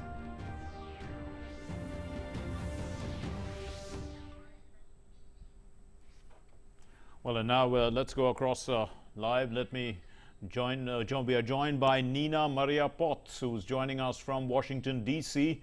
Nina, so let's try and understand what the feel of what's the mood on the ground at this moment. Of course, voting has just started for a little while. You know, we already know that much of the country has already voted in early voting. So, you know, are people really? Are they expecting more out of this election than otherwise? Well, first of all, it's a very hotly contested election, and the atmosphere in the United States is very tense. People are very much on edge, but it looks as if we're heading towards record turnout in 6 states. The votes have already exceeded the voting average and voting total, so that's a marker, I think, that people are turning out in droves. And at polling stations across the United States, you will have seen the pictures, but there are long lines. Americans very determined to cast their ballots, even in a pandemic. Those lines are socially distanced. People are wearing masks, but we're getting reports that the polling stations in some places, in a lot of places, are very crowded, and people certainly rushed to the polls this morning, but those lines have held up. We know that Melania Trump has voted herself, and both candidates have also made public appearances urging people to get out and vote. Of course, the campaigns are now officially over. President Biden has been in Pennsylvania. We believe he'll be in Wilmington and Delaware to make his address to the nation later tonight. And President Trump will be, as you say, watching the evening's developments from the White House. Well, yes, certainly. And the fact that you're mentioning that it's going to be a record-breaking turnout by all accounts. The last time 138.8 million people had voted. This time around, the estimates are taking it up to 160, 170 million. That's an unprecedented number. what sort of an impact do you think could it have on the verdict and America as a society on the whole? Well, if President Trump has achieved one thing during his presidency, it's to I guess, motivate people to be more politically active.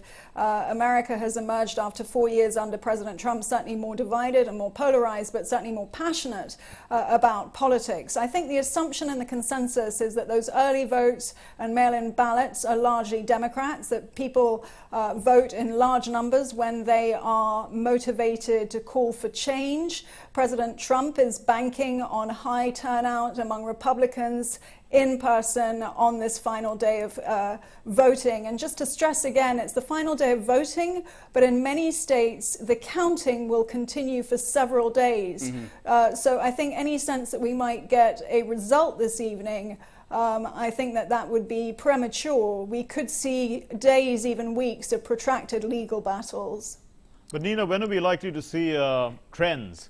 So that we know, who is, whether the opinion polls are correct or not? Well, as polling stations begin to close, I guess we will see some evidence of what way the tide is turning. But the problem is that President Trump has made it pretty clear in very unambiguous terms that he will contest delayed results. He does not want those results or votes counted, votes coming in after voting day today, the final day of voting. And as a result, the Biden campaign has also had to lawyer up. There are some hot spots where those legal battles are likely to get quite ugly. Pennsylvania, one of them, where Trump actually caught up a little bit in the polls. Yes. Biden still maintains the lead. And although Biden is the preferred candidate in terms of what the polls are telling us, it's not impossible for President Trump to reclaim the White House. And normally what used to happen was that the networks used to call the elections in different states, and then there were projections made, and on that basis the networks used to say, we're calling the election in favor of such and such person, and most probably the person who would lose would concede the race as well. But that is quite unlikely this time, is it, Nina? Not just because of the fact that Trump has already indicated that it may not be a peaceful transition of power, transfer of power, but there could be mirages that could initially be misleading as well, and the networks will be perhaps doubly careful about giving out projections this time around. That will lead to further delays even in finding out the trends. That's right. Although the New York Times and other media outlets have been reporting leaks from inside the Trump administration, which has been characterized by a sense of chaos, people being fired all the way through the campaign and replaced, media outlets have been suggesting that President Trump's strategy for the last few weeks has been to claim victory early and to make a victory speech at the end of Election Day. If he feels that he has a leg to stand on when it comes to discounting those late counts, those late votes. Okay. The Trump administration has essentially denied those claims, but there is a clear sense that this will go to the courts. The Republicans, I think, have been very disappointed that their attempt to limit expanded means of voting during a pandemic have failed. They're hoping that the Supreme Court will intervene. But I think you're quite right to predict that any sort of victory speech from either side would be premature unless there is a landslide for Joe Biden, a clear landslide, which nobody is quite yet ready to predict. Right. And Nina, if we look at the key issues in this election, from the Trump side, the Trump supporters believe that the economy is the big issue. And on the Biden side, perhaps it was the coronavirus, the COVID-19 and the pandemic. So these, are pretty weighty issues when one looks at it. And to decide one candidate based on one of these issues is a pretty difficult choice. Well, President Trump, I think, feels quite bitter that the pandemic has derailed his chances of success and hopes of a second term. And he has repeated again and again, really hammering home this message that Joe Biden, his plan is to put the nation into one long permanent lockdown. And President Trump takes pride in telling voters that the economy has made a more rapid recovery than anybody expected. Coronavirus cases are surging, and that is one huge problem for the Trump campaign. You're right to point that out. Cases are rising in key political battleground states. Michigan, for example, cases are up 115%. Wisconsin, cases are up 88%. And coronavirus deaths are up 15%. So I think either way, Americans are looking at a fairly bleak winter. When it comes to coronavirus, but also in the weeks ahead, an increasingly uncertain political future as well. And what are the other considerations? Because this has been a hotly contested election where new factors have been introduced, such as the sad passing away of Ruth Bader Ginsburg, and then the changed composition of the Supreme Court as well. And that too has colored, and I'm deliberately using the word colored here as well, the entire atmosphere as far as these elections are concerned. I mean, they're very deep issues that run very, very deep in America, and President Trump has revealed the depth of those divisions, whether it's a row about packing the Supreme Court with either conservative justices or liberal justices, whether it's a question of the racial divide. President Trump is on course to win less than 15% of the African-American vote because the African-American community has been overwhelmingly hit by the pandemic. And he has sought, along with the Republican Party, to try and suppress that vote. And I think that the issues that America is facing say something to the rest of the world. The rest of the world has been looking for leadership from the US, and President Trump has gone about that leadership in a relatively unilateral way. For Europeans, I think 75% of Brits are hoping for a Biden win. In France, 80% of French people would vote for Biden as well. I think they are hoping in large parts of the rest of the world that America will find its way back to being a united country and a multilateral player. Certainly, Neera, that is an outcome that I'm sure a lot of people around the world might be pulling for, but we'll have to wait and see what really happens. Thanks a lot for joining us for the moment from Washington, D.C. Well, action in the incumbent camp as well, as the First Lady Melania Trump cast her ballot in Palm Beach, Florida. Social distancing for sure, but no mask in place.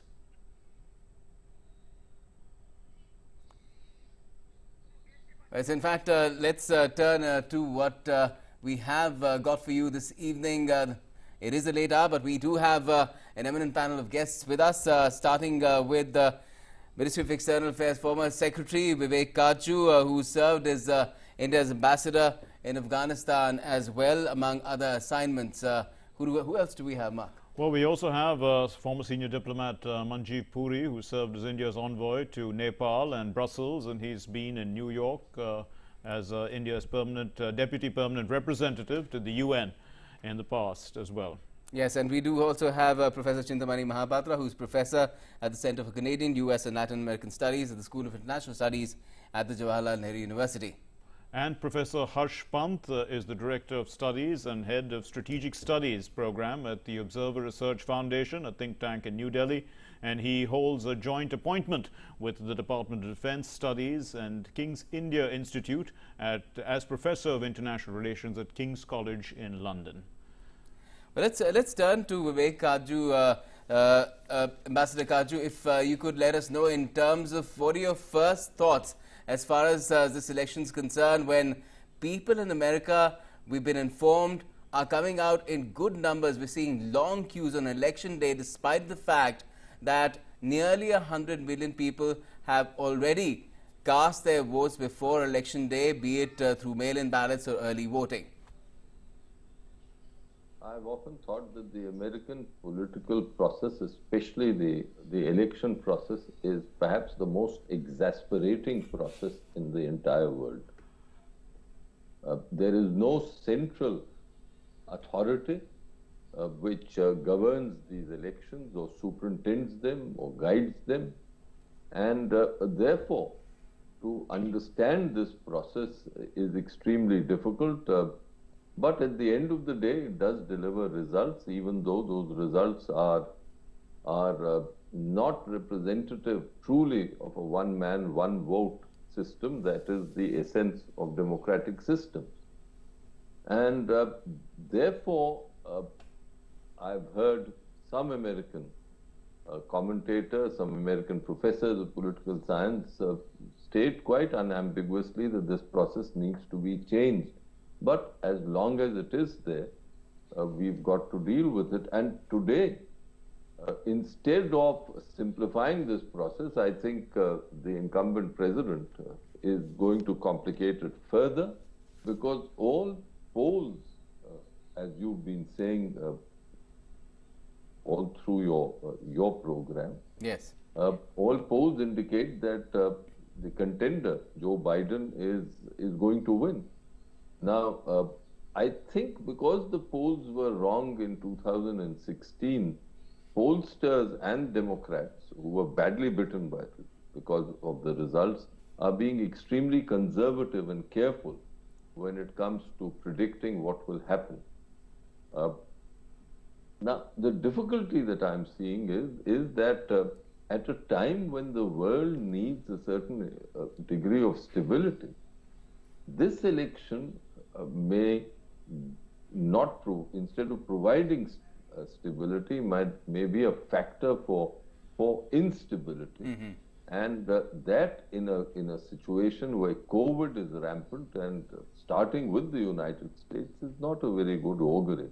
I mean, it's mind-boggling that this country, which prides itself on its democratic traditions and roots, is now finding, is now speculating whether the election results will be accepted, and they'll be tied up in legal battles, etc. So we've got to wait and watch. Those are my first thoughts, but we'll have to really wait and watch. But as of now, I think the advantage is with Mr. Biden. Okay. Mr. Manchipuri, Ambassador Manchipuri, well, Trump has been seen as a disruptionist, and he has basically disrupted the world in a sense. He's transformed everything. He's renegotiated deals. The world is a different place now, maybe largely because of policies of Donald Trump. And perhaps, you know, that maybe what establishment people believe, that it's time to go back to the tried and tested, in a sense. But the world has moved on, and we have COVID, we have situations and challenges. What do you think? I mean, how would you see the world progressing after this election, either side winning? Thank you very much. And first of all, I'd like to thank you all for having me over in your program. Thank you for joining us. I'm joining you from relative small town Chandigarh, as compared to all the people who've joined from Washington, D.C., and all my senior colleagues and friends from Delhi. And thanks to DD News in Delhi as well as in Chandigarh. You know, you started by saying that Trump has been a disruptionist. And I don't disagree with that. But all I'd like to say is that his disruptions haven't really been the cause of the disruption that we are really talking about. The coronavirus, for example, I think we can leave at the doorstep of Mr. Trump the facts of the way the world has come to terms with it, simply because there has been a bit of absence of leadership from the most important country in the world. But the coronavirus certainly originated somewhere else. In fact, if you remember, in the month of February, Mr. Trump was doing a deal with the Chinese on trade. He was praising the Chinese as well initially during the COVID pandemic. There are bound to be certain changes. And what has happened is that the entire world has come to know of China in my opinion, perhaps earlier than what the Chinese would have liked. You know, I'll try and frame this to you in such a manner. Pre-COVID, global GDP was roughly about $87 trillion. The United States was about $21 trillion. The Europeans, EU without Britain, about 18 trillion, and the Chinese at 14 trillion. Now, everyone was very sure that the Chinese would become the largest economy in the world. But would they really have liked the world to focus on them so early? I don't know the answers to it. But my point is, the fact that the transatlantic alliance hasn't been strong has given the Chinese a certain opportunity to try and work. How would the United States election impact all of this? My take is, almost irrespective of who wins, and I hear Ambassador Kachur quoting the polls, and I see what your ticker is running, that Mr. Joe Biden is apparently ahead on all the opinion polls, and maybe that's the case. That would, of course, energize the transatlantic alliance in a tremendous manner. But I think otherwise also, please remember, if it's Mr. Trump coming back again, it would be Mr. Trump who would not be seeking a re-election. He would be looking at his own legacy issues. Okay. And certainly America First would be a legacy issue. We, from the Indian perspective, could face issues such as immigration. Yes. All of these would be particularly important in the way a second Trump administration would turn out. A Biden administration, on the other hand, comes in to try and, in a sense, bring America back to where they left off 4 years back. I think the transatlantic alliance would be particularly important for them, and it would not mean that they would not be strong in their actions or whatever they'd like to do in terms of China. But the methods and the processes might be a bit different. They might be ones of co-opting much more of the world rather than pretending, or rather, let me say, you know, speaking out and being more aggressive about being disruptionist, without necessarily that being the case. So I think there are two different competing visions which are on play in the United States. And if you see these large turnouts, they are a case of people in the United States also feeling energized to come out and vote. I think certainly, I'm sure it's stemming from the fact that they are voting for certain things that they need at these times. And Professor Chintamani Mahapatra, if I could come to you now. Professor Mahapatra, in terms of what the American people need and what the world needs, what India needs, is perhaps a stability, a stabilization, and a response to the COVID crisis that is completely united across the globe. Now, which kind of an administration do you think has provided it? You know, if you look at the Trump administration and the prospect of a Biden one, if there is to be one. Right now, the United States is undergoing one of the worst phases in its history. There is a massive health crisis where more than 230,000 people are dead, the highest number of deaths in terms of COVID-19, and the largest number of people in the world infected are all Americans. Secondly, partly because of the pandemic and partly because of other disruptions, the American economy is facing deep crisis at the moment. Millions of people are unemployed, and people don't have even health insurance, and they do not know how to manage the situation. Number three, the United States was never as divided as it is today, politically and even socially, because last time the major disruption that took place was during the Civil War. And after that, this is really a great divided American society today. Then you have the questions of police brutality, racism, Black Lives Matter movement.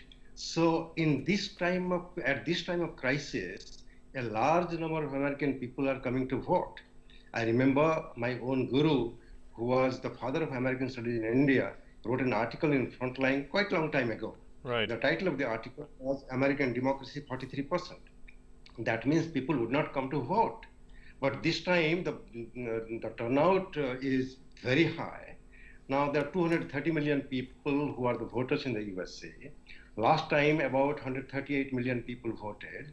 And now before the election day, 100 million people have already cast their ballots. So large number of them are coming up because this is a defining moment for the Americans and of course for the world. Now the world is anxiously watching what is going to happen. If Donald Trump comes to power again, then it will be indicative of a new trend in American society, because Donald Trump otherwise would have been just an anomaly.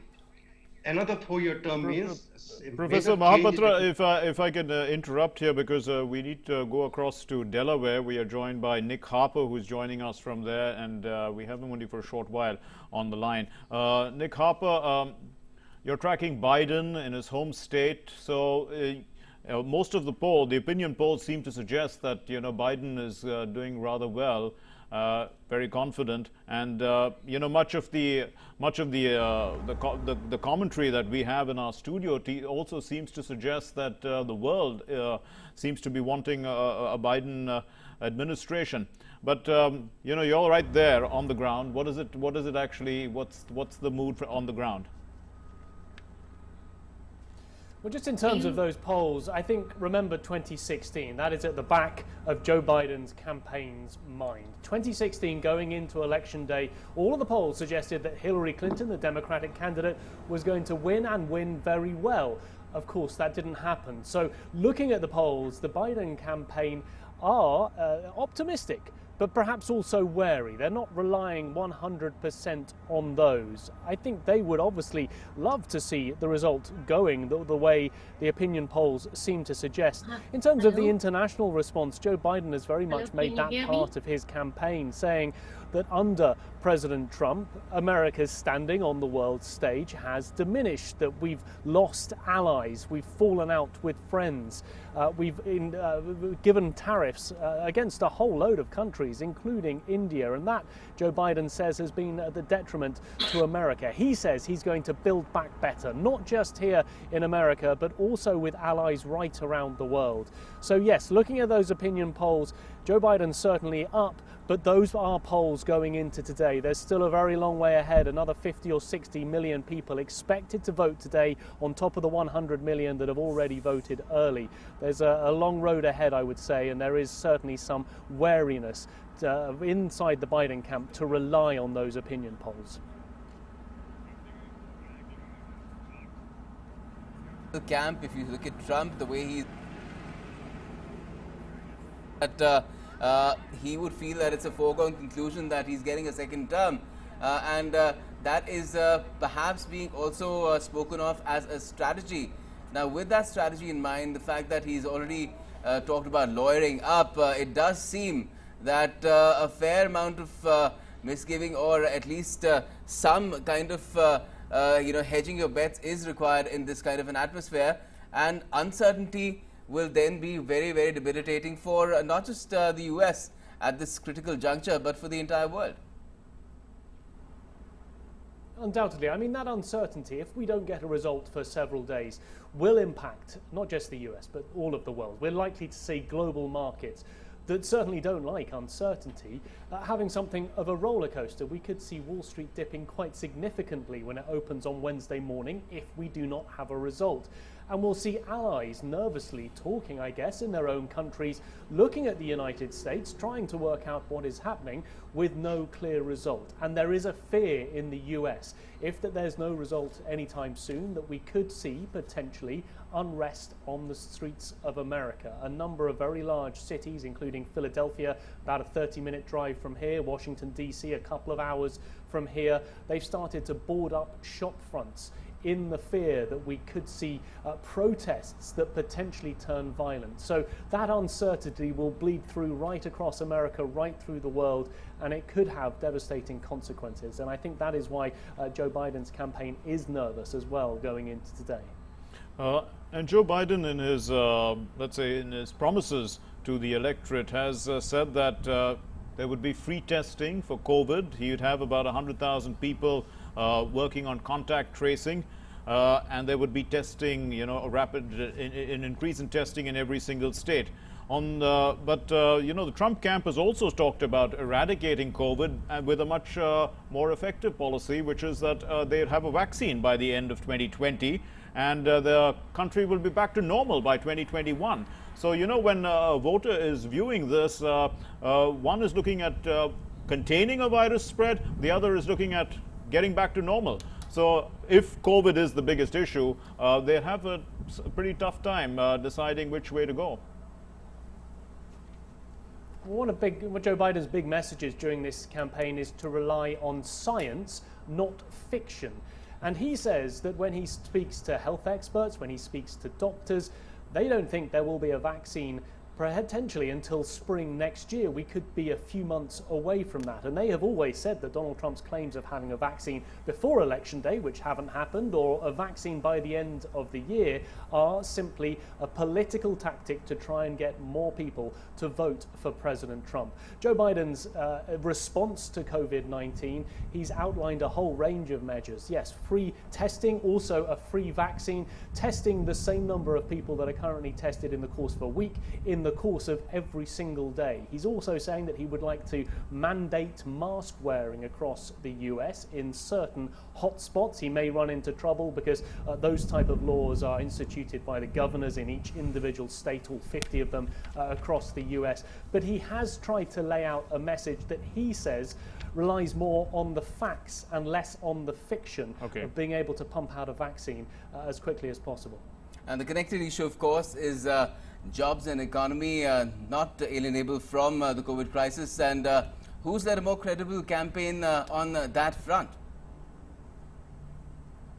Well, Donald Trump has always said that he is the jobs president, but we saw about 20 million people lose their employment earlier this year as a result of the pandemic. Some of those jobs have started to come back, but there's still a considerable amount of people unemployed. Joe Biden says that he will create millions of jobs. One of his key policies is creating climate change technology and jobs throughout the United States that would enable people who are currently out of work to return to the workforce.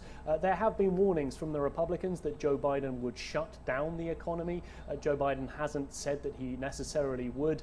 He has looked at the possibility of more localized lockdowns. Right. But both of them are very much trying to push the fact that they would be stronger when it comes to the economy.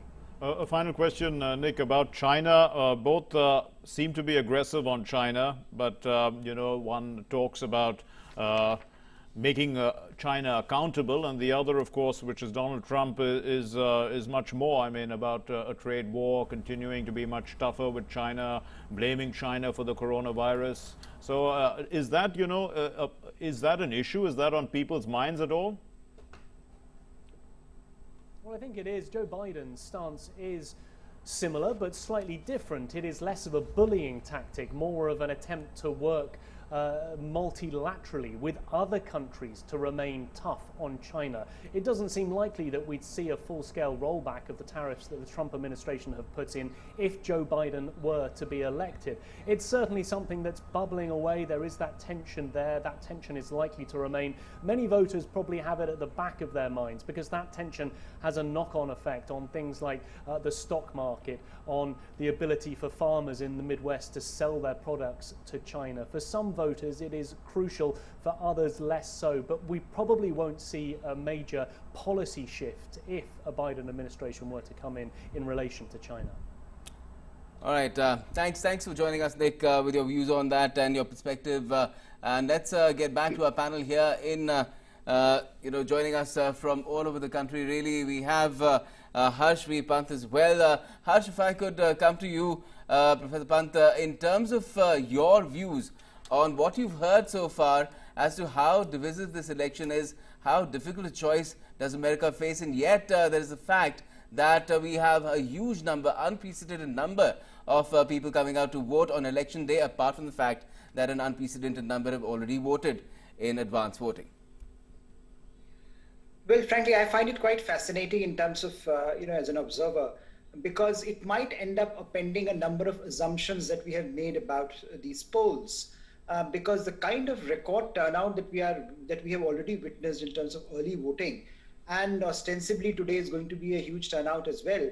So I think, a number of our assumptions and a number of our polling data, polling models are also based on historic trends in America. So in terms of long-term trends in American history and how people have voted, the number of people who have voted. So clearly what we are witnessing is quite unprecedented. There is certainly a lot of interest that is on both sides. And one of the interesting things has always been this idea on the Democratic side that the kind of unprecedented numbers that they are witnessing in early voting is something to do with the fact that people want to get rid of Mr. Trump, and Mr. Trump and his supporters asserting that they will come out in huge numbers on the polling day.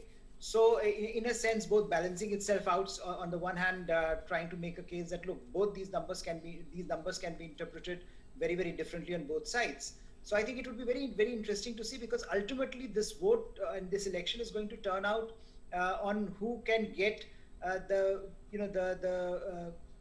baseline voters out. So can Mr. Trump get out his conservative voters to vote for him in huge numbers? And on the other hand, can Mr. Biden energize the Democratic base? And I think that is going to be the challenge, and that is the challenge of both sides, because ultimately the polarization is such, at least on Mr. Trump's side, he has not expanded his voter base over the last 4 years. So what he has is his core voter base that needs to turn out in huge number. So I think that is pretty interesting in terms of observing this election cycle and observing what is happening on the ground, and perhaps what happens through the day-to-day in America and the results thereafter.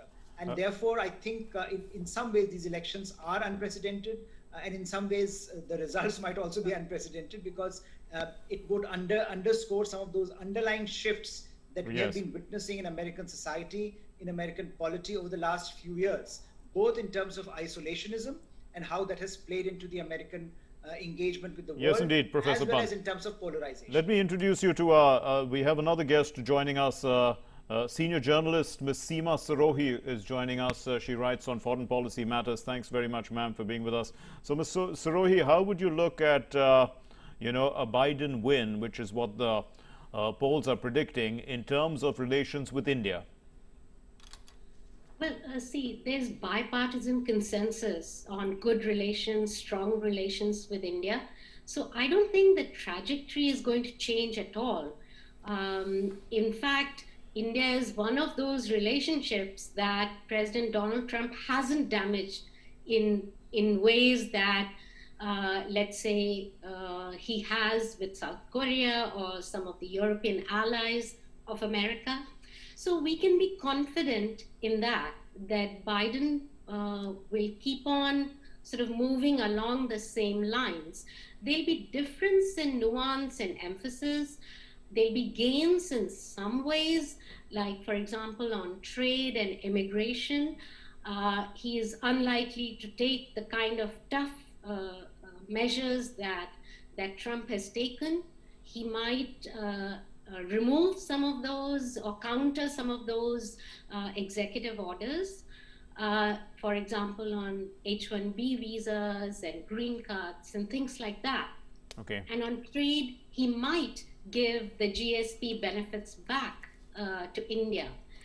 Okay. But in terms of, on foreign policy issues, the clarity that Trump has brought to the China issue, I fear that it might not retain the same clarity.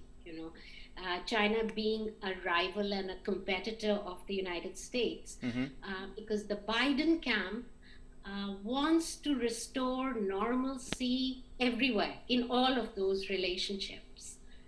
And so we could see some big changes there. Okay. Vivek Kachoo, Ambassador Kachoo, if I could come to you on how this entire dynamic could be altered on the basis of the fact that if Trump gets a second term, he'll be like an unbridled president, because he cannot, go for another term after that. And if Biden gets it, the factors that Seema Sirohi has mentioned, but I would also like to add that there is speculation on the front that there might be gains on the climate change front, which we might not get with Trump, and on the issue of trade and investments as well. Look, Trump has shown in his first term that he's completely mercurial. It's very difficult to plot a graph of what Trump will do, except on some basic issues where he had, during his campaign in 2016, indicated that he'll do this. But let's take something which is close to us, which is his Afghan policy. Trump in 2017 August had really read out the Riot Act to Pakistan and had warned them of very severe consequences if they did not close the Taliban bases, if they did not stop meddling in Afghanistan. He used very harsh language. But as it turned out, his policy was just the opposite. He started negotiating with the Taliban.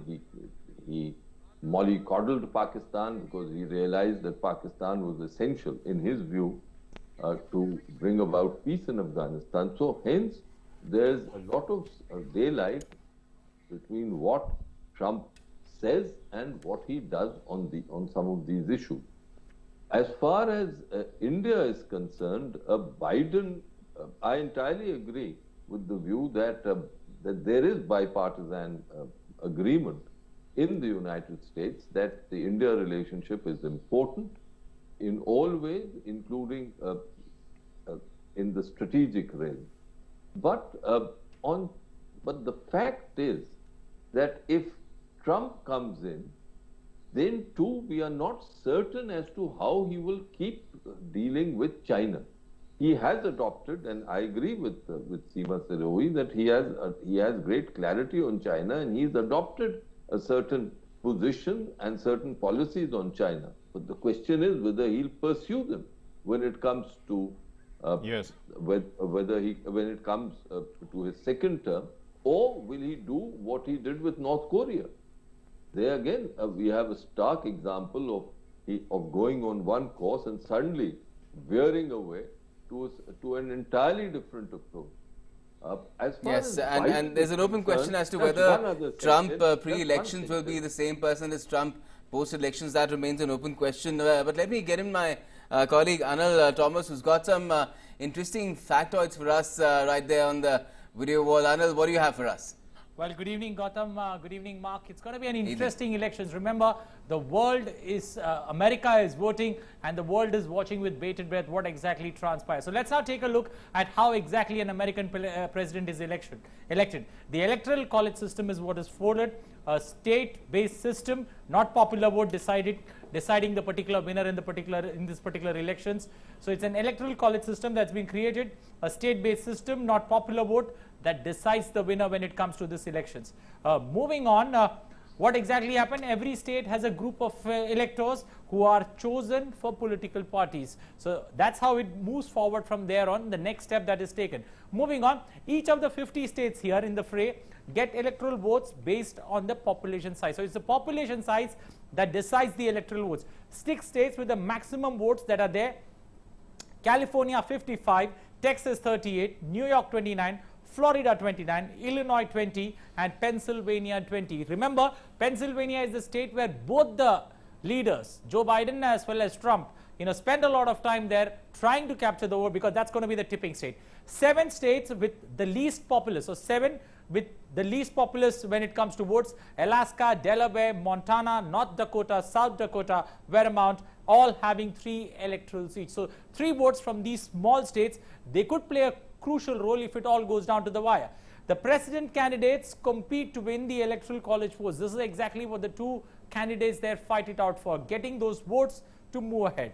The candidate who wins the popular vote in a state gets all the electoral votes in that particular state. So let's suppose if it's the case of Florida, let's take an example here. Florida, if everything goes in favor of one, he gets the total electoral vote from that particular state. The total number of electoral votes or electoral college votes that exist, 538. What's the magic number to win an election? 270 and more. So if any candidate gets 270 votes or 270 or more, he is the next president of America. So that's how it's going to be. 270 is the magic number that both the candidates, the Democrats as well as the Republicans, both the parties will be looking for. Is it going to be bounce back?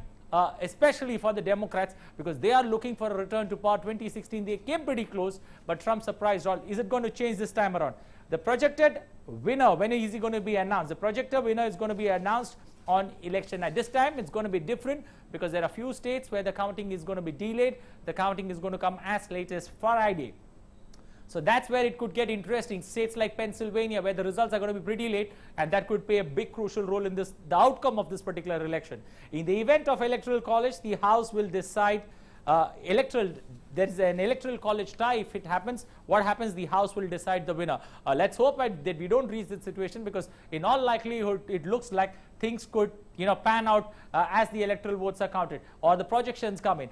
How exactly? Some important dates that one needs to follow in this particular election. November 3rd, 2020, United States presidential election. Remember, the projections in some states are expected to come later today, but most other states it's going to go down till Friday. So you'll have to wait and watch for the final announcement.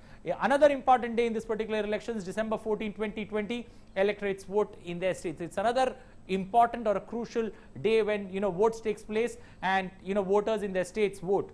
The next one, January 6, 2020, Congress counts the electoral votes, because this could be a crucial factor. This could be the final or the third step, and the fourth step that we are looking at, the final day or the most important day when you will get to see the new American president, January 2021 at noon, inauguration day, or when the president swears in. So it's going to be interesting. Remember, this particular election has seen many twists and turns. Elections or election day is generally about closures, generally about tense moments, but this particular election or driving into election day has been has been much more cumbersome, has been much more hectic, and has been much more on a disturbing note. So that's going to be crucial, because there is a long legal battle, and both teams, Democrats as well as Republicans, are getting ready for a long drawn legal battle. We'll have to wait and watch whether it gets into a long drawn legal battle or America decides who they want as the next president. All in all, I think the world is going to wait with bated breath on what exactly transpires on election day. But let's all hope that we get to see something interesting, history being made, and we sitting here on DD News and DD Live bring to your audience all those live images on how this election plays out. Okay, that's all from me on the video wall. Back to you, Mark and Gautam. Thanks very much, Anil. And let's go across to our guests once again. Ambassador Manjeet Puri, the general consensus that seems to be emerging in this discussion is that President Trump has a firmer policy against China than the challenger Joe Biden, in a sense. But does that, if Biden wins, would China be happy in that sense?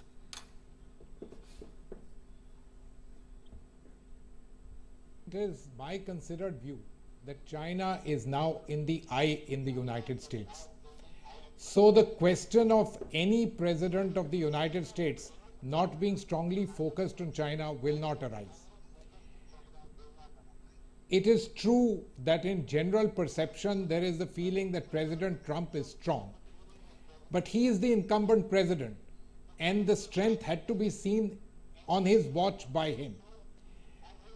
My understanding is that if it is going to be Mr. Biden as the next president, he will be equally tough with China, but there would be differences in processes. For example, Mr. Biden, I'm sure, would reach out to his transatlantic allies to bring about greater global pressure to rein in China and make them sort of part of the global order. I don't think that Mr. Biden would also not be interested in the Quad with countries such as India, Japan, with great capabilities. But the processes could be different. In fact, they would be different. But by and large, I think China, in my opinion, has got wrong-footed on COVID. And whether the results are going to be more disruptive or they'll be making them toe the line and be part of a global order is something that we'll have to see. In my personal opinion, India is in a relative sweet spot.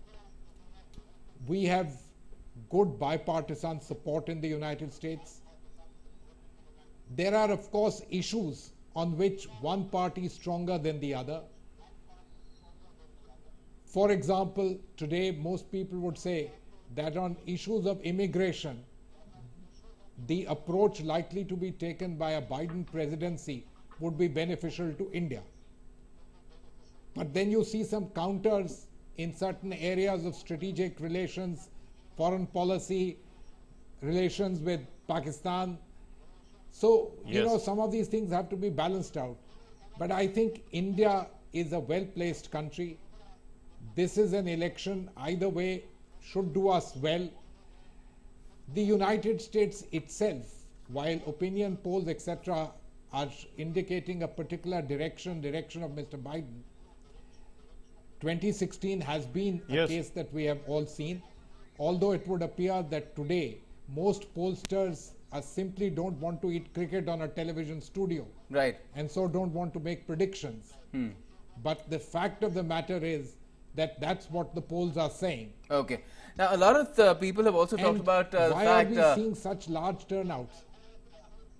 One of the things that has also been talked about, if I could bring in Seema Sirohi at this point, Ms. Sirohi, if I could ask you, a lot of people have also made a lot about the kind of relationship that President Trump and Prime Minister Modi have shared, and how that has taken, this relationship between India and the US forward the last 4 years.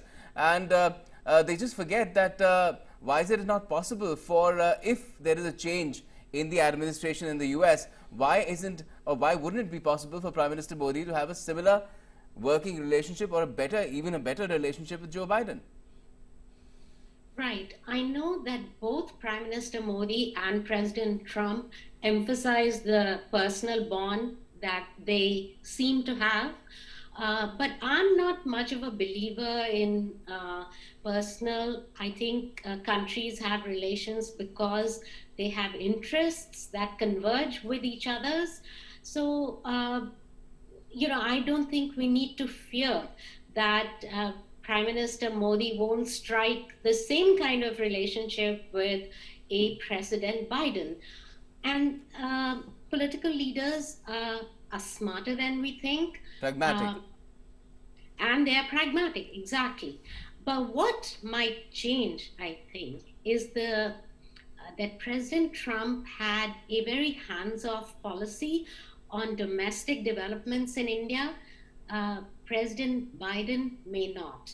That is the one issue where you may see the Democrats being more vocal, being more sort of, making comments or asking that India change certain things or respect human rights in the way they perceive it.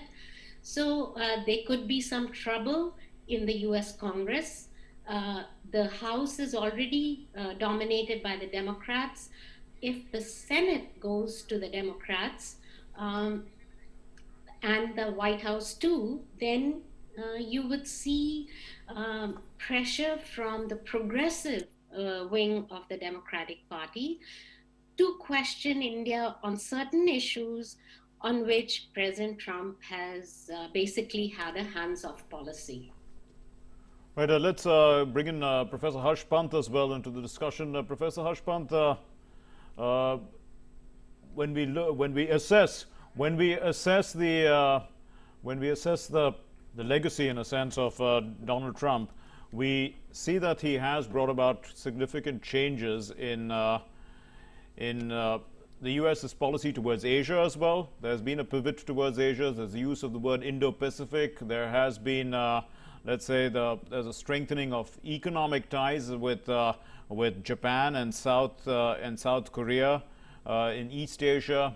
There is some sort of, the America First policy, in a sense, has been looking to try and bring jobs back to America, brand America, and look for markets for American products, and looking at its traditional allies as well as a means to find new markets. Has this policy been effective? See, I have no doubt in asserting that Mr. Trump's Asia policy has been one of the most effective ones we have seen in recent memory. Presidents before Mr. Trump have also tried, but if you think of Obama administration, they talked a lot about pivot to Asia Pacific, which became a strategic rebalance to the region. but they never could bring, the kind of resources, the kind of restructuring of defense posture that was needed to make it credible. What Mr. Trump has done, and maybe by default, I think, in a sense, he is a hands-off president. He articulated a very robust posture towards China, and I think he has carried that forward. In his administration has carried it forward. And you have had individuals, especially Mr. Pompeo, who has been very, very strong on China and in the Indo-Pacific. Yeah. And so you have had greater clarity on this issue in a long time, which I think many countries in the region have been long demanding.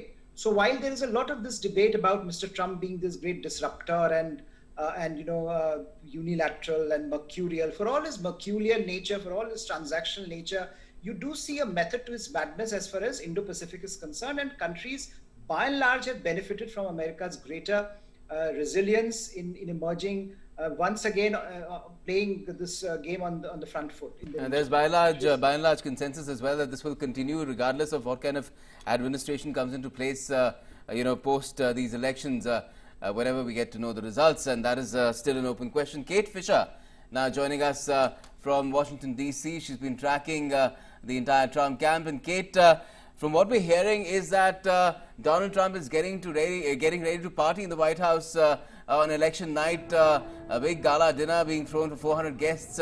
But does it also come across somewhere that all this could be a facade, that inside, the heart would be beating a little faster than he would like to show? Hi, yes, I'm here at the White House where Donald Trump will be spending much of today. He's been to visit campaign headquarters at the Republican National Committee in Northern Virginia, but he intends to be here at the White House this evening to watch those election results come in. He'll be with some invited guests. The New York Times newspaper reporting that there will be 400 of those invited guests, even though local restrictions here in Washington, D.C. do not allow more than 50 people to gather in one place. So Donald Trump saying that he's confident about the results, while also sowing some level of doubt about what he believes could be fraudulent votes being posted in that early voting via post that so many Americans have taken part in this year. We understand that 100 million Americans voted early in this election, which makes us think that there's going to be a record turnout this year. Right, and talking about that, Kate, some of the concerns are that the votes can be rigged because, the whole idea of having the election in the United States on one day is that people don't have, a greater time to vote. It's just those limited hours of one day. But if you have early voting and then you start counting votes early, and these are the kind of issues that, that they probably find doesn't quite go with fair elections. If you're having an election on one day with the purpose of basically limiting the chance of rigging an election by people voting in more than one place, this issue of early voting, how is it being debated at all? Is it a possibility that people are concerned about early voting leading to fraud? I'm really sorry, I'm afraid the line isn't great, but I think you were talking to me about the concerns that Donald Trump has been raising about the legitimacy of some of these votes. And yes, he has been claiming this, but there is no basis for this. There is no evidence of any kind of widespread fraud, and there's also no legal basis to suggest that these votes cannot be counted. Each state makes up its own law for how it runs its elections, and some of those states allow votes to be counted after Election Day as long as their postmark is before today, November the 3rd. If they arrive after Election Day, they may still be counted according to individual states' law. And the place that Donald Trump is raising most concern is Pennsylvania, which is a key swing state. Both Joe Biden and Donald Trump desperate to win Pennsylvania. It would all but ensure Joe Biden's election to the presidency if he wins it. Pennsylvania has this law where votes can still be counted up to 3 days after Election Day, and Donald Trump is trying to sow seeds of doubt in Americans' minds about whether these votes are actually legitimate because they arrived via the post. We are keen to make it clear that they are legitimate, and the president is raising these suggestions perhaps because he is concerned about losing that key swing state of Pennsylvania. And do we know, Kate, in terms of how the polling is going on Election Day at the moment? Because there have been reports of long lines, people queuing up with masks, social distancing and all that. But in terms of data, are we getting figures of the kind of turnout that we can expect? Sorry again, I believe you're talking about voter turnout, which has indeed been record-breaking in this election. More than 100 million Americans have already cast their ballot. Those figures just released in the last hour or so. That is more than any other presidential election in terms of early voters. And in some states, early turnout already broke the records for overall turnout in the 2016 presidential election. Notably, Texas and Montana, there more people voted early than voted in the entire 2016 election. So assuming people continue to come to the polls in person today, America is on course to break all its records in terms of how many people have cast their ballot in this election. And I think that shows you just how important it is for people in America to have their voices heard. It's a very polarized country at the moment. People feel very strongly and very passionately about who they want to be their next leader. And they're showing that by coming out and having their vote. And Kate, if we look at one of the other issues is taxes. And Donald Trump has been, rather easy with his tax regime. He has given a lot of tax breaks. But there's the fear that, the Democratic Party actually doesn't give too many tax breaks to entrepreneurial spirit in the United States. Is from that point of view, is this an issue that that people will be concerned about larger taxes? Taxes, yeah, absolutely. I mean, it's one of the things that made Donald Trump so popular for many people, is that he essentially cut taxes for many, many Americans, and it made their lives a little bit easier. And until the coronavirus pandemic hit, you could say that that was his most popular thing that he's done in the country, and it would have perhaps ensured or helped him to be doing a little bit better in the polls than he currently is. But then the coronavirus pandemic happened, and most Americans' kind of interests and the thing that most mattered to them when it comes to choosing who their president is the pandemic and how the government is handling it or not handling it. And so his achievements, if you call them that, if you agree with what he did, is certainly the way he had got the support of many Americans through cutting taxes has perhaps diminished given the way that he has handled the coronavirus pandemic, because the majority of Americans don't believe that he's done a good job at that. And of course, that is the key issue that's in their minds when they're casting their ballots today and in the past few weeks, rather than the economy. But certainly many Republicans have really applauded his tax cuts. Okay, it's a pretty close cut between what is the biggest issue in people's minds, whether it's economy or the COVID crisis, and both are pretty much interlinked. But thanks a lot for joining us, Kate from Washington, D.C., getting us the inside track on the Trump camp as well, and as to what is going on in the mind of voters at the moment. Professor Chintamani Mahapatra, if I could come to you, in terms of how this could pan out in the next few hours, do you feel that there will be a lot of uncertainty that will linger, maybe even for days, considering the way things are going right now, an unprecedented mandate in the US, lots of votes to be counted that have come in early, that will all lead to delays and greater uncertainty?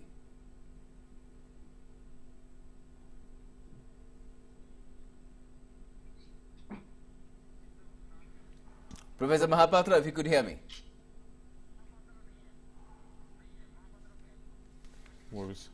We still don't seem to have Professor Mahapatra on the online, but let's bring in Vivek Kachchu then. Ambassador Kachchu, if we look at the way some of the polls seem to have suggested on these issues, on top, as far as foreign policy is concerned, a poll that was conducted towards the early part of August suggested that Donald Trump was better at foreign policy than Joe Biden. It was 44 to 42 in Trump's favor. And also on the economy, of course, Trump is leading in polls as far as that's concerned. It's only in healthcare that Biden is leading. So, I mean, if we look at these key issues, you're a foreign policy practitioner. What would you think? I mean, at the end of the day, it's really, is it going to be healthcare that's deciding this election? Well, for some time, I was reading that healthcare had been superseded by the economy. Yes.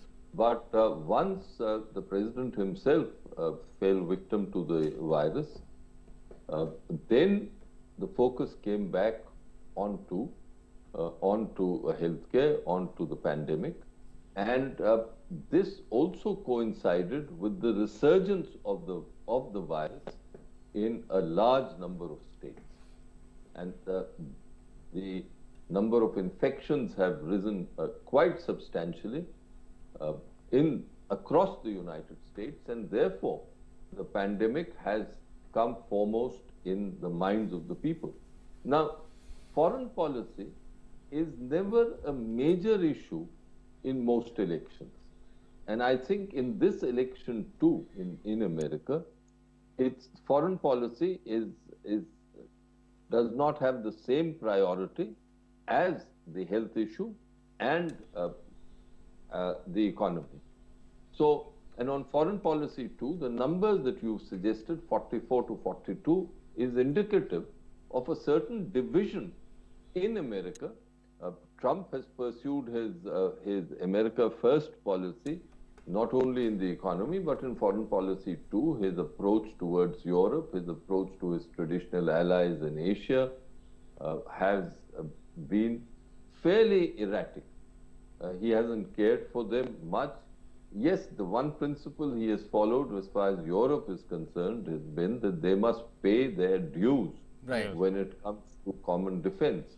And I think everyone there has fallen in line. So those in the Democratic camp or people of that persuasion would like a return to the more traditional mores of U.S. foreign policy.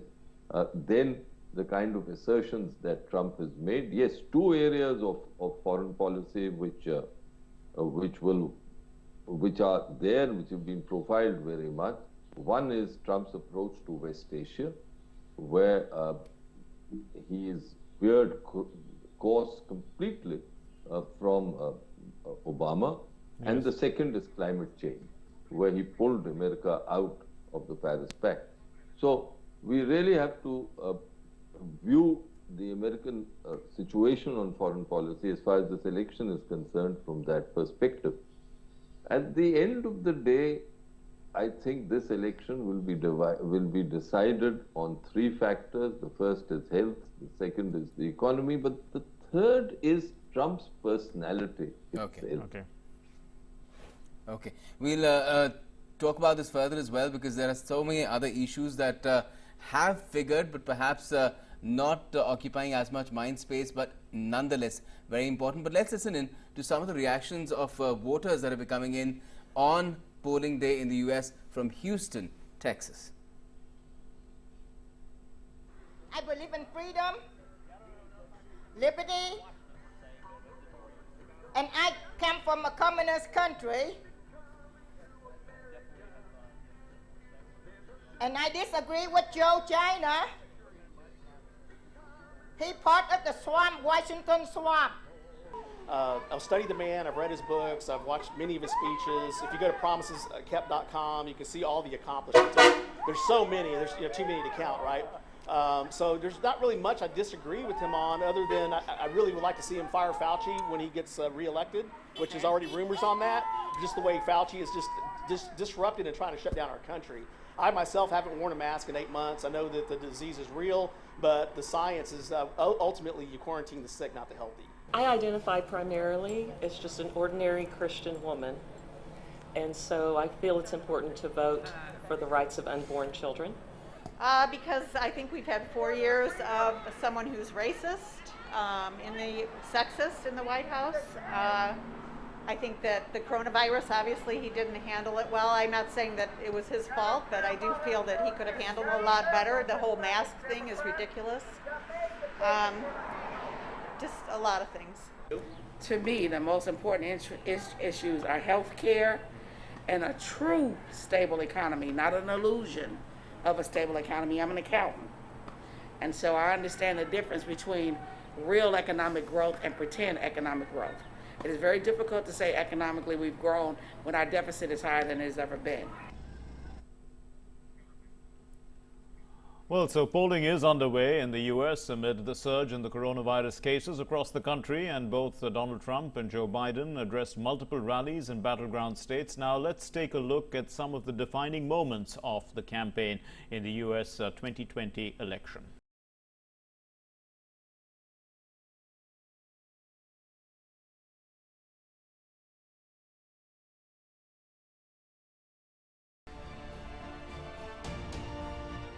With President Donald Trump running for office again, the 2020 U.S. presidential election was always expected to be dramatic and eventful ride.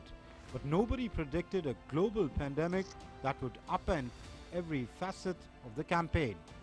Here are 10 pivotal moments from a dizzying election year. At the beginning of the year, things were looking up for Republican President. Trump's Senate impeachment trial ended with him cleared on true charges brought by the Democrats. The fallout from the Mueller report was no longer hanging over his head.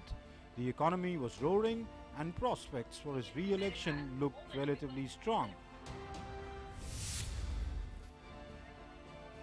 After disappointing finishes in the Iowa caucuses and the New Hampshire primary, Joe Biden's presidential bid looked cooked. But his campaign aides asserted that things would turn around as soon as African Americans began voting in large numbers, and they were right. Biden blew the field away in South Carolina, causing several rivals to drop out immediately and setting the stage for a stunning run that sewed up a Democratic nomination in a matter of weeks. After weeks of downplaying the coronavirus threat and with cases skyrocketing in the country, Trump delivered a rare national address from the Oval Office in an attempt to reassure a jittery public. 2 days later, he declared national emergency. The virus would reshape American life, closing schools, businesses and restaurants, trapping millions at home and becoming the dominant issue of the 2020 election. Washington was one of the several cities convulsed by largely peaceful protests in the wake of the death on May 25th of George Floyd, a black man under the knee of a white Minneapolis police officer. On June 1st, Trump gave an address at the White House invoking the law and order theme during the rest of his campaign. U.S. Park Police and National Guard troops clad in riot gear then used pepper spray to clear the park outside the White House of protesters so that Trump could walk the historic St. John's Church and pose for a photo op holding up a Bible. The melee became an image that would haunt Trump as polls showed Americans largely supportive of the protests for racial justice. His approval rating soon dropped to a 7-month low.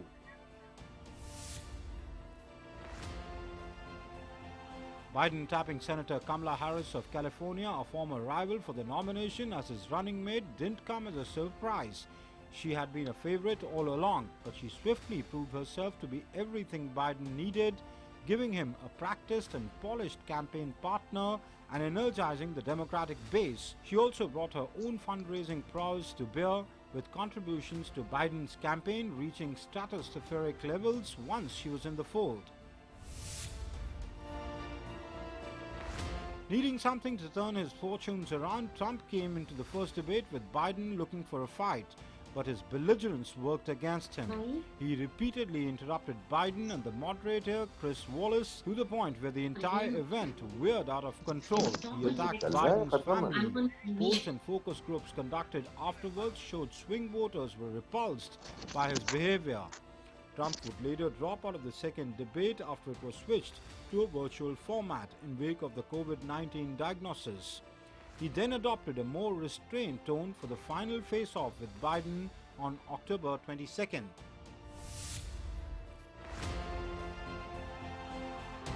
After weeks of holding in-person rallies in which safety measures against the spread of the coronavirus was largely ignored, Trump and several aides tested positive for the disease. A short illness and quarantine period kept him off the campaign for 10 days. The bigger damage, however, may have been to the president's image, with Trump already faulted by a majority of Americans for handling of the pandemic. His diagnosis made the White House look bumbling and hypocritical, and it ensured the virus would remain the central issue of the campaign just weeks before the election day.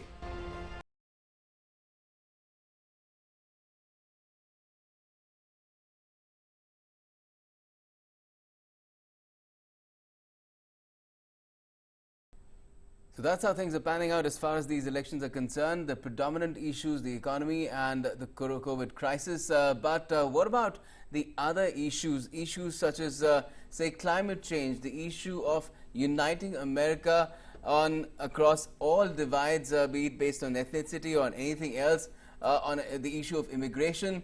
Manjeev Puri, Ambassador Puri, if I could ask you about it, have the issue of the economy and the COVID crisis sort of diminished the significance of other issues, or are they still in the back of the voters' minds?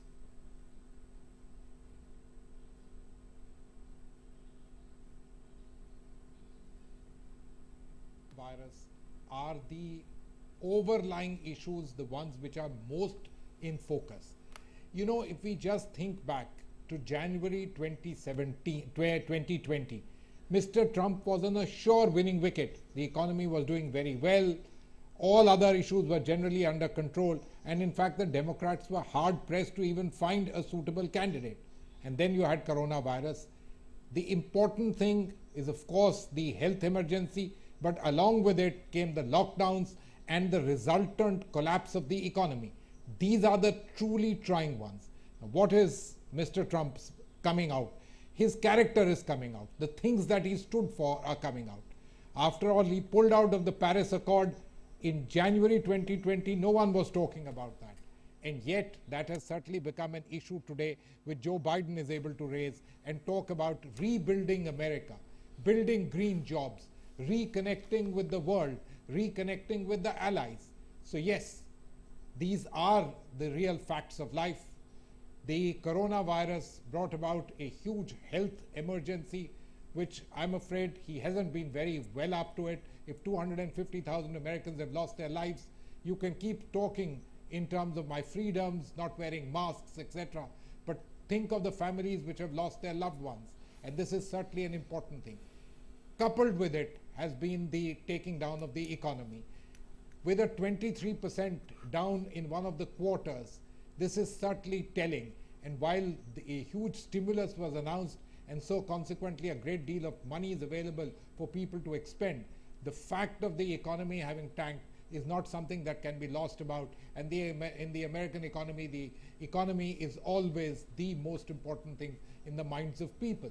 So when we look at all these issues such as climate change are certainly important, but who are they really appealing to? They would be appealing to people who in any case are unlikely to have been voting for Mr. Donald Trump. In terms of those who are the undecided, the swing states, I believe it's the handling or the mishandling of the coronavirus and the tanking of the economy. They have brought out, in a sense, the most destructive elements of Mr. Trump, and really it is the other side which is rallying around and talking about rebuilding America. We will know the results to a large extent in the coming hours, although people talk in terms of there not really being a decisive shift. So we may not be able to really decipher what's happened, and things could go right down to the courts, etc. Yes. let me to your viewers just point out that the courts have played a role only once in contested US elections, which was in the Gore versus Bush case. In all other cases, Congress, deal making, etc., allowed ways forward, but that happened 100 years back. Hopefully, we'll have a clear answer. All we need to do is perhaps wait 24 hours, or it could be much longer till the mail-in ballots are counted.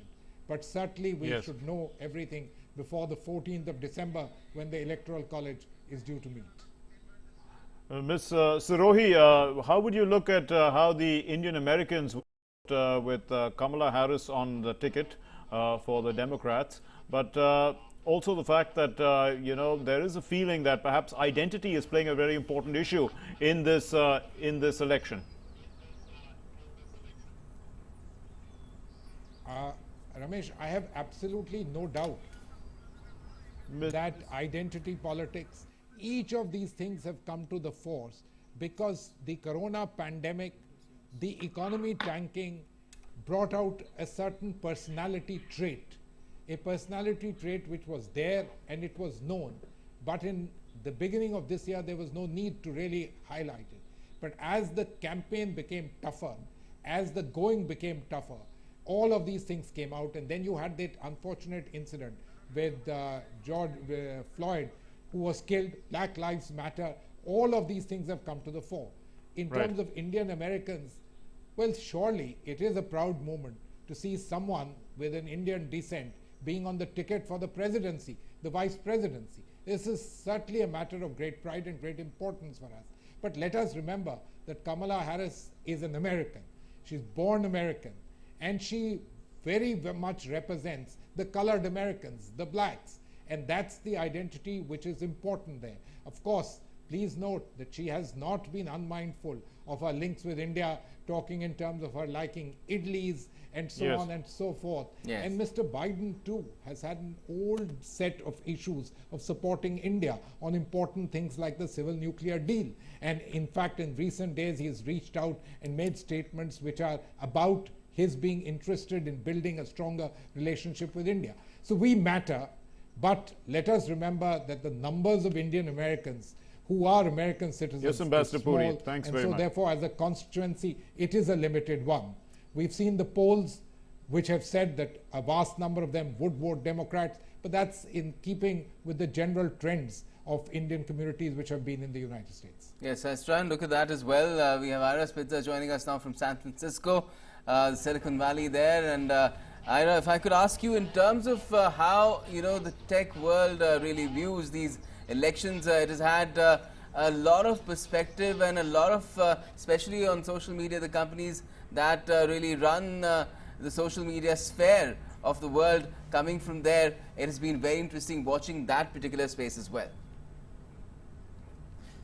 Well, certainly Silicon Valley and those social media networks have been in tremendous focus, not just in the past month, but ever since the last election. In the 2016 election, we saw the type of foreign interference and misinformation, disinformation spread on social media in a way that we had never seen before. So leading up to this race, companies like Facebook and Twitter all changed their guidelines about what type of content would be flagged. We've seen lots of controversy about that with claims from President Trump of anti-conservative bias. Those social networks have posted labels on his posts several times, but Silicon Valley has a lot at stake in this election.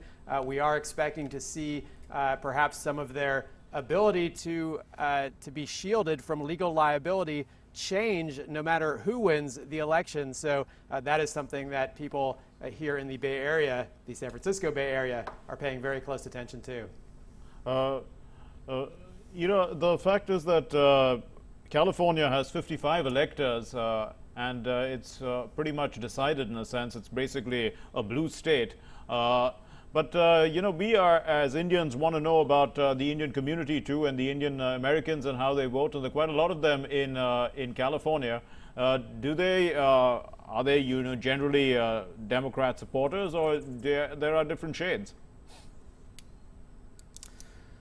Well, when you look at the overall picture, both here in California as well as in the Indian American community in California, those communities do lean Democrat, as we've seen through the rest of the state. Of course, it's not a hard and fast rule. There are Indian Americans on both sides of the political spectrum, both here in California and throughout the United States. But from the polling numbers that we have seen, that would be the indications that we are getting at this point.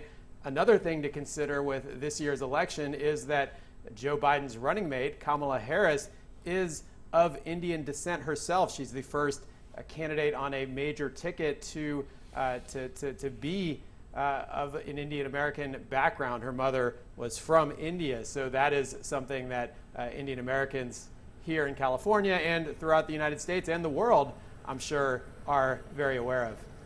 Well, certainly. And in terms of how the Trump presidency has gone, and from the perspective of the trade war with China as well, that too would have had an impact, especially with the tariff wars going on a large part of the economic activity in California, ranging from the tech sector to agriculture. So how is that playing out over there? Well, Trump is an extremely unpopular candidate in California, and one of the reasons for that, you mentioned the trade war, and yes, perhaps there are some California farmers and such who might benefit from some of those tariffs, but when you look at the overall picture, the fact that California is such a blue state, Trump knows and has known the whole time that he did not have a chance to come away with the 55 electoral votes, the most in the United States, from California. So for that reason, really few of the policies were designed to help sectors in California that may have wanted the help. So Trump remains deeply unpopular in this very blue state. But Ira, Trump has been tough on China, even with intellectual property, and that should be an issue that California, at least the Silicon Valley, should be happy about to some extent, because there's been a lot of copycat technology and manufacturing, etc., that has probably taken business away from Silicon Valley, and Trump has been hard on the Chinese. Absolutely. I think you raise a great point there. There are certainly many elements of Trump's China policies which do enjoy support among people who are not Trump supporters. And what I think we're going to see in certain cases, in many cases, is a continuation, if Joe Biden wins the presidency, of some of a tougher line on China. I do think that's something that the Biden camp has indicated that it too will take. So we certainly could see some of Trump's policies repurposed or even left alone to some extent with regards to China, with regards to intellectual property, and that is certainly something that will that people in Silicon Valley and the tech industry will be happy about. So quite a throw up there for everyone concerned, although California remains blue and has been so for a long time. Thanks a lot for joining us to give us your perspective, Ira Spitzer from San Francisco. Let's bring back our guests. Ms. Saray, if I could ask you, in terms of, again, the Indian American community, the way, Ira was also going one way or the other about it in terms of how things could really swing, even in the case of California, which is a largely blue state. Do you think it was conventionally thought that the Indian American community is primarily blue, but now, like a lot of indications are there that there might be different shades as well, and things are not as clear as it used to be? Absolutely. And the two surveys that have been done this year by, there was one in the University of California, one was by Carnegie and a couple of other outlets. They have shown a shift. So, this second survey, which had about 936 respondents, showed, and primarily a Democratic sample, showed that 22% of the people favored Donald Trump. That's a shift, you know, from 16% in 2016 to 22. People don't want to acknowledge it, and people, you know, say that a majority are with the Democratic Party, which they are. But the slow drain is happening, and that put the Democrats on alert. And that is why they had a whole campaign strategy aimed at Indian Americans. It was not out of, you know, sudden love or affection. It was out of seeing that the numbers are draining to the other side. Right. So if all these voters who, you know, they have shifted for various reasons, but the main reason is the mother country. Main reason is India. These are mainly first-generation Indian Americans. They feel very strongly about India. They feel that Trump has stood by India during this China crisis. He and Prime Minister Modi have a good relationship. So that's the main driver. Okay. On the other hand, the second generation Indian Americans, these are younger people, they have less of an attachment to India. They are more into, you know, social justice issues in the US, and they're very, very overwhelmingly Democrats. Professor Harsh Pant, we've seen over the last few weeks that, you know, the gap has closed. We seem to be getting something in live, and this is the shot of Donald Trump. We know that he'd already voted early, so he's probably just meeting people, encouraging them to vote. It looks like a bit of a situation room scenario where he's just come to pump up his entire team, and they do look very cheered up and motivated.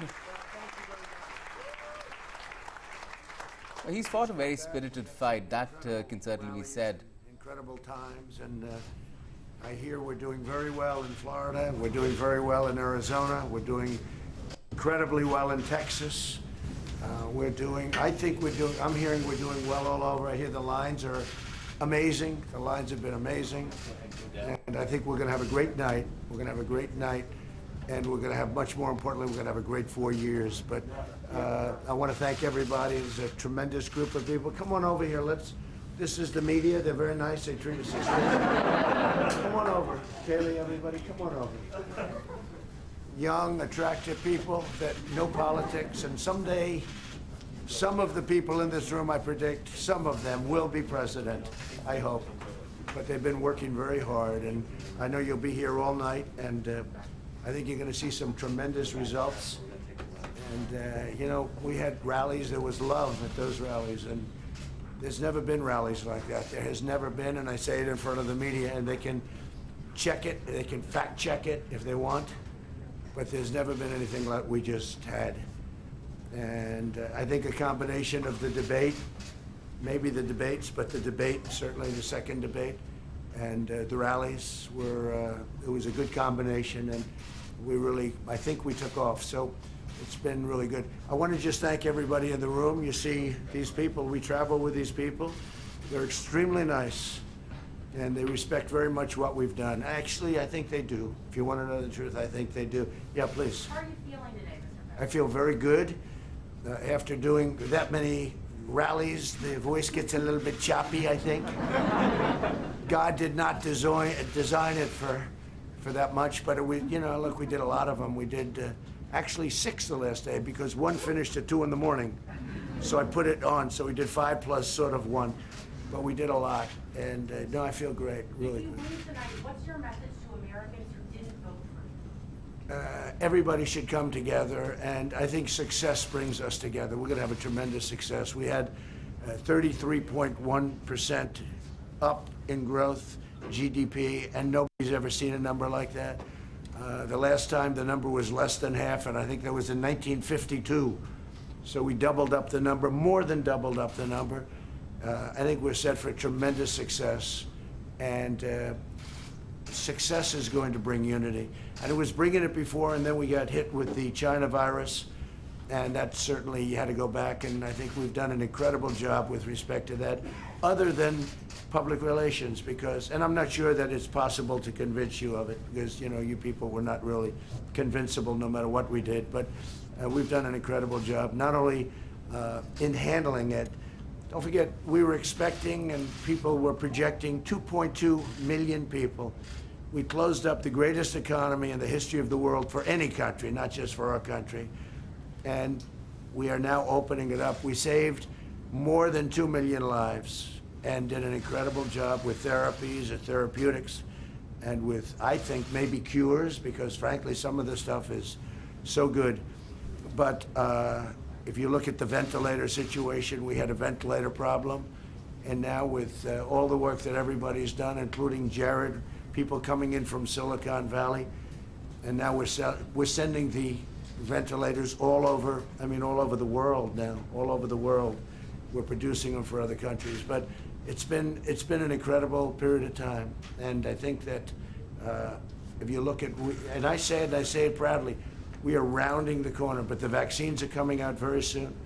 They're having tremendous success. Johnson & Johnson, Moderna, Pfizer, and we're going to have we're going to have a very special year. Next year, I think, is going to be more successful than it was last year. We had the best year we've ever had last year, and I think we're going to be right in that category for next year. So that's very successful. Mr. President, have you read an acceptance speech and a concession speech? No, I'm not thinking about concession speech or acceptance speech yet.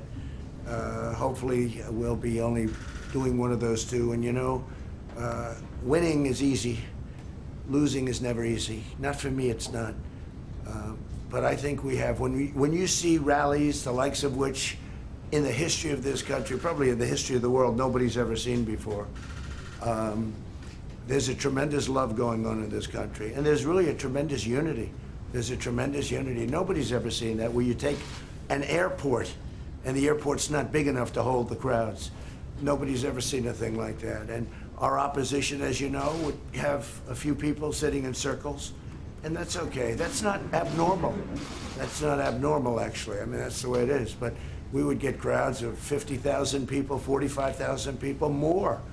Nobody's ever seen anything like that. So it was an honor. They're great people. These are people that they appreciate what we did, and they also remember before I got there and before we all got there. This group has been with me. A lot of them are very young, but they've been with me, many of them, for a long time, right? A long time. And I really came here to thank you all, and then I'm going to say, and get immediately back to work.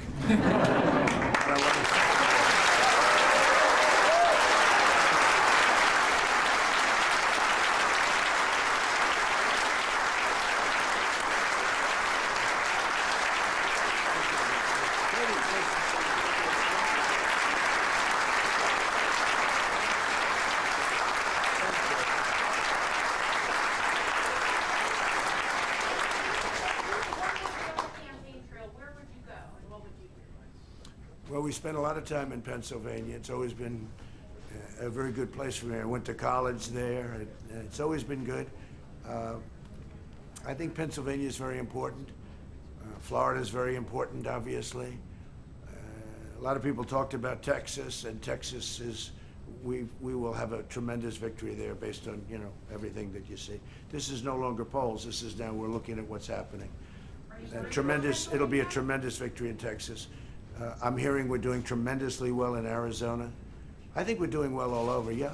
When do you think we'll know a winner, and should every vote be counted, no matter how long it takes? Well, I think you'll know possibly tonight, depending on the extent of a victory. I think you could know tonight. I think the ruling on Pennsylvania was an unfortunate one by the Supreme Court, because I think we should know what happens on the night. Let people put their ballots in earlier.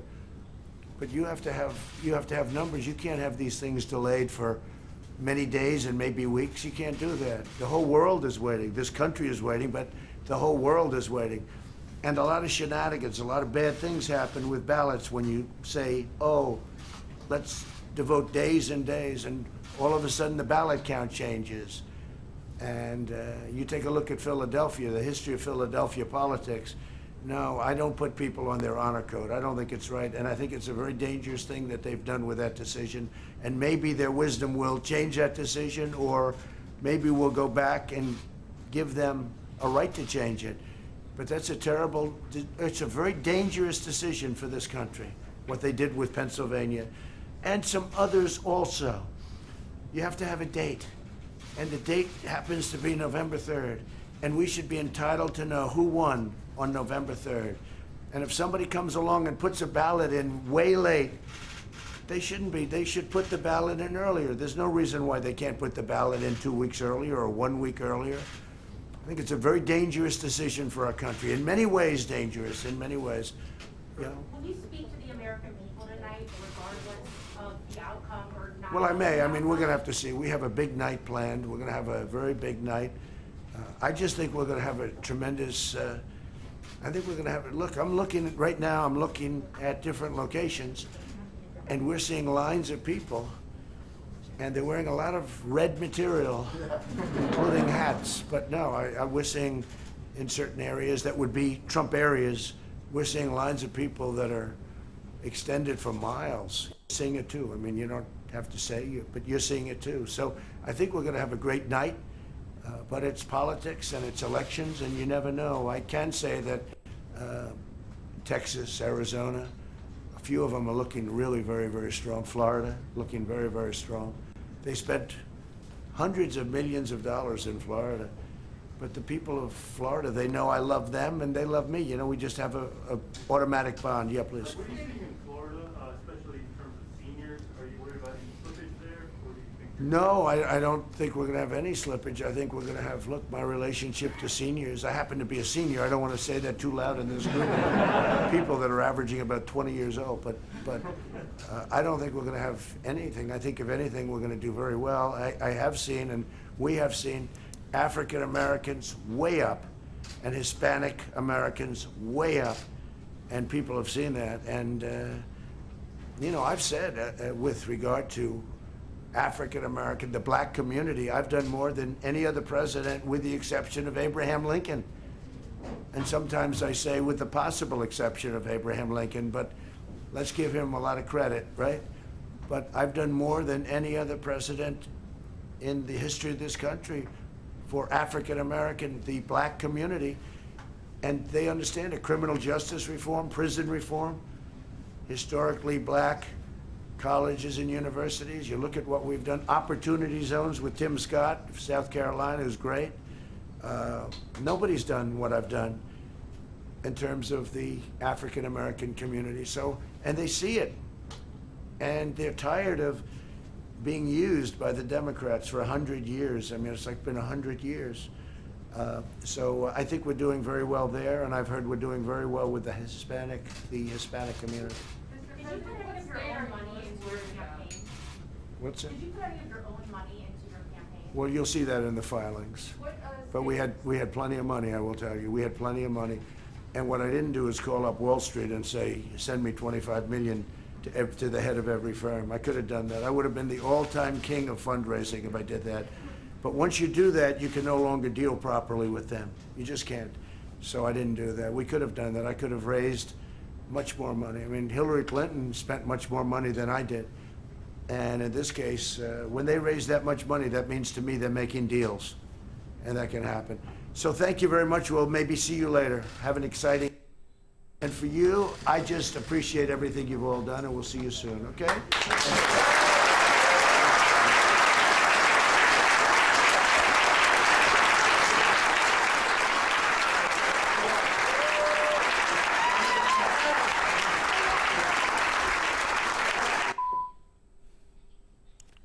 We saw and heard Donald Trump talking about his chances, and he said something very, very telling. He said, winning is easy, losing is never easy, and especially for me. Well, that's true. And words of encouragement for his team, we could see there. And he also spoke to the media. And he did mention a few important states, Texas, Florida, Arizona, and Pennsylvania. And Arnold Thomas is standing by with an update, or really he's going to tell us some of the important swing states. In fact, we don't have Arnold Thomas with us, so we'll go across to our guests We have Mr. Vivek Karchu. In fact, we speak to Professor Harsh Pant. We haven't spoken.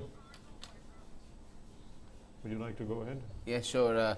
If I could come to you, Ambassador Karchu, and just talk about what Trump had to say about especially the battleground states, where he was saying that he's feeling pretty confident and saying that he's seeing a lot of red around him. But it's not, we all know that it's not going to be easy, is it? Look, he seemed to be very confident about Texas, and he kept repeating Arizona. They were doing extremely well. But I thought that he was a little more diffident when it came to Florida.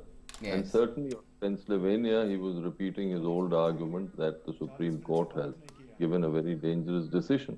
But the one sentence which caught my ear was when he said, "This is politics, you never know." That, I think, was an extremely telling sentence, because he's been in politics. He's holding the world's preeminent political office, without a doubt, and therefore, behind all this energizing his supporters and his troops, so to speak, there is this element too of a politician which he reveals, and this sentence was revealing that you never know what happens, and that's the true hallmark of a good politician, that he is prepared for surprises, even though, as you rightly pointed out, that he said winning is easy, losing never is, and for him, especially if you see his track record. But that has to be balanced with this admission that this is politics, you never know. So, so given that, I get the feeling that he is preparing himself for an outcome which will not be to his liking. Okay. And he is aware that he can't plunge his country and the world in a true crisis. So if the results are clearly against him, the question is, will he then try to dig his heels in? Yes, if they are borderline, then it's another thing. Right. Let's bring in Professor Harsh Pant. Professor Pant, the polls have been suggesting that the gap is closing to some extent. It was much larger, but now it's about 51% in Biden's favor to about 46% in Trump's favor. So that is pretty much, what Hillary Clinton and Donald Trump voted in 2016. Of that you talk about the popular vote, but of course the manner in which the Electoral College voted was different, and it's difficult to predict the Electoral College vote. But how would you see this? Is it still? Would you call this election at this time? Well, I'm pretty surprised, with some of this very certain language that is coming out from certain quarters, especially in the U.S. If we see these numbers, they are quite telling. They are quite reminiscent of Hillary Clinton's numbers and what was happening, during the eve of during the eve of 2016 elections. And I think what has also happened, something very interesting, is that not only have we seen a national tightening, we have also seen tightening of polls in the battleground states. Yes. Now, in some of the battleground states, the numbers are actually within the margin of error, and although the trend line suggests that Mr. Biden has had a consistent advantage, but I'm not so sure. And what is, I think, extraordinary about these elections, which as an observer from outside is quite interesting to suggest, to observe as someone who's fascinated by elections, that here is a candidate in Donald Trump who is, if you believe the media narrative, who is universally reviled, at least in strong constituencies. He's seen as either a joker or a very disruptive candidate. On the other hand, you have an economy that is seemingly in shambles, according to some, that has gone down the drain because of pandemic. Pandemic has changed the nature of the discourse. There's a health crisis, which is quite extraordinary proportions. And yet, Mr. Biden has not got the kind of traction that you would expect of a candidate who is actually energizing the people, or even the Democratic base, which is quite extraordinary. I mean, if you think that Mr. Trump is such a bad candidate, and if you think that stars are universally aligned against him, And yet you have in Mr. Biden a candidate that is trying so hard. You know, here is a candidate that is almost never seemingly crossing that line. Yes. Which I think is a very major trend of this election, that we have seen in Donald Trump, in Mr. Trump's views, I think some of the fundamental shifts in American society. Right. And I would think even with Mr. Biden's win, and I think Mr. Trump wins underscored it in his first elections, something fundamental is shifting in America. And that, I think, has to be acknowledged by outsiders, whether it is a debate on American foreign policy or whether it's going to be a debate on American democracy itself. I think that these are quite long-term trends that Mr. Trump embodies. And win or lose, I think he has changed America in one way or another, quite significantly. Okay. While we're getting perspectives from our guests, let's also cross across to the U.S. We're getting a live input from William Denslow, who's joining us from Wisconsin, which is one of those states that we all love to talk about, battleground state, a swing state, and one that changed things dramatically the last time around and broke the blue wall. That's what Trump did, succeeded in doing that. But is he going to be able to do that this time around as well? Well, absolutely. In 2016, Donald Trump won the state of Wisconsin by less than 23,000 votes. That just shows how close the race was back 4 years ago. Now, looking ahead to this year, well, according to some recent polls over recent days, a Siena poll, New York Times poll, released just a few days ago, suggested that former Vice President Joe Biden was leading in the state of Wisconsin by around 11 percentage points. But President Trump was here in Wisconsin yesterday, his penultimate rally stop on his whirlwind trip across the country in his last-minute push to win over supporters in the United States. He said that the polls were wrong in Wisconsin 4 years ago, and they will be wrong again this time around. There are a few key areas that the Republicans will be looking at in this particular race. We saw 4 years ago that of the 22 counties that Republicans managed to flip from Democrats, 18 of those were in rural communities. So expect that to be a key area that the Republicans will be looking to dominate this time around. Again, of course, voter turnout is absolutely crucial as well. I'm here in Milwaukee, the most populous city in the state of Wisconsin. The message from Democrats is that high turnouts in counties like Milwaukee, places like Dane County, home of the state capital, Madison, they say that huge turnouts there could be crucial for them.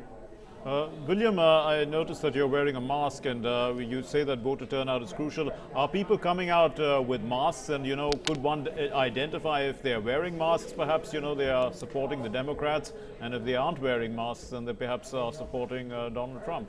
I mean, that's just an analysis that came to my mind. Well, the message from the Election Commission here in Wisconsin is that you don't have to wear a mask to be able to vote, but it is strongly advised that you do so. Now, we are in the city of Milwaukee, which does lean historically predominantly Democrat. But the message really across the state of Wisconsin is that this comes as the state is facing a huge surge in coronavirus cases, and expect that to play prominently in the minds of voters. Of course, at the moment, there have been more than 2,000 deaths from COVID-19 in Wisconsin alone, more than 200,000 cases. Putting that into a degree of perspective, Wisconsin currently rates third in the nation when it comes to COVID cases per capita. It's become an incredibly politicized issue here in the state as well. The governor, who's a Democrat, Tony Evers, has been pushing for things like mask mandates indoors, as well as to restrict indoor capacity. That has faced fierce opposition from some Republicans in the state legislation, as well as from the courts as well. So certainly COVID-19 has become politicized and expected to play a crucial mind in the minds of voters as people try and balance the economic impacts of lockdown measures versus the health and safety concerns as well. Certainly, and that, of course, turning out to be the biggest factors in these elections, no doubt. Thanks a lot for joining us from Wisconsin. So there you have it. That's the way the elections are playing out at the moment. Right now, still voting is open, and the earlier trends, the exit polls will start emerging much later during the middle of the night, really. And we'll keep a close tab on it, Mark. For the moment, we'll have to thank our guest, won't we? Right. We'd like to thank Professor Harsh Pant, Ms. Seema Sarohi, Ambassador Manjeet Puri, and Ambassador Vivek Kachu. Thank you very much for being with us. Thank you. And we will keep this going as well from the morning onwards as well. Remember, it's a continuous coverage. 14 hours, we will be getting you all the updates going up to at least 2 p.m. We could extend coverage as well, depending on how things turn out. And it does look that there might be some uncertainty there, and some extension might be required. And it's interesting to see that so many people are coming out. They're braving the cold and they're braving the coronavirus. And so they obviously want to send out a message. And perhaps we need to wait and see what that message is all about. And that's what we'll do. Thanks very much for joining. Namaskar. Have a great night.